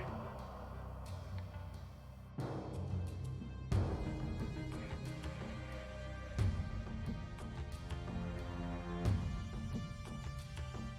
I want to play Iceman to disrupt? That's a good question.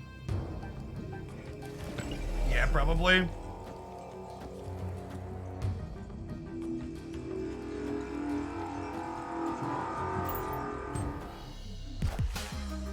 I had to reset here, unfortunately, because I need to Iceman before I Black Widow.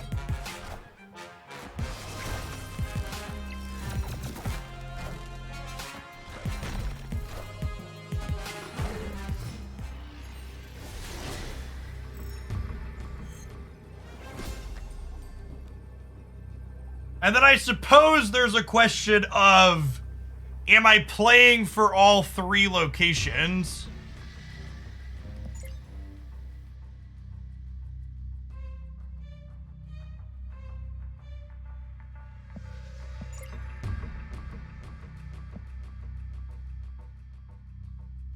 We beat left. Yeah, this is +8 here, which puts us to 9, which means if they Widow's Bite here, we're winning.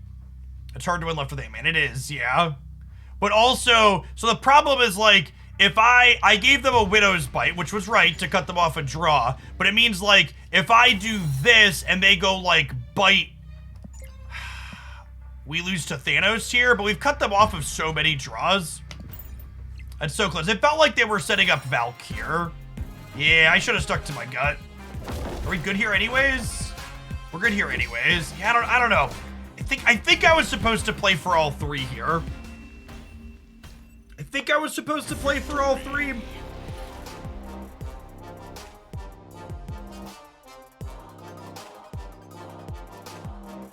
If I'd have gone... Oh, I guess I would have lost though, right? The way Blue Marvel works out.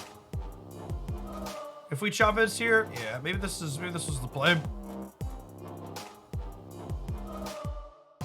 That's close. There's so many permutations when you play decks like this.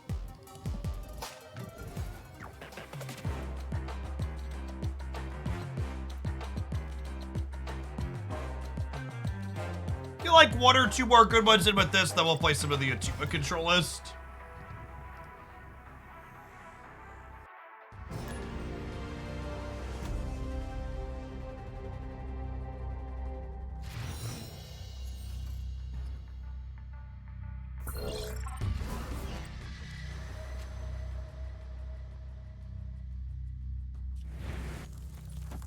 My Twitch tracker says we've had over 50 new followers today. Welcome to anybody that's new dropping by for the first time.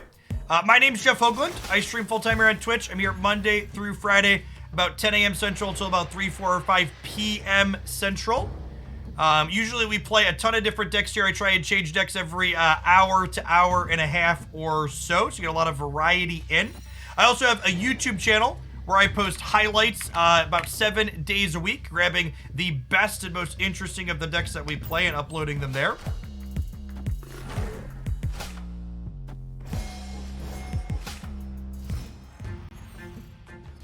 Full-time snapper, part-time ranter, yep.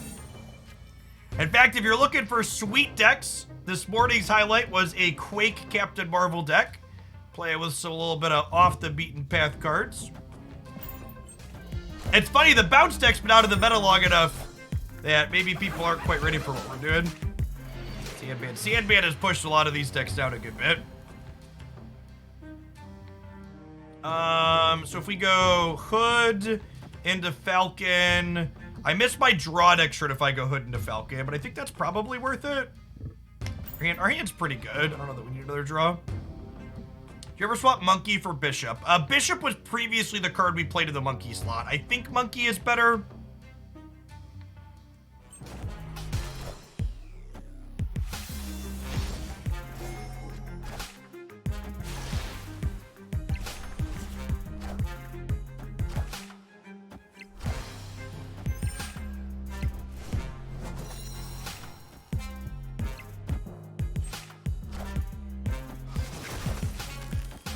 Oh, we get to have our cake and eat it too.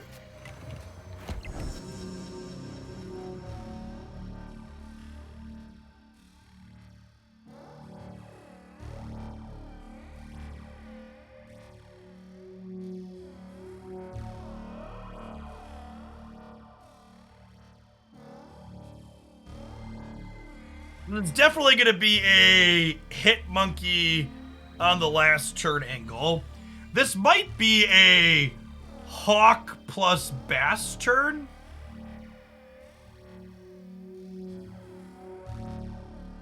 Is that real?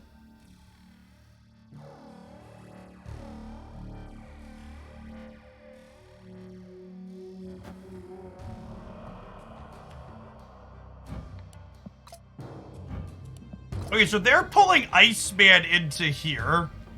Their deck currently has 6 cards in it. But they're gonna be drawing down to 4.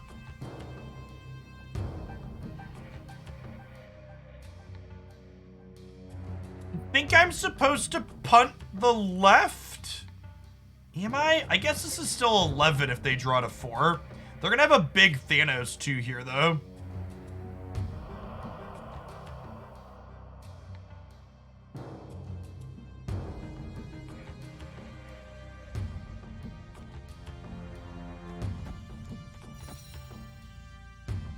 I think I need to punt the left.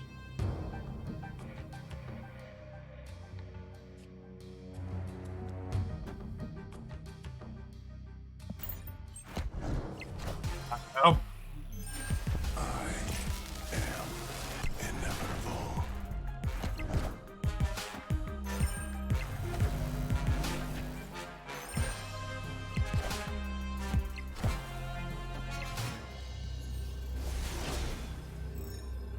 I guess Hitmonkey kinda lets us compete on the left.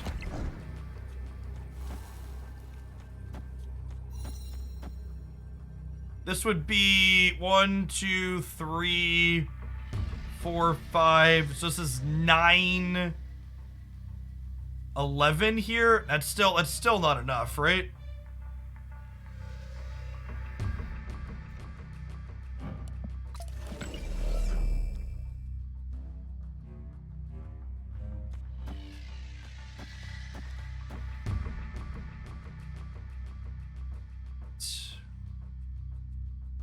Yeah, I think we're supposed to ignore. The problem with ignoring the left is their Thanos is huge. It might have been right to put Darkhawk into the hub so we could realistically contest all 3 locations here. Yeah, just a big Thanos and we die.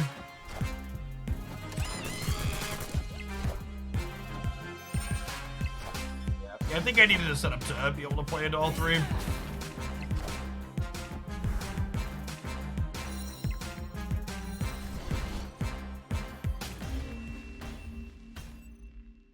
Why Mysterio left and not mid? It doesn't matter. They're basted, so they're all 3 power. And you bass Mysterio, all the Mysterios have 3.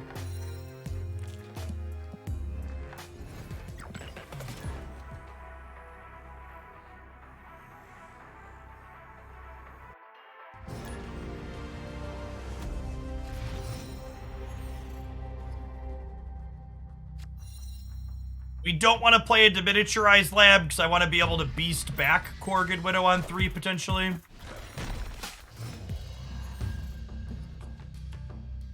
The OTA command is going crazy today. Yeah, that's why it's a command instead of me repeating myself. That. Am I going to post high evolutionary deck ideas before it comes out? Yeah, probably.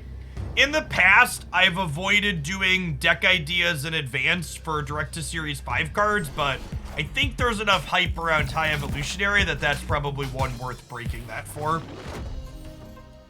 I bet it will probably perform reasonably. Yeah, great draw here.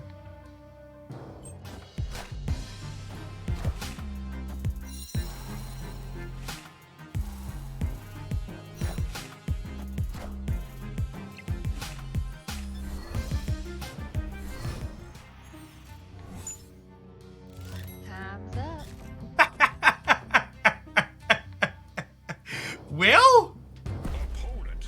Wait, what the fuck? You snapped me? Do they just think I can't, it's because they have the miniaturized lab for free? You snapped me?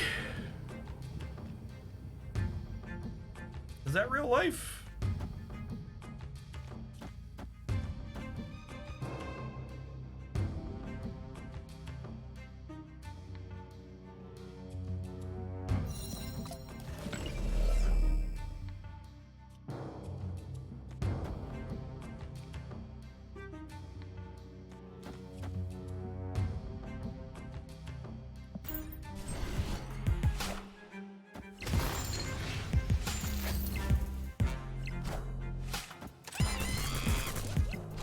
Damn.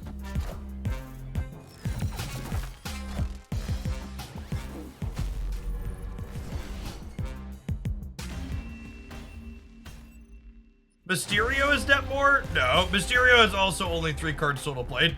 Mysterio doesn't play into the miniaturized lab. So it'll only be 1, 2, 3 still.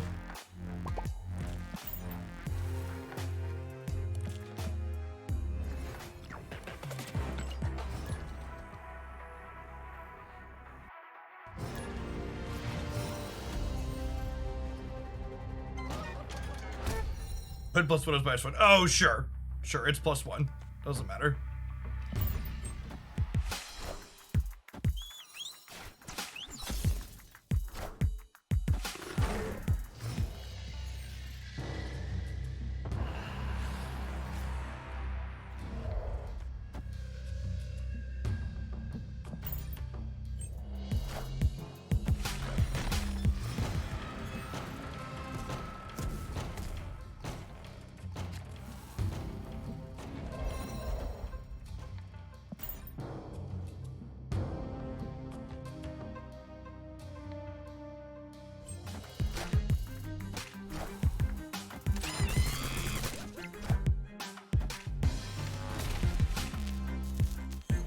Unfortunately, we don't have Iceman or Black Widow, so we didn't really have any disruptive elements here, so our opponent is likely just going to run us over. Time to kneel in front of Poppy.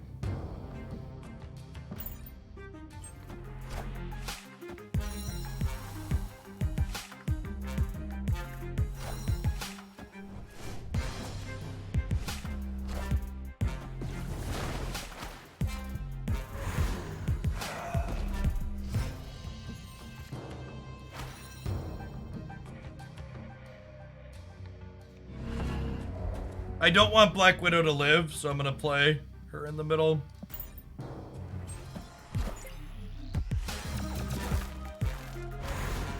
What?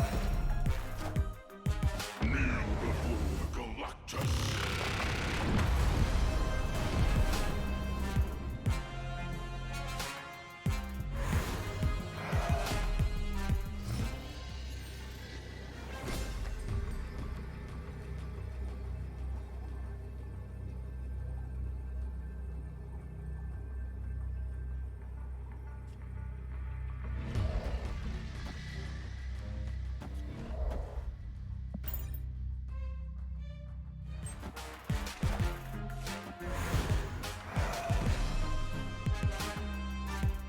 Enough said, Private.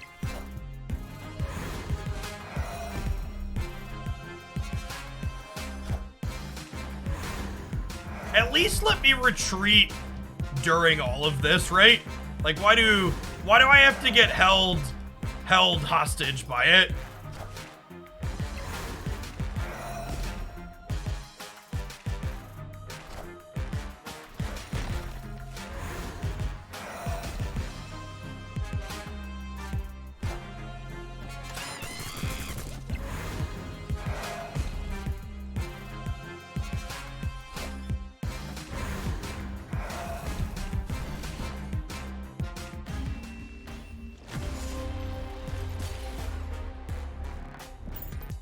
That's a good reminder of why. That's a good reminder of why we haven't been playing the Hawk Bounce deck. Feels bad, man.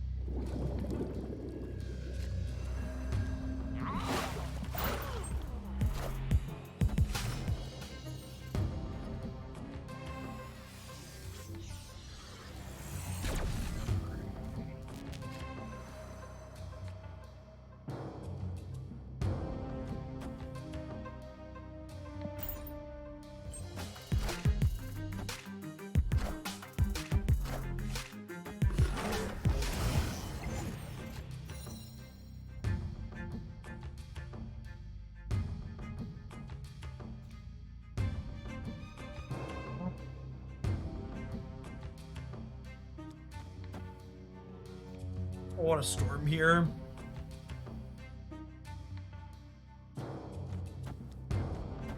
Just do this.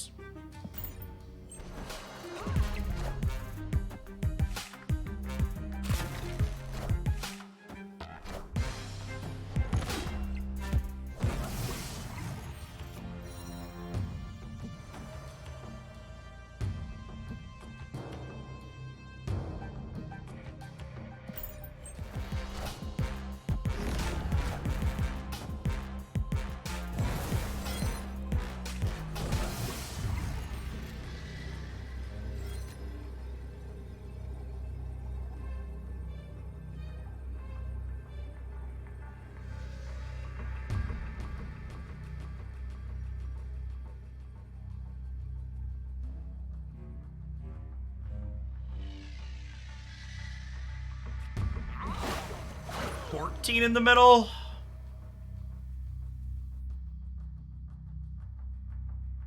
Like Worlds where this wins the game.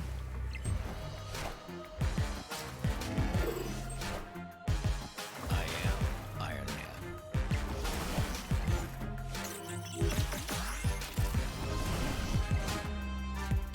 Ah, we won the breaker by 1. We're up by 8. They're up by 7.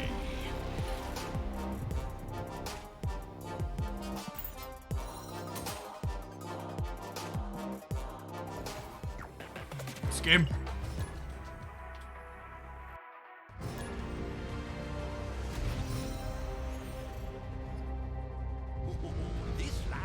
Why didn't we sing the tiebreaker song? Because I'm gonna be honest, losing to Galactus a bunch in a row takes the fucking wind out of my sails. I just need a couple of games that are more chill to cool off, rather than closing the application. It's just such a deeply unfun experience.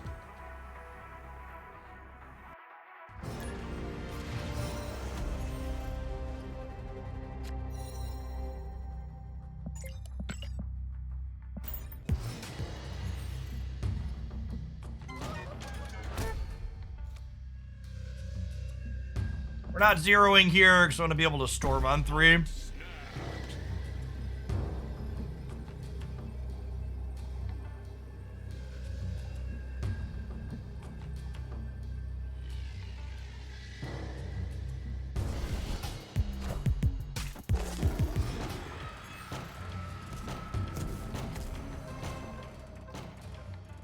Well then.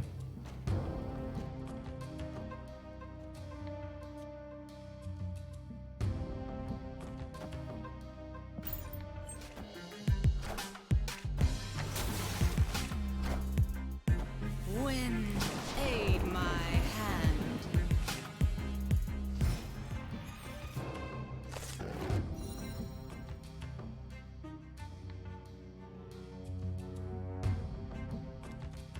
What do we think of doing this and snapping them back?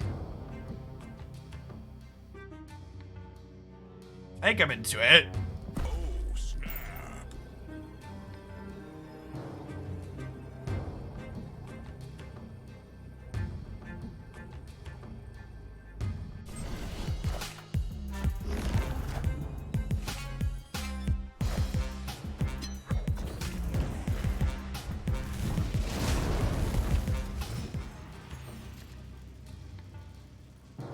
Tuma's a great pull here. After the 0. I thought we were just gonna have to 0 something out that we kinda didn't care about. That's a nice pickup.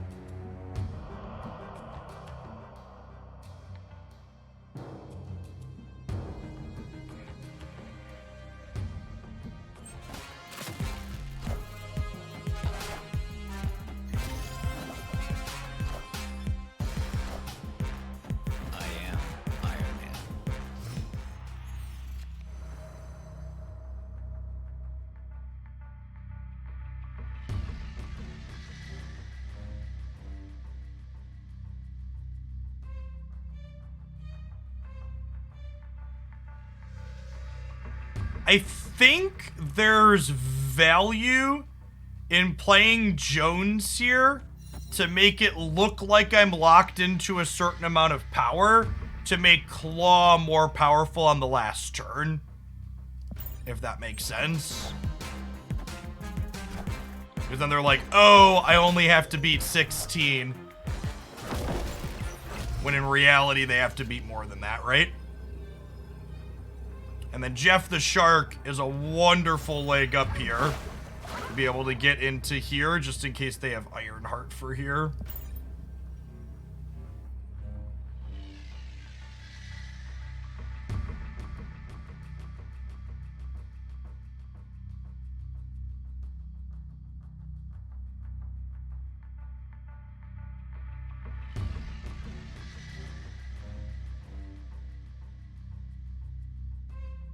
The common Jeff win here.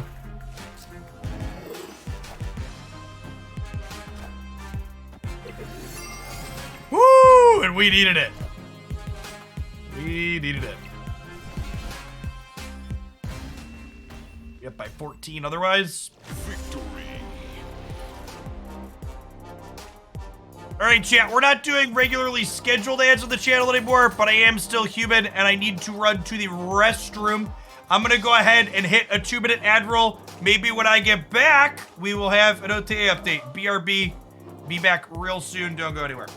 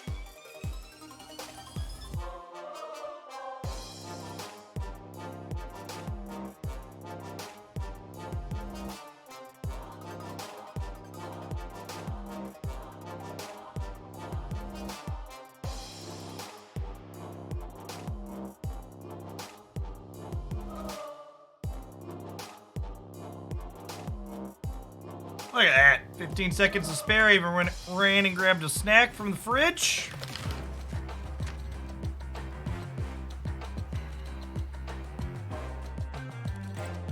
Play some more of this Atuma deck. Hey, Jensen. Thanks for the half a year. Welcome back.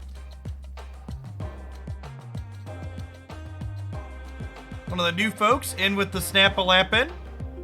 Yo, it's funny, I was just looking at my stats the other day. It's been 6 months now since we moved to doing Snap as my primary content.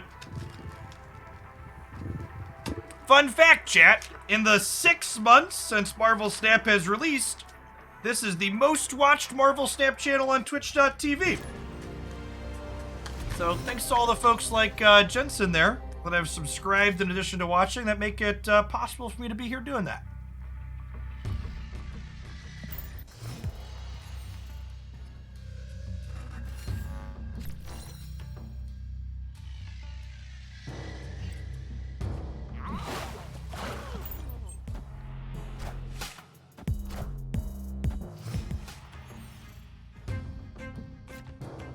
Hey, nice. Yeah, Day9's good people. He's always someone I watched when I was following Magic stuff. I think I'm armoring Asgard here so that way we could draw a Tuba and play it out here if possible. Nenzin, thank you for the half a year as well. And Syllabi also. Don't you also have the largest YouTube for Snap? That is not remotely true. I think it's probably like top 10 or maybe top 5, depending on how you measure YouTube channels, but there's definitely a number of YouTubers that have larger channels than mine for YouTube stuff.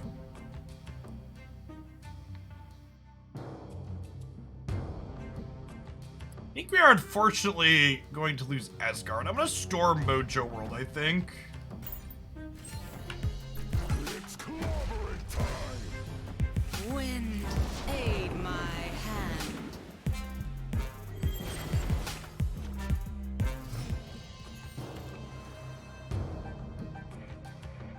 Yeah, Snapster or Cozy are probably one of those two is probably the biggest for the YouTube side of Snap. I think Cozy probably gets the highest average views per video, but I think Snapster puts out more content than he does. We can actually look at that in a second. Those are objective metrics we could look at. And for people that are newer to the channel too, in a previous life before I did content full-time, I did data analysis for a Fortune 50 company. I have a graduate and undergraduate degree in mathematics, so playing with lots of numbers is very much in my wheelhouse.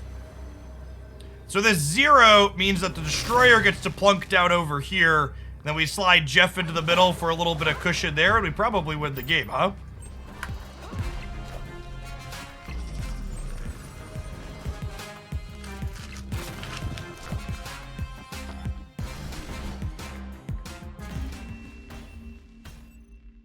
Victory.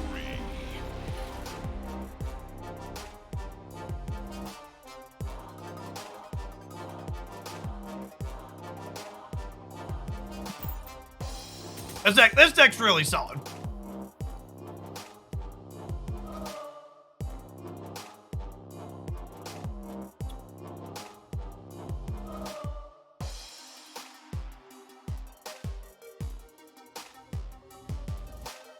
So, Cozy Snap on YouTube has 2.2 million views for the last 30 days.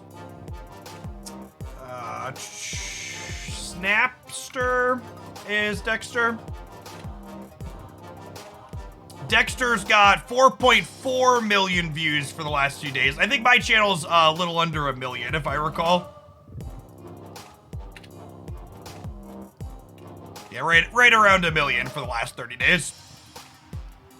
And I think that makes a lot of sense. Both of these, Snapster had a big YouTube presence before Marvel Snap. Like, I think his Hearthstone YouTube channel has almost 100,000 subs on it. And Cozy just easily has the highest quality edited Snap content on the platform. His stuff is very good.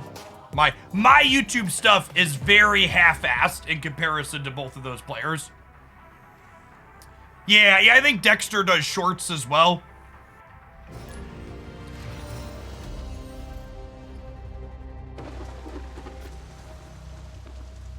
People have heard me ramble about this before, but I fucking despise YouTube as a platform. All of the algorithm and clickbait bullshit that goes on there to be successful is just not a sub-game that I enjoy playing. So, the low-effort, half-assed YouTube content I put out, I am content to continue making, but I really don't ever intend to put in more effort than that.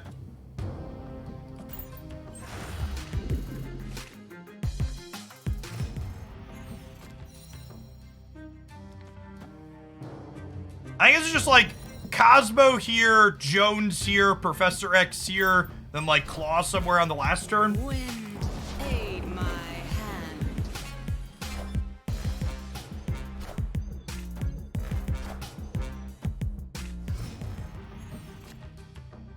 How much my income is YouTube versus Twitch, if you don't mind me asking?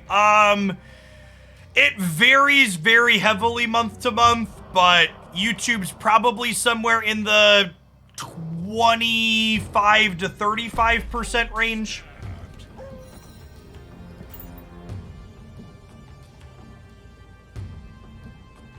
Yes, your low effort, half-assed YouTube content got me here. That's a big part of why I put energy into YouTube, is because it gets people over to Twitch.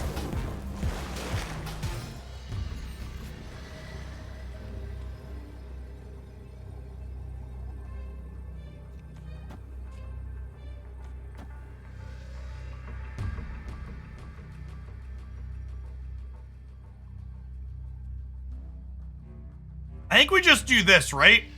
We'll lose to them playing a copy of the Claw, but we beat most other things here. Yeah, 12 stats, try 17.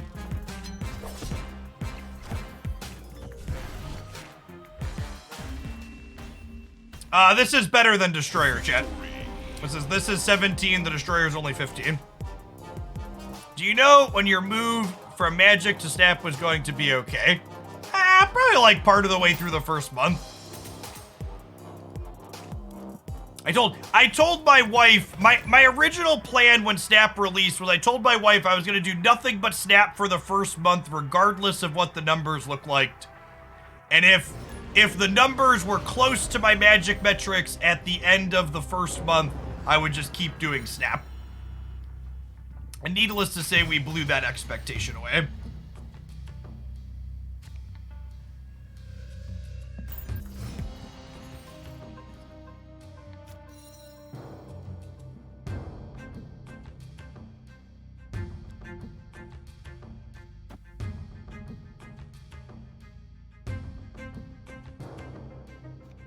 Do you miss Magic the Gathering at all? The only thing worse than Magic the Gathering is the company that makes it. Wind, aid my hand. Wind. Do you miss Pokemon Unite? I play Pokemon Unite off stream with some consistently, still sneaky. I haven't got a chance to play yet this season. I think this is a tuba into Professor X here and we snap.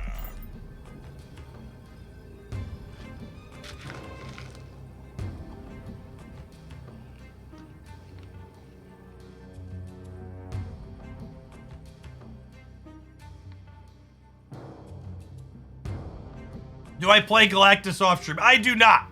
Chat, if you queue into someone named Jeff Hoagland on Marvel Snap and they don't have a closed beta exclusive Punisher avatar and they don't have a bunch of sick inked and gold cards that are all variants, it's not me, it's an imposter.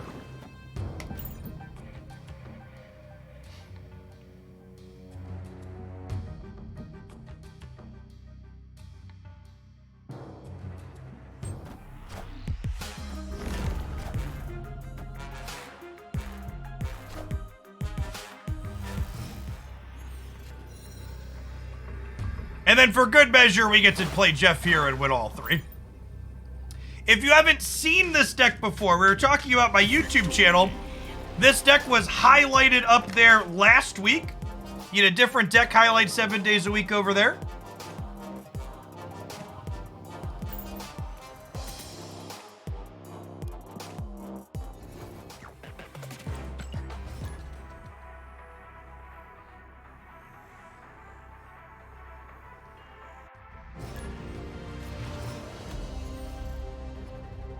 What would be a good replacement for Jeff in this deck? Probably Lizard. But I will say this is a pretty good Jeff deck. Jeff is one of the first cards worth 6,000 tokens in a long time. He's real good.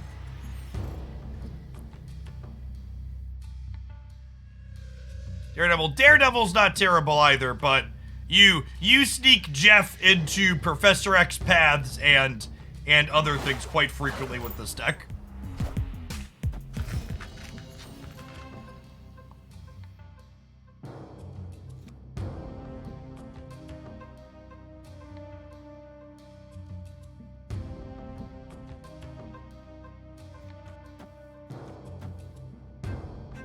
We'll do this. We'll get to 0 the Atuba.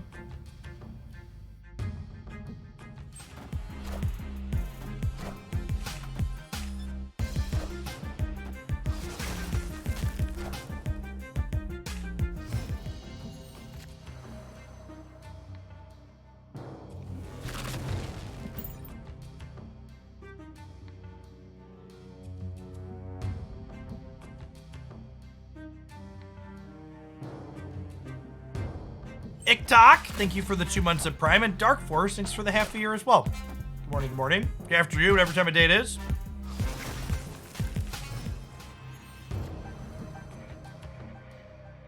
Five drops. I think they are unlikely to play into New York because they could move to New York, so we'll jam the professor there.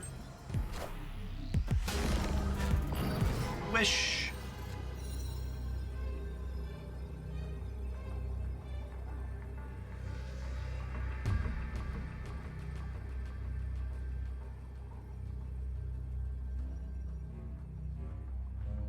Can I get Shang-Chi'd here? I can get Shang-Chi'd here.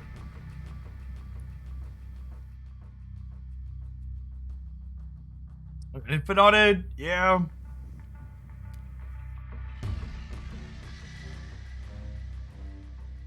We get armor. Armor loses to double She-Hulk, though, right? Is the problem?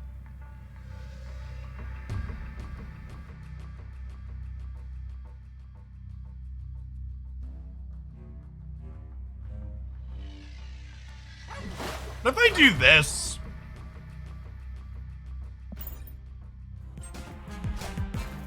I think this is like double She-Hulk or Shang-Chi plus She-Hulk.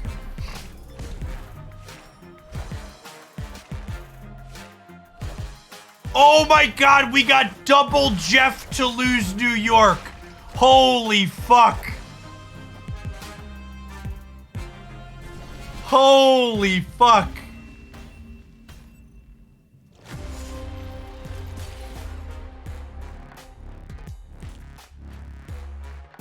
Shoulda clawed, chat. Shoulda clawed.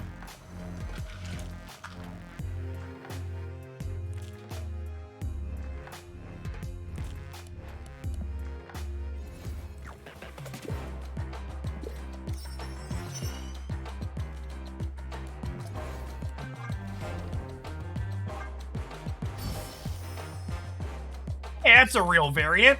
I think I like it less than my fancy Magneto. I have an excellent split on this one. We'll level him to green, but that's where he's staying. Frame rate.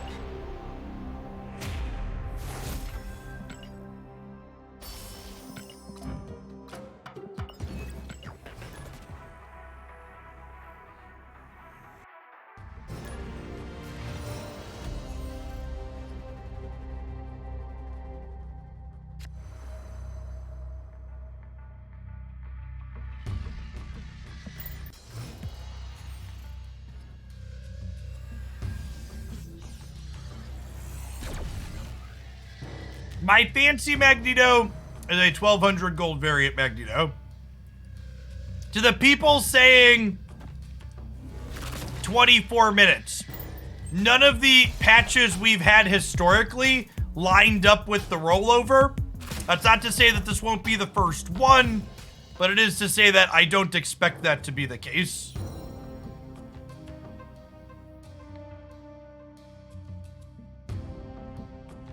Yeah, for sure, Tiago. I feel you.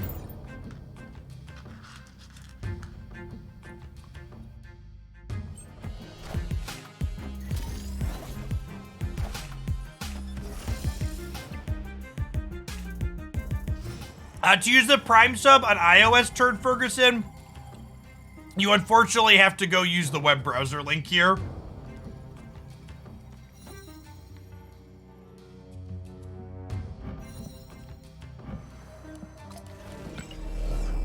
I should Cosmo here to block Mystique, right?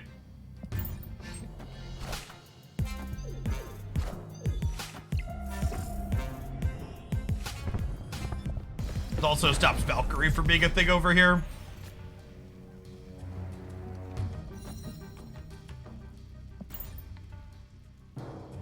Hey, Fork Bob, thanks for the prayer. Appreciate it.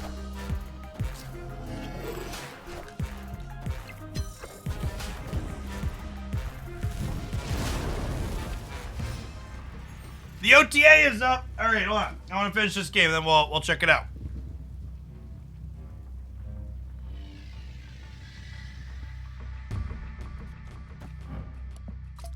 Just do this, then we destroy her here, right?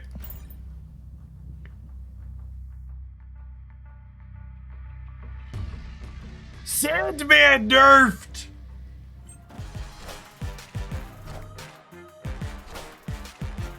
I just want you to know that anybody that just said Sandman nerfed, if you're lying, you're getting a perma. Okay? You don't get to get my fucking hopes up like that and then slash them away.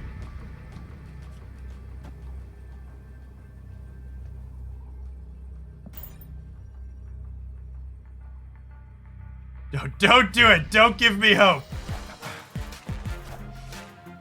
I am Iron Man. Whoa, that's a big Iron Man.